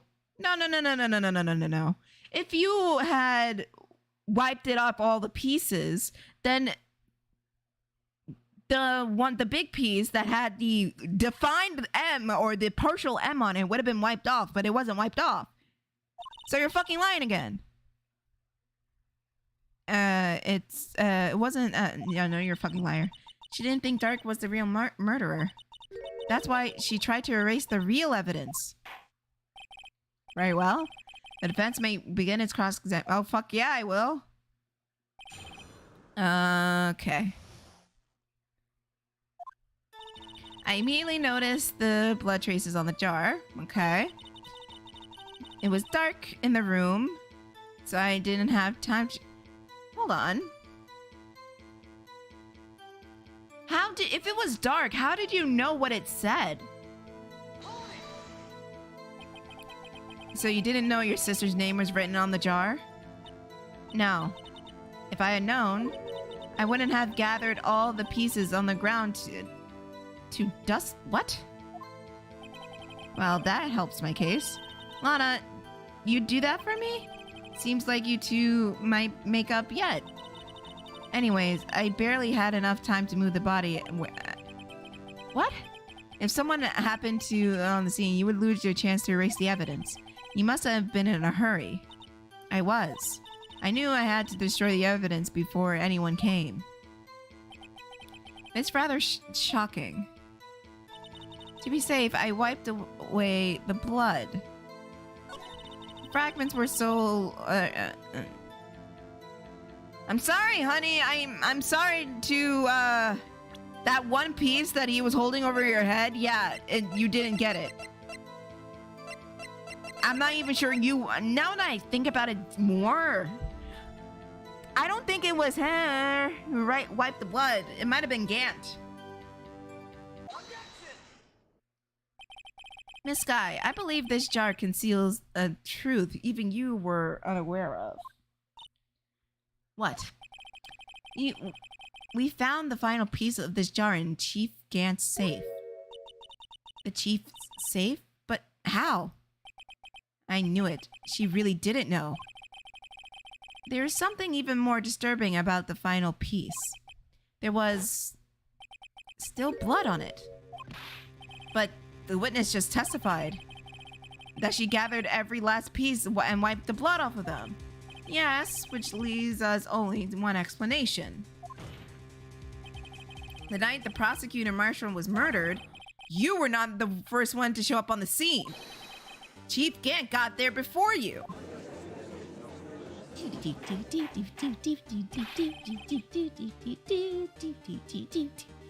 But couldn't the defendant have simply missed a piece? It was too dark to see. I'm afraid that's unlikely. The pieces are too big for anyone to miss, let alone an ace detective. Oh, right. She just said that, didn't she? I'm an idiot. That may well be, but everyone makes mistakes. Even I once wasted an entire day looking for my denture. Okay, I don't need all that. Okay. You can... Have you forgotten, Your Honor? When this witness arrived at the scene, the jar was already broken. Oh, that. There's no way a name could have been written on the shattered jar. Another person discovered the scene prior to the witness. Hey! So you're implying this person was Chief Gant at the time he was looking for Dark downstairs. Besides, even if he was there first, why would he break the jar? The question is, if he arrived there first, why did he hide the fact for 2 years? Well, Your Honor, can you answer us that? No.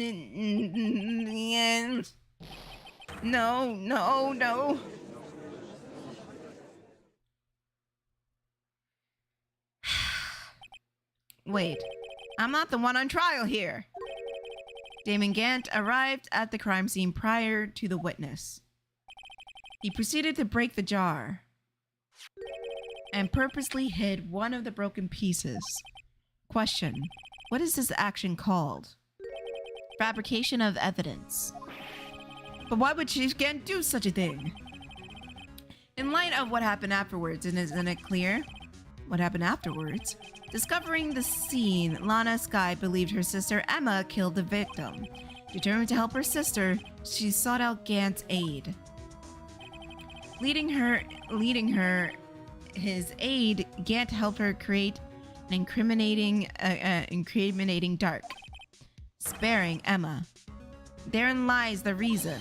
The reason why Miss Sky became a chief puppet. Ooh, don't bite your... No, ew, blood. No, I did it on my own. Please, sis, stop trying to protect the chief.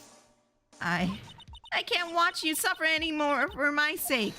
No, you didn't. It wasn't you, Emma. You didn't kill anyone. Don't believe anything Mr. Wright says.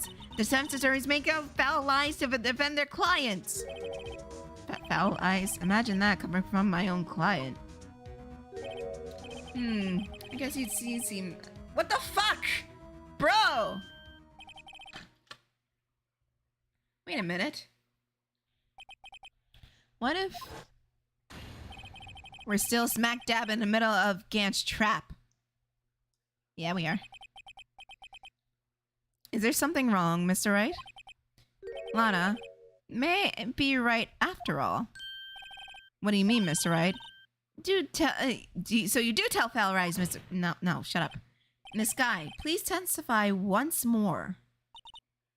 But if the evidence was fabricated behind your back, then Emma's accidental killing of Prosecutor Marshall might also be a lie. But I do remember knocking over Marshall.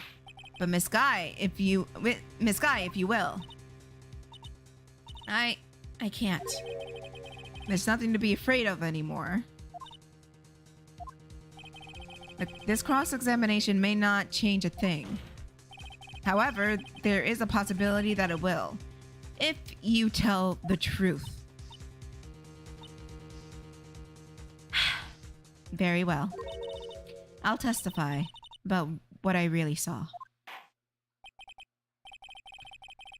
All right. The witness may testify one final time.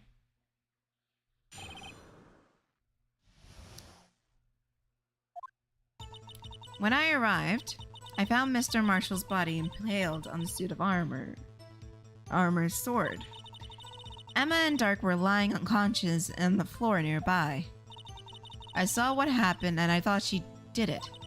That's why I erased all the evidence linked to her murder. I had Chief Gant help me remove the body from the sword and carry it. But if it was all a fabrication, Emma might be innocent. Unbelievable. The body was impaled on the armor sword?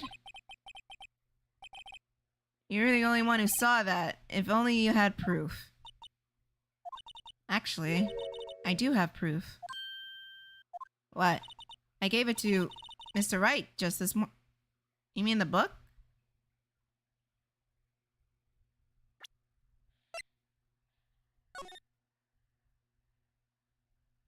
The book is doing nothing.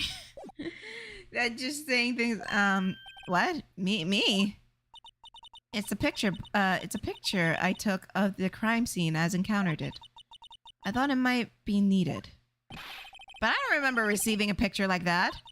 Lana must have known. See, Mr. Wright, she really does have faith in you. Very well, Mr. Wright. Please present this picture. I don't remember it. She gave it to you in the book? See, I seem to remember getting something for her then. Let's check that evidence again. There must be a picture somewhere. Okay. Where's the book? Oh, now I can turn the book. Look at the book. Book. Wait. Oh, wait. Oh, there's something stuck in there. No? Oh, okay, maybe not. Taste the book.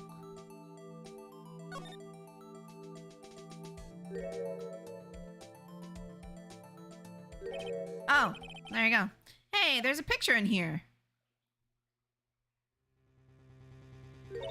Oh my. This is the actual crime scene. No detective saw the crime scene like this because I contacted Criminal Affairs only after I rearranged everything. Mr. Wright, the piece of his desk, could it be The cloth we found inside Gant's safe.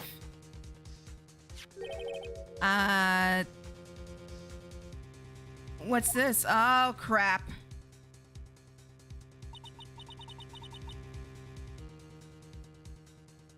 This is a handprint, isn't it?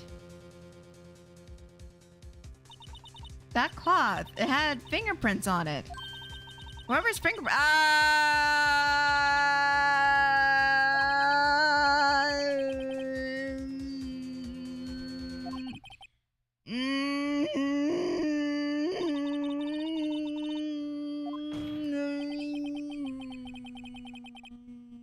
Okay. As long as you tell the truth, you're to flesh out the murder. Okay. Very well. The defense making it. Okay.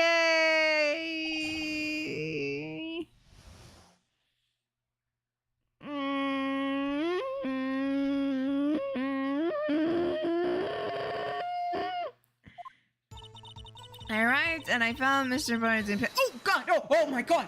Oh! What are you doing here? Are you here? Come now, Aji. This poorest excuse for a trial it's ever seen. Why are you here? Sir, why are you here? Chief Gant. Now... What? Now you want to make me out as a bad guy too? If so, I'd like to put a word or two in my defense.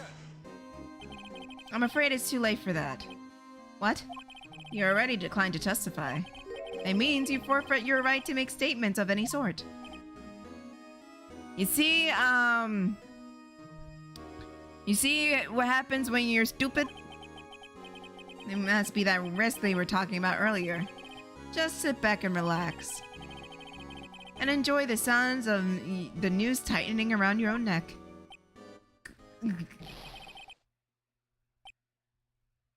Uh-oh. So, what? You think I'm worried? Sorry to disappoint you, but I don't need to make any statements. What do you mean?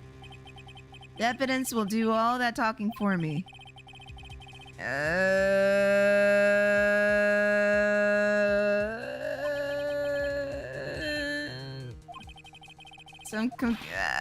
No, I don't, but someone does.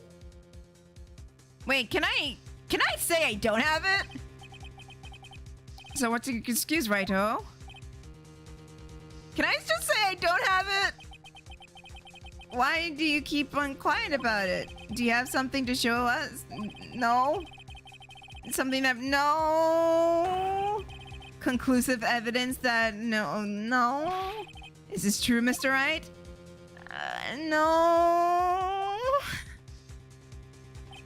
If I show the piece of evidence now, Emma's sure to be made out as the murderer. Wait. Okay. Listen. Okay. Listen. Okay, listen.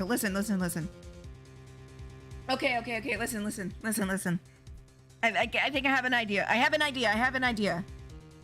It's timing is everything. While her handprint might still be there, we don't know when it was put on there. First off, it was pushed, but he still cut it out.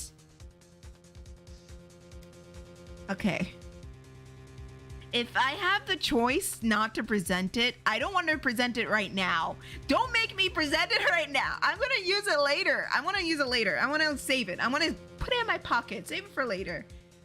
If you're trying to conceal anything, you will be the one appearing before the Board of Inquiry. Crap! What do I do now? I'm trying to think these group carefully. I cannot afford...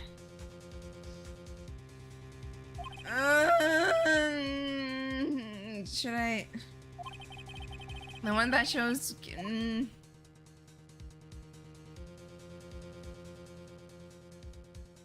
Fuck.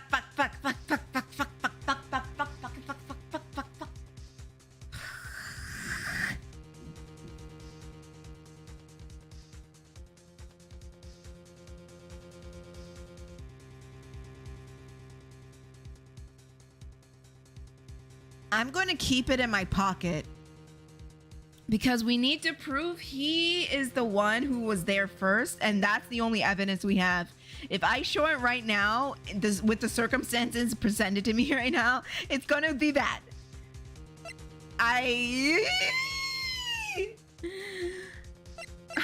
But if I don't, and then I might get penalized. Wait, the bar's not there, so I might not get penalized for this choice.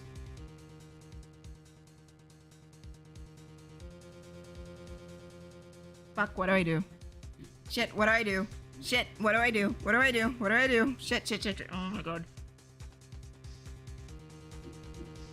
I feel like if I sincerely feel like if I show the thing, he's gonna go in on it hard and like everyone will believe him because he has that much influence on the judge.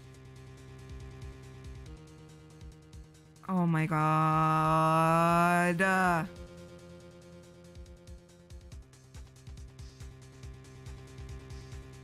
I can't show it right now. I can't. It's too risky. It'll be worse for me.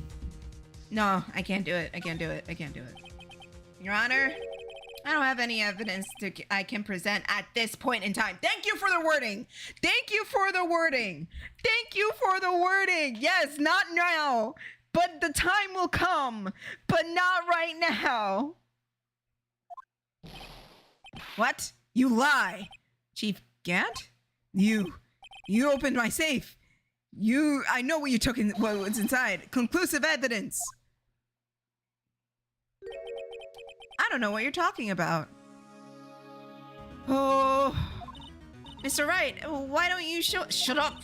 Shut up! I see. It's because you know the truth, don't you?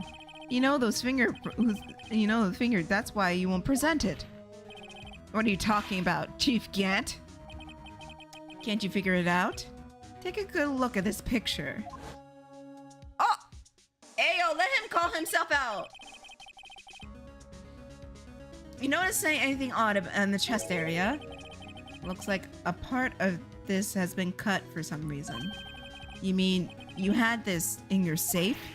What? That means you, Chief of the Police, have been concealing evidence! This is going to be the biggest scandal in history of the police department. Yeah, not so much impressive. To be honest, I didn't think you had the gall, righto. He just, okay, cool. Well, I can't just let you pin this murder, pin me up on the murder. I'll tell you what really happened. What? You mean you admit to it? Oh my god, stop fading. Please stop fading. I was the first person to arrive at the crime scene that day.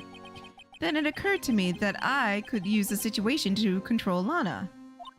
So you really were manipulating her. I knew Lana.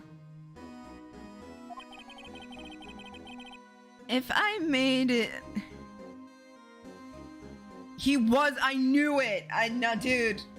He was so gonna flip it. That's how sleazy this motherfucker is. Look at when I don't present it. Look at him. He's trying to still flip it. Motherfucker.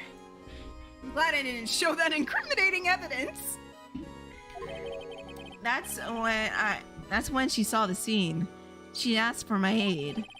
So you assisted Miss Sky. I told her to arrange the whole, all the evidence. I had her plant the knife tip in the victim's body and move the body across the room. And I ended up using that evidence to get Joe Dark convicted. When I tamper with the crime scene, I hid 2 pieces of evidence. This was before Lana arrived at the scene, mind you. 2 pieces of evidence? You mean those items in your safe? But why? For insurance. Of course. Insurance. I was sure my plan would work, but it's always best to be prepared for the worst. I wasn't about to let anyone blame me for a murder that girl committed. You mean you were calculating that far ahead while forging evidence?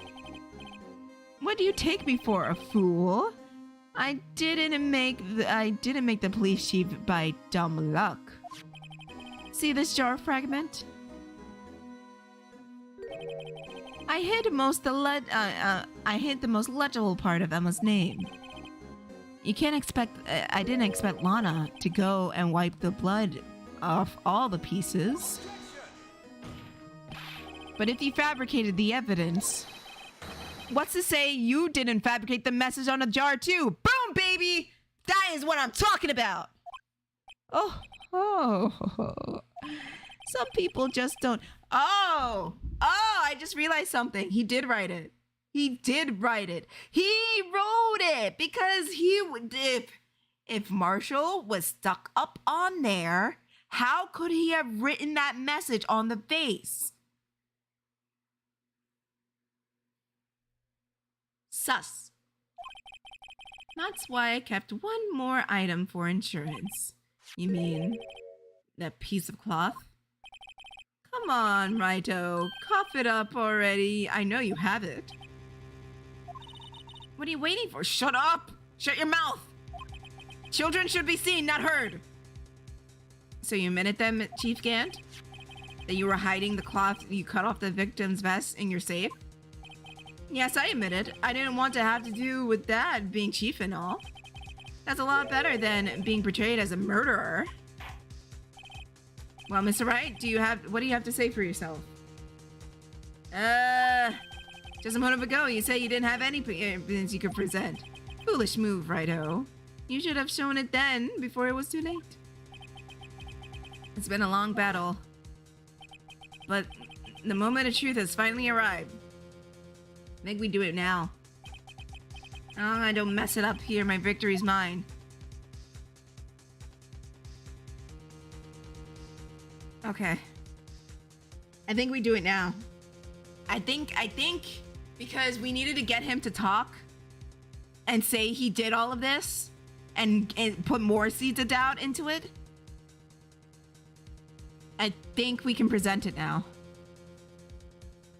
Because before he wasn't talking about it and he didn't say what he was doing. And he could have been like, oh yeah, and everything could have been ignored at what he did.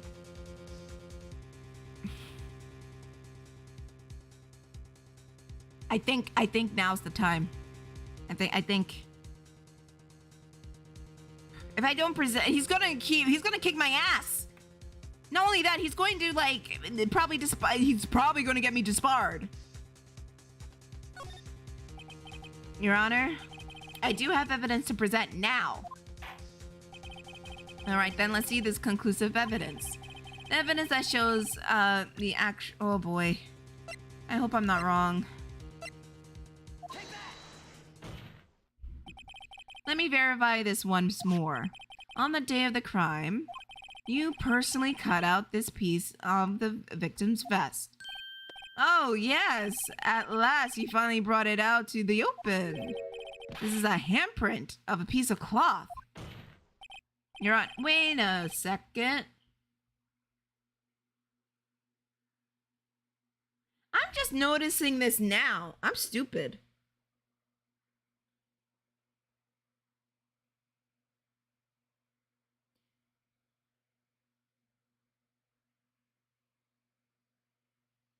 No.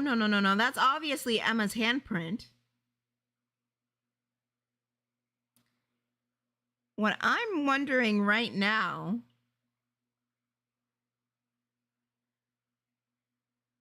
No, it's not his hand. It's not his hand. It's Emma's. It is Emma's. How can fingerprints be transferred that way? Unless there's dirt on the hand. Oh yeah, they can? Okay, never mind. Throws my theory out. This handprint on the leather must have been a strong impact to be left so clearly. You mean it could have not been forged? It must be authentic, conclusive evidence.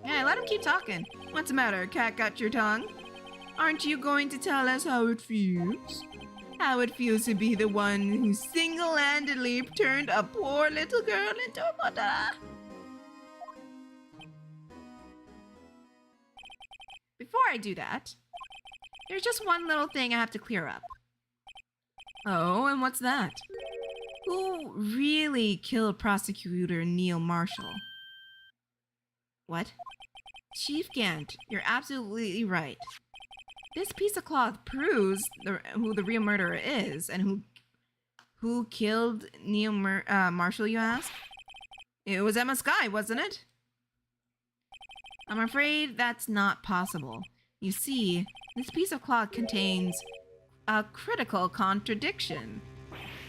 What? Oh, wait, it does? What is this fool babbling about?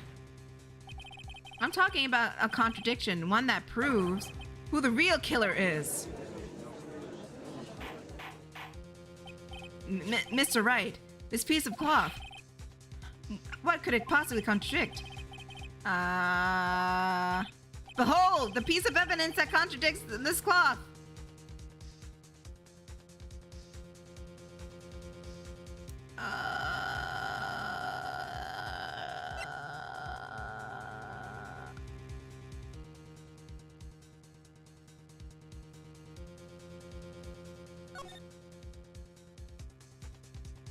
Oh, wait. That's not the same shape of the cloth. Look at it. That's a big chunk. And her handles are pretty...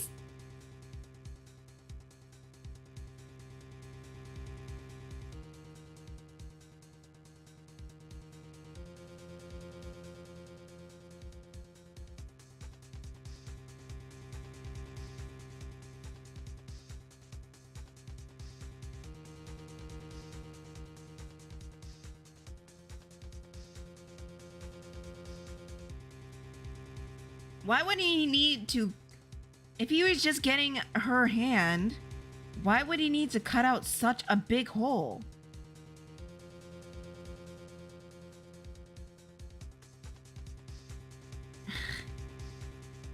Right? Look, and like...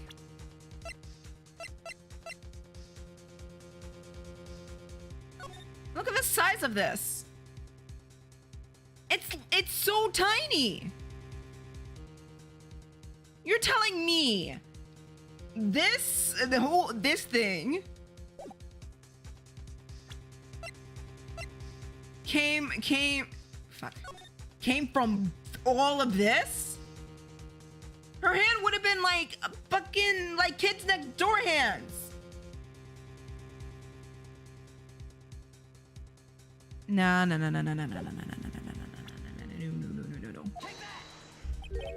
What exactly is this supposed to be? The picture of Miss Guy took. Take a good look at it. See where the piece in his vest was cut out? Yes. His shirt was showing underneath. It's hard to make out with all that blood on his vest, though. Exactly my point. His chest was soaked with blood. If his shirt was soaked with blood, why isn't the piece soaked with blood?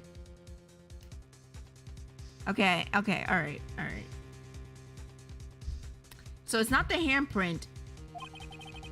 His lungs, no doubt, were punctured and blood poured out of his mouth. Oh, but that piece of cloth. Wait, there's no blood on it. Since Emma Skye's fingerprints were on this cloth, there's no doubt she would shove the prosecutor aside. However, Mr. Marshall was not impaled on the sword at that time. No, this is nonsense. Now then, Chief Gant, let me ask you something. Prosecutor Marshall was not impaled when he was shoved aside. He most likely hit his head on the ground and was knocked out. So, then tell me, who could it have been? Who could have arrived at the scene before Lana Skye? picked up an unconscious prosecutor and impaled him on the armor of a sword. And to make it look like it was Emma responsible for the death. Said person written the name on her name in the victim's blood. A jar that, when they broke in purpose, leave behind a clue. To make Lana believe her sister did it. Remember what you admitted to only moments ago? That you personally cut out the bloodless piece of the victim's vest? Ironic, isn't it? Even though the very act of creating insurance proved you were the actual murderer. Damn. It's finally over. No, it's not.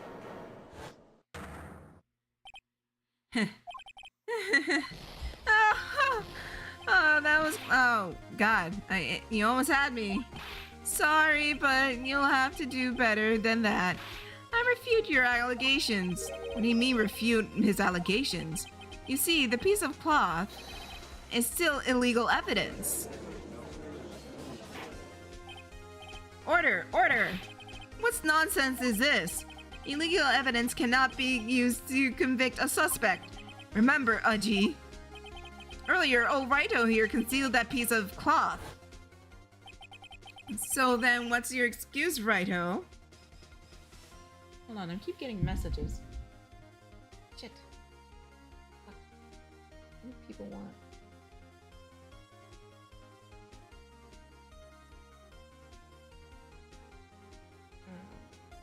He sounds like Cisco. I mean, you're not wrong. Give me a sec.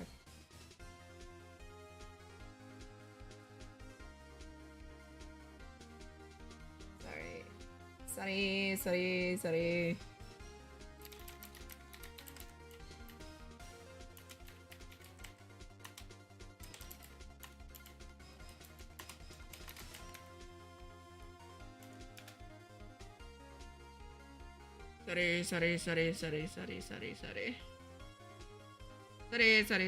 I gotta get everything back up.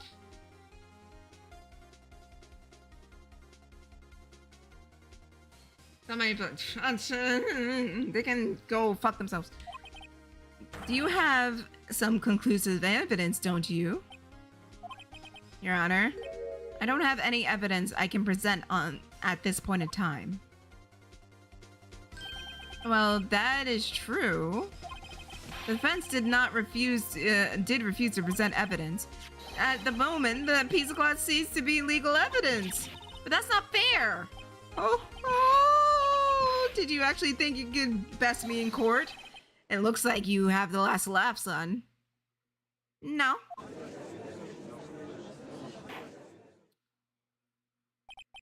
I'm afraid Mr. Ganske is illegally correct. Well, Mr. Edgeworth, true. Illegal evidence cannot be used to convict a person. Assuming, of course, the evidence is indeed illegal. Well, Mr. Wright? It seems, at last, the time for me to reveal my plan has finally arrived. Thanks for self-reporting! Mr. Wright, do you admit to it? Did you purposely and illegally conceal this piece of cloth? No. I admit, I refused to present it at one point. So the evidence is illegal. No, it isn't, Mr. Gant. Huh? It's not that I didn't present evidence then. It's that I couldn't. Well, what do you mean you couldn't? There's certain procedures involved when presenting evidence. No, Aji, don't listen to his lies! He is nothing but a coward. Can't you see? There is only one issue left to be resolved in this trial.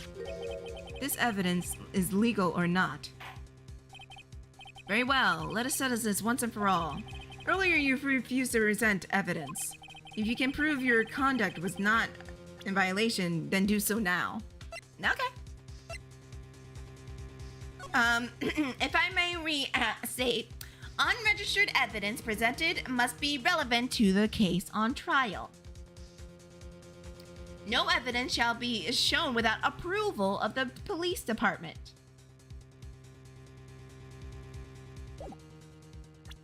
I'ma press a button.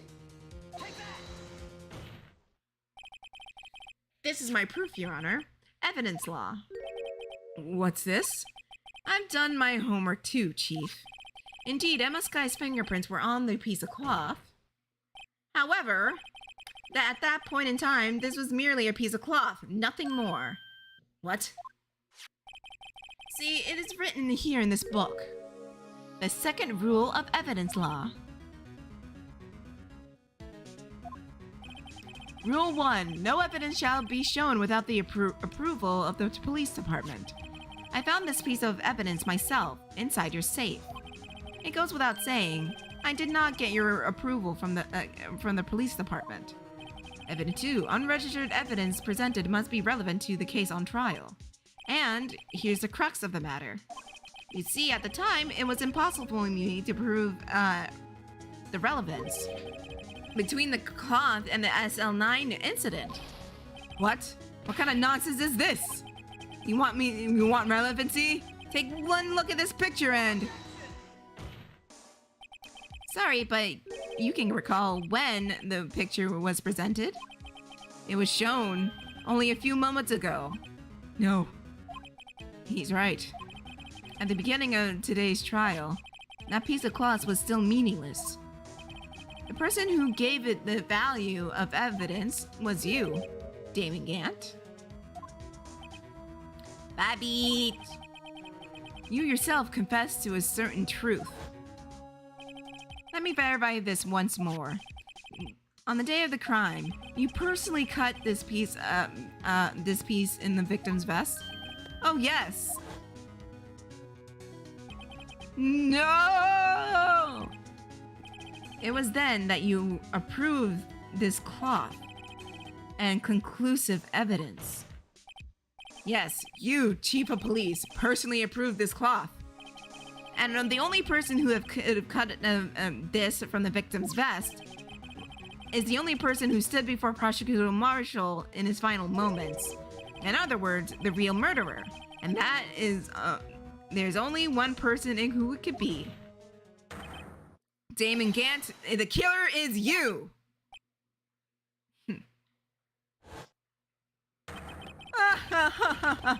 Oh, damn.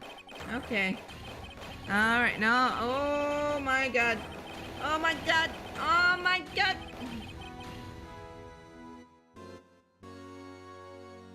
Babbitt.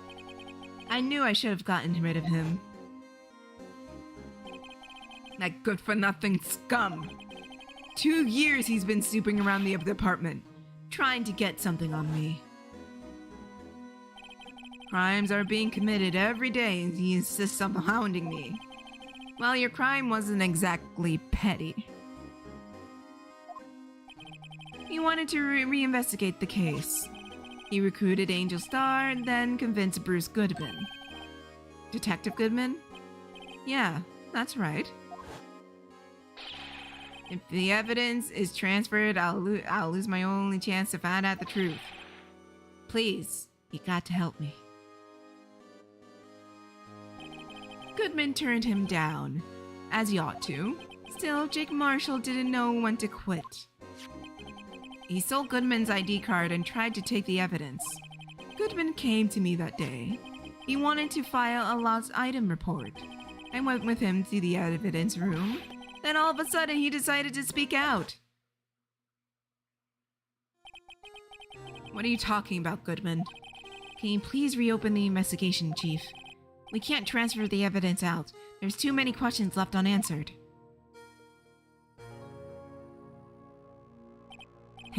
He opened his evidence locker and was taking the evidence out. Oh gosh. It's not too late. I'm going to hand all of this to Marshall. Well, to be honest, I was a bit taken aback of his words. I had a bad feeling when he came to see me, but never thought he'd bring up SL9. That's when I saw it, the accursed knife.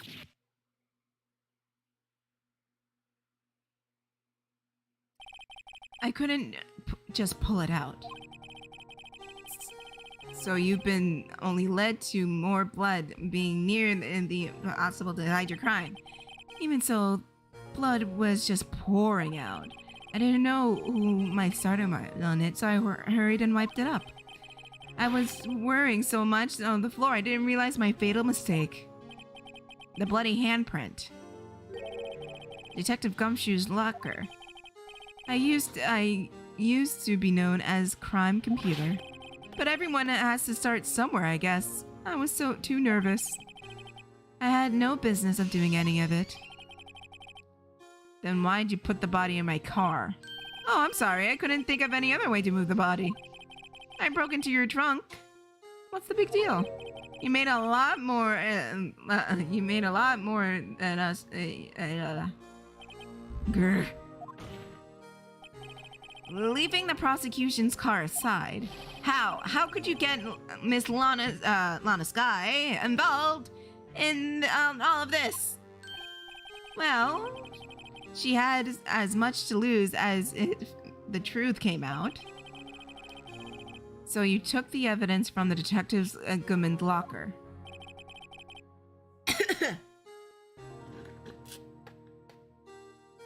I felt bad for having to do it. I also didn't have time to pick and choose what to take.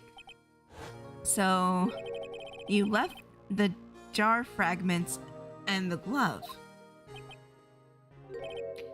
Yeah.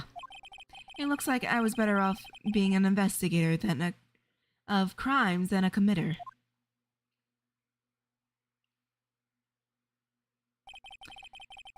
They all did their best to get in my way. Who's messaging me? God damn it. Leave me alone.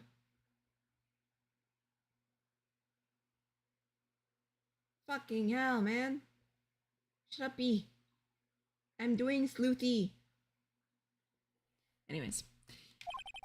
I've got to hand it to them. They do their jobs well, much to my dismay. Fake evidence doesn't hold up very well upon close examination. You must have known that. Tell me, Worthy, why did you stand in court? Me? You despise criminals. I can feel it. You and me. We're the same. One day you'll understand. Oh, believe me, you will.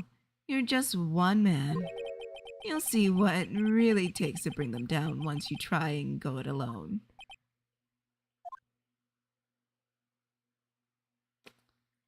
Not so fucking rude! Well, looks like it's time to say goodbye. Oh, Aji. What? Looks like we'll have to cancel that lunch date. Sorry, old friend. I'm sorry too, Damon Gant. I knew you as you used to be long ago. You were once a fine investigator and an example to others on the force. I'm sorry to learn that you are no longer that person. Oh, these days are gone now, Aji. Thanks for all the memories, though. Don't worry, you'll be fine. Now we have Raito here, and Worthy. These two around, you can't go wrong. In fact, I can hear them already. The melody is down to a new beginning.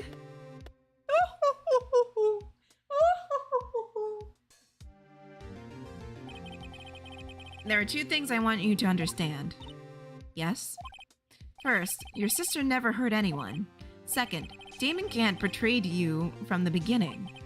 You see, Miss Guy, you are no longer have any reason to keep silent. You're right.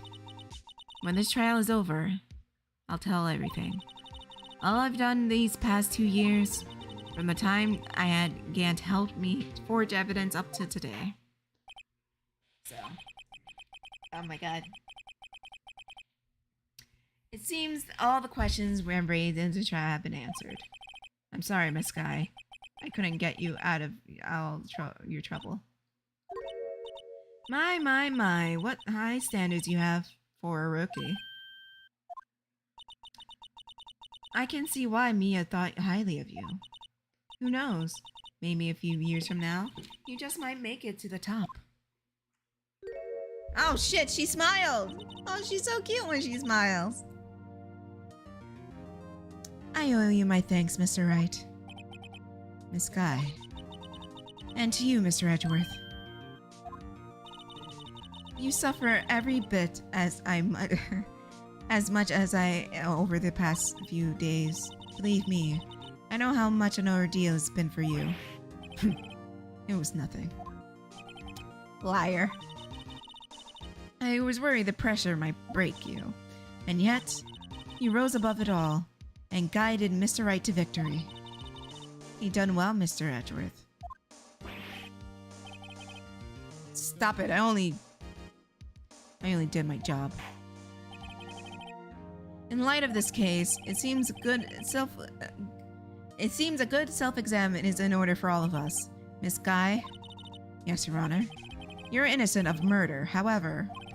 Although the chief blackmailed you, the fact is you still acted as his compliance. A trial will be scheduled for these crimes at a later date. Yes, I understand, Your Honor. Is there something amusing about all this? Why are you smiling? It's been a long time, Your Honor. A long time since I felt free from these heavy chains.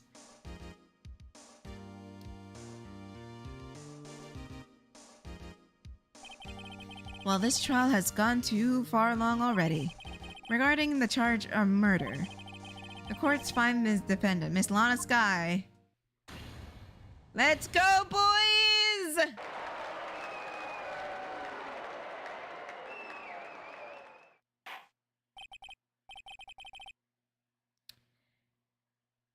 With that is all. Court is adjourned. February 25th. Fuck, I'm not reading it. No, right. At long last, finally it's over. Thank fucking God. Damn it. Emma? No. How long? Why the long face? I'm sorry your sister didn't completely get off the hook, but at least she wasn't convicted for a murder she didn't commit. No, that's not it. Just now, after the trial ended. I can see why me and Faye thought so highly of you. I owe you my thanks, Mr. Wright. And to you too, Mr. Edgeworth. You suffered every bit as much as I have over the past few days. You've done well. You know, I did my best too, but Lana didn't say a single word to me. Gumshoe! Hope I'm not interrupting anything, pals. Oh, again? I guess I am. I'll come back later. Oh. Wait, Detective Gumshoe, what is it? Oh boy, he's gonna yell at me.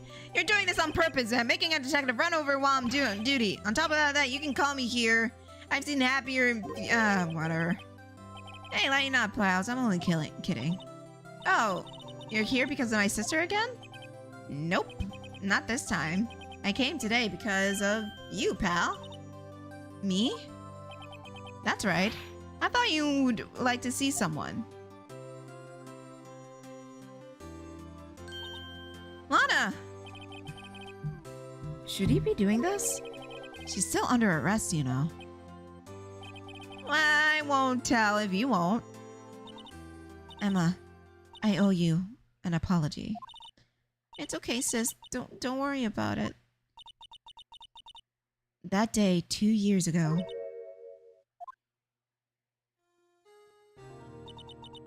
was the first time in my life I ever panicked. All I could do was keep myself from screaming. All I could think about was keeping you from getting trapped in this mess. Sis, I asked Gant to help me cover the truth. I thought I was doing it for your sake, but now I realized I was wrong. I changed after that day. I had to. It was the only way to it was the only way I could make it through the past 2 years. I knew how much I was hurting you by distancing myself. But I couldn't bring myself to tell you what I did. I was scared.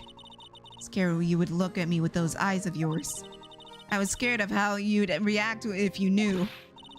But sis, if you were doing this for me, no. Huh? I turned my back on you that day. In hiding in what I believed the truth, I was deceiving you. Sis, I'm such a fool. It took me all this time to realize. Emma, I'm so sorry. But sis, you don't have to apologize. I'm happy now. You're happy? Of course. You know, sis? I've always knew that one day you'd come back. And now you have. Oh, Emma. Emma. Are they gonna hug? Are they gonna hug? Aww, look at that. No one can change the past. The only thing we can do is strive to make up for our mistakes.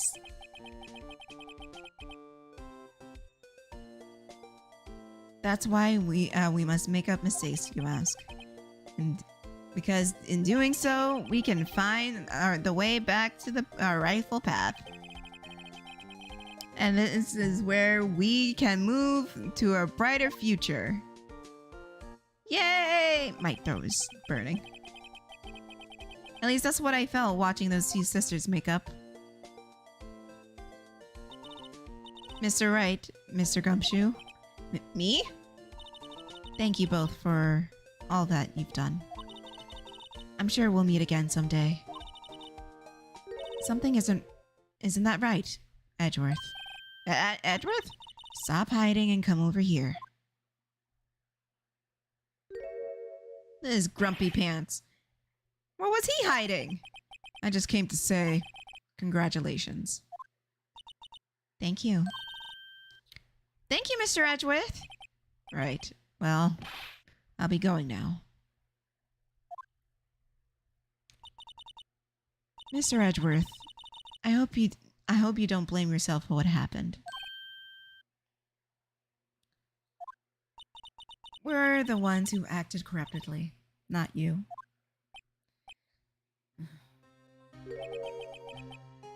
It's too late for me.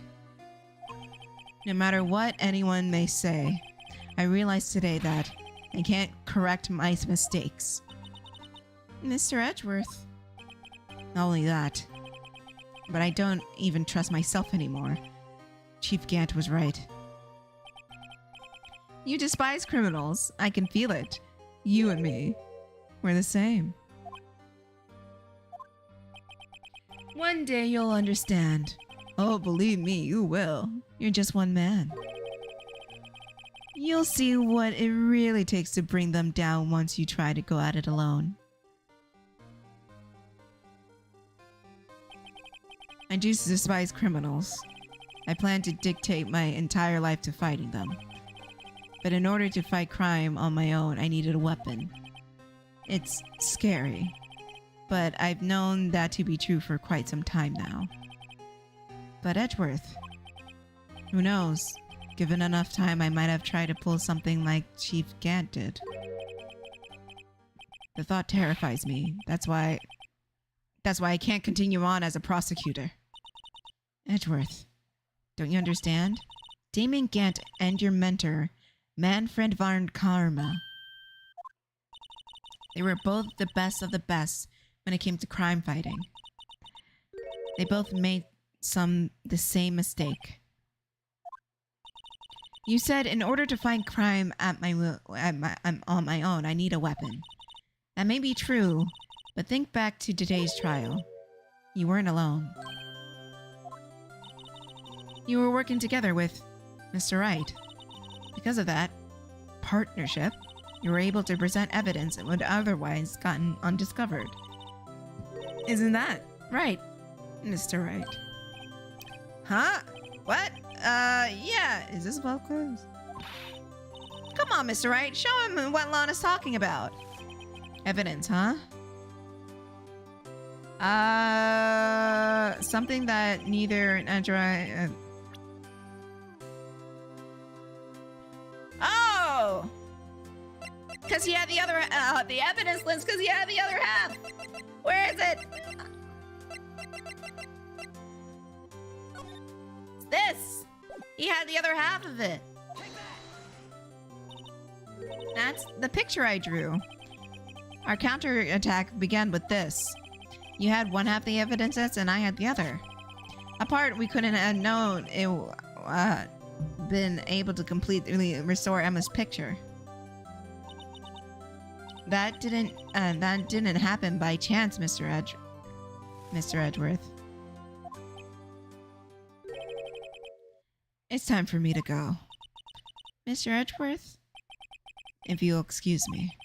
There's still some loose ends that need wrapping up. Take care, Chief Prosecutor. Edgeworth! What will you do now? Well, whatever you do, just remember. You can't let what happened kill the prosecutor in you. You can only let it help you grow. In the end, it's up to you. I know. It seems that I owe you my thanks too, right?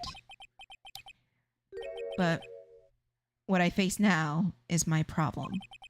Edgeworth, I'll be waiting for you in court. Farewell.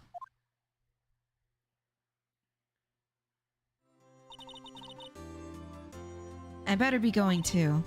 Okay. I'll be by to visit you soon. It seems we both have a lot to learn and catching up to do. Here's a little something for you. Scientific investigation? This is the first book I ever bought. Study it well. Thanks, sis. I will.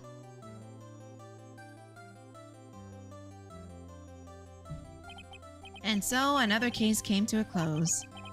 As for the sisters, I have faith. No. Faith that their lives have only just begun. As for me, I think it's time I started on a new journey on my own. A journey to rediscover myself.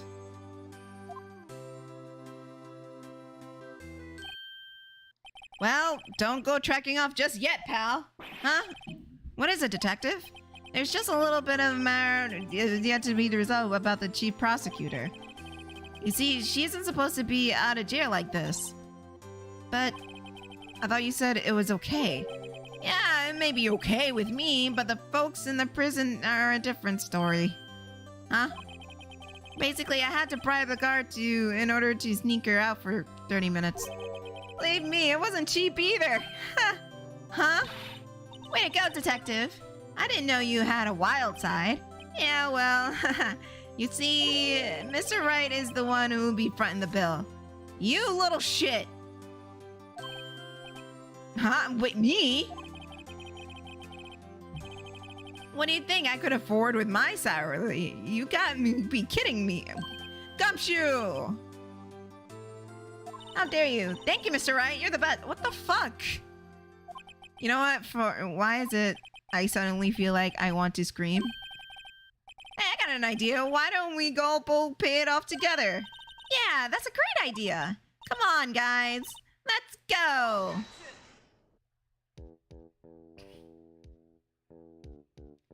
Oh, that's the end of that game. Oh, God. So Emma's gonna go to Europe. And she's gonna learn from a corner. Oh, Jesus Christ!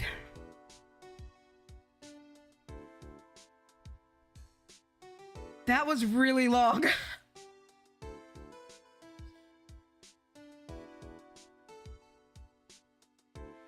Jester, you can go fuck yourself, okay? God damn, dude.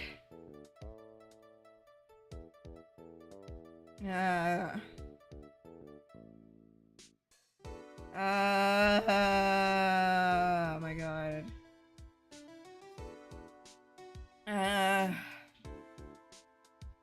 You can't shake off Miyata.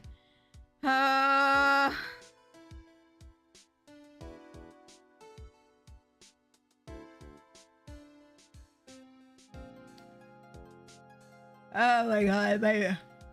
Oh god, shit, holy shit. I just want to see how everything turns out. I need a cup of tea. My throat is so dry. My new mission is to guard the main entrance and take care of Billy. Oh, great. I've been demoted to security guard. My partner keeps an eye on me and... Oh, I'll show them that. Oh god, my hand. Oh god, no! Stop!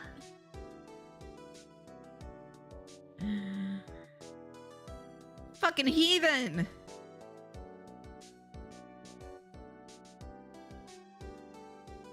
My stomach is growling, but I'm gonna ignore it.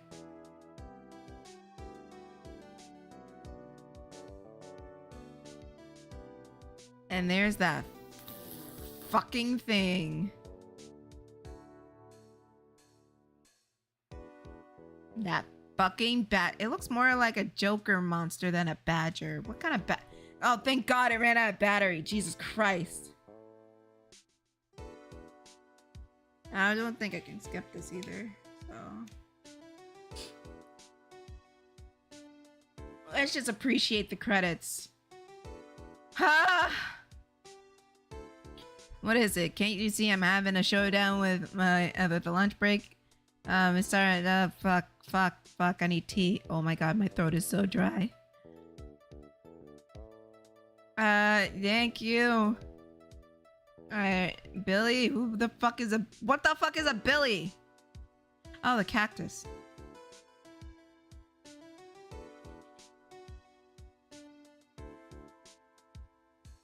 Looks like we won't be seeing each other for a while. Have a fair look. I put a new meal on the menu. The right way lunch. Topping layers of the bitter defeat, and the bottom layer is a sweet victory. Kid seems to dig the turnabout theme is a hot seller. I can't keep up. Holy shit. I fucking... Oh my god. This took way too long. My guess is like, it was like a fucking game in itself, because this took so long. Oh my god. It took almost like 30 hours. Around 20 or 30 hours. Jesus. Anyways, he said he has been doing this for oh my god. Anyways, I got a trial to get to, so you better be... Oh no, I forgot. Oh, fuck you!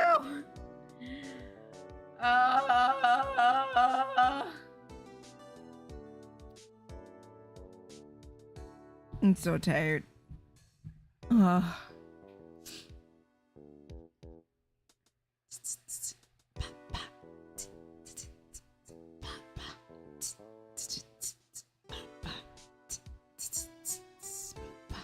Where you been?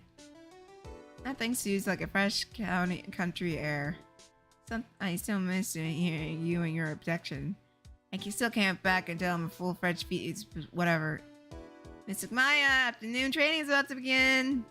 Coming! Well, see you around, Nick. Ah!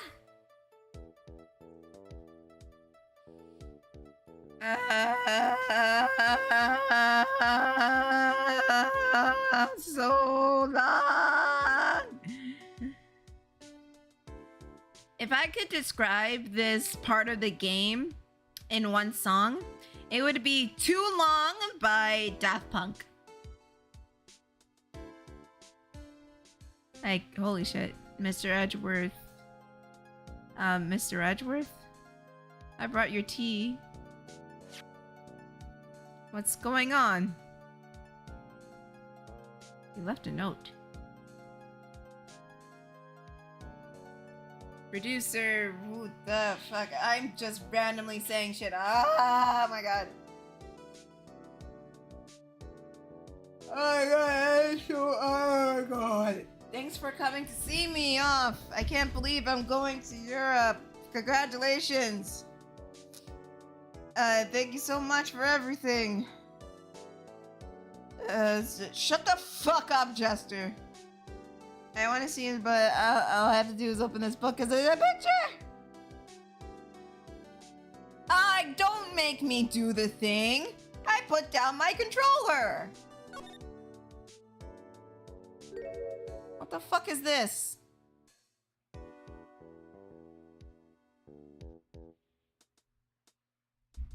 Oh, that is kind of cute. That is kind of sweet. That's sweet, yeah. I can't skip it though. But that is sweet. That is cute. Oh, thank God! The credits are over! And I got an achievement. Rises from the ashes or some shit like that. I don't know. Ah!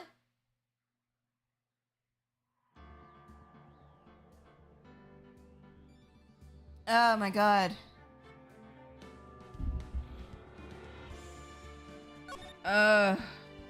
Wait, was that it?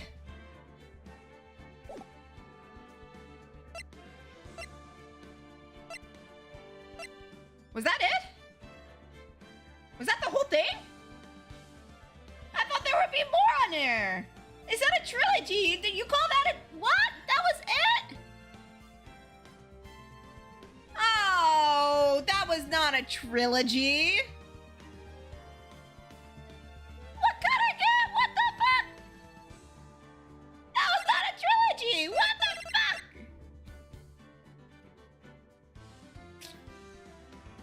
Ain't this a bitch?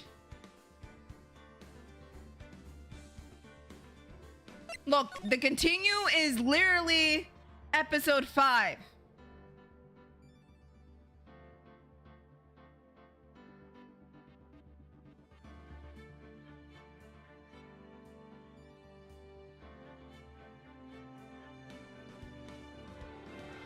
Are you fucking kidding me?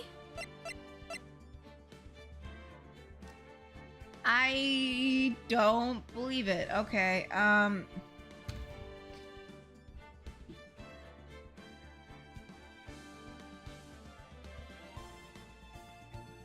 It was only the first game. I thought it was like all of the first games. What the fuck? I've been gypped. Shut the fuck up, Jester, alright? Shut the fuck up. I don't want to fucking hear you right now, alright? What the fuck, man? That is stupid. I thought it was the fucking... Hold on, I need to Google this. I need to Google this.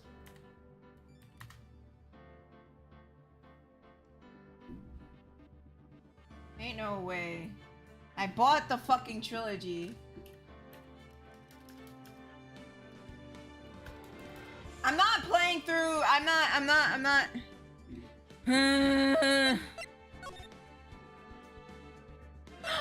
Oh! Thank you, Horse. So we do have all 3 games. Okay, all right. I'm not. Yeah, I'm not bad. My bad. Okay, all right. So we do have all 3 of them. I thought it would automatically go to the next one. I thought it would. Okay, we're good. I thought I'd go like panic buy another one. Thank you, Horse.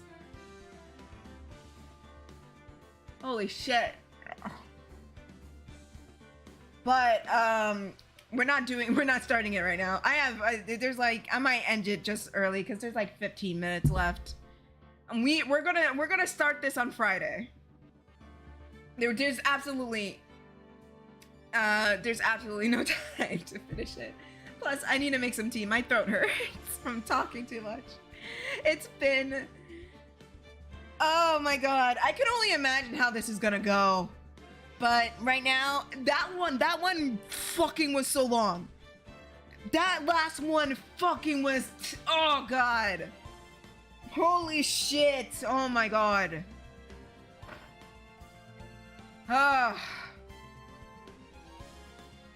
If I fucking hear a spoiler from any of you guys, I'm going to be mad. No spoilers. I want to go into this blind.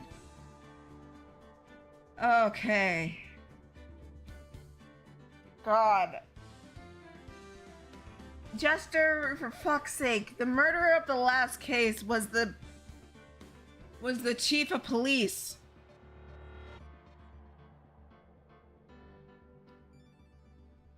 Ugh.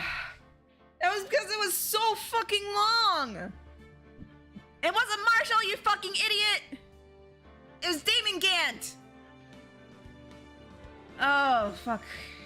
Fuck, fucking hell, man. Holy shit. Okay. But I am gonna finish the stream a little bit early. Oh. I need to turn off my brain for a while. I'm gonna make some tea. You don't understand, like that later, like the later half of the trial, my throat started to burn. And my throat felt so dry. I'm just like, I can't keep going like this. I can't keep going. Ah, I'm making tea. Fuck this. All right, guys, I'm gonna end the stream early. I want to thank you. I want to thank everyone for watching and hanging out and helping me along with this. I do appreciate it, and it's a fun thing to do with you guys.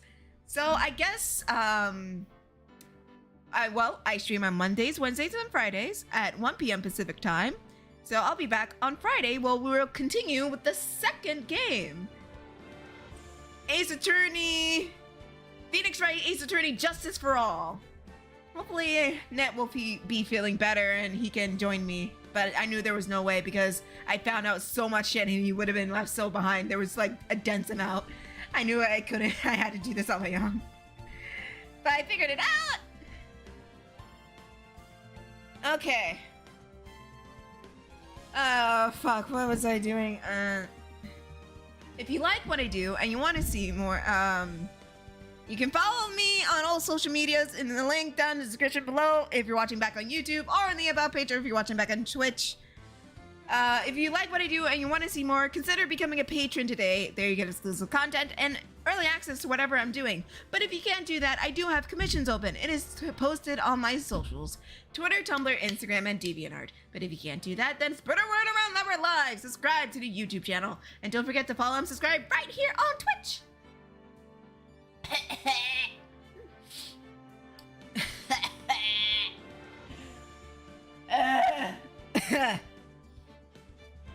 in the words of my favorite cartoon character, mwah.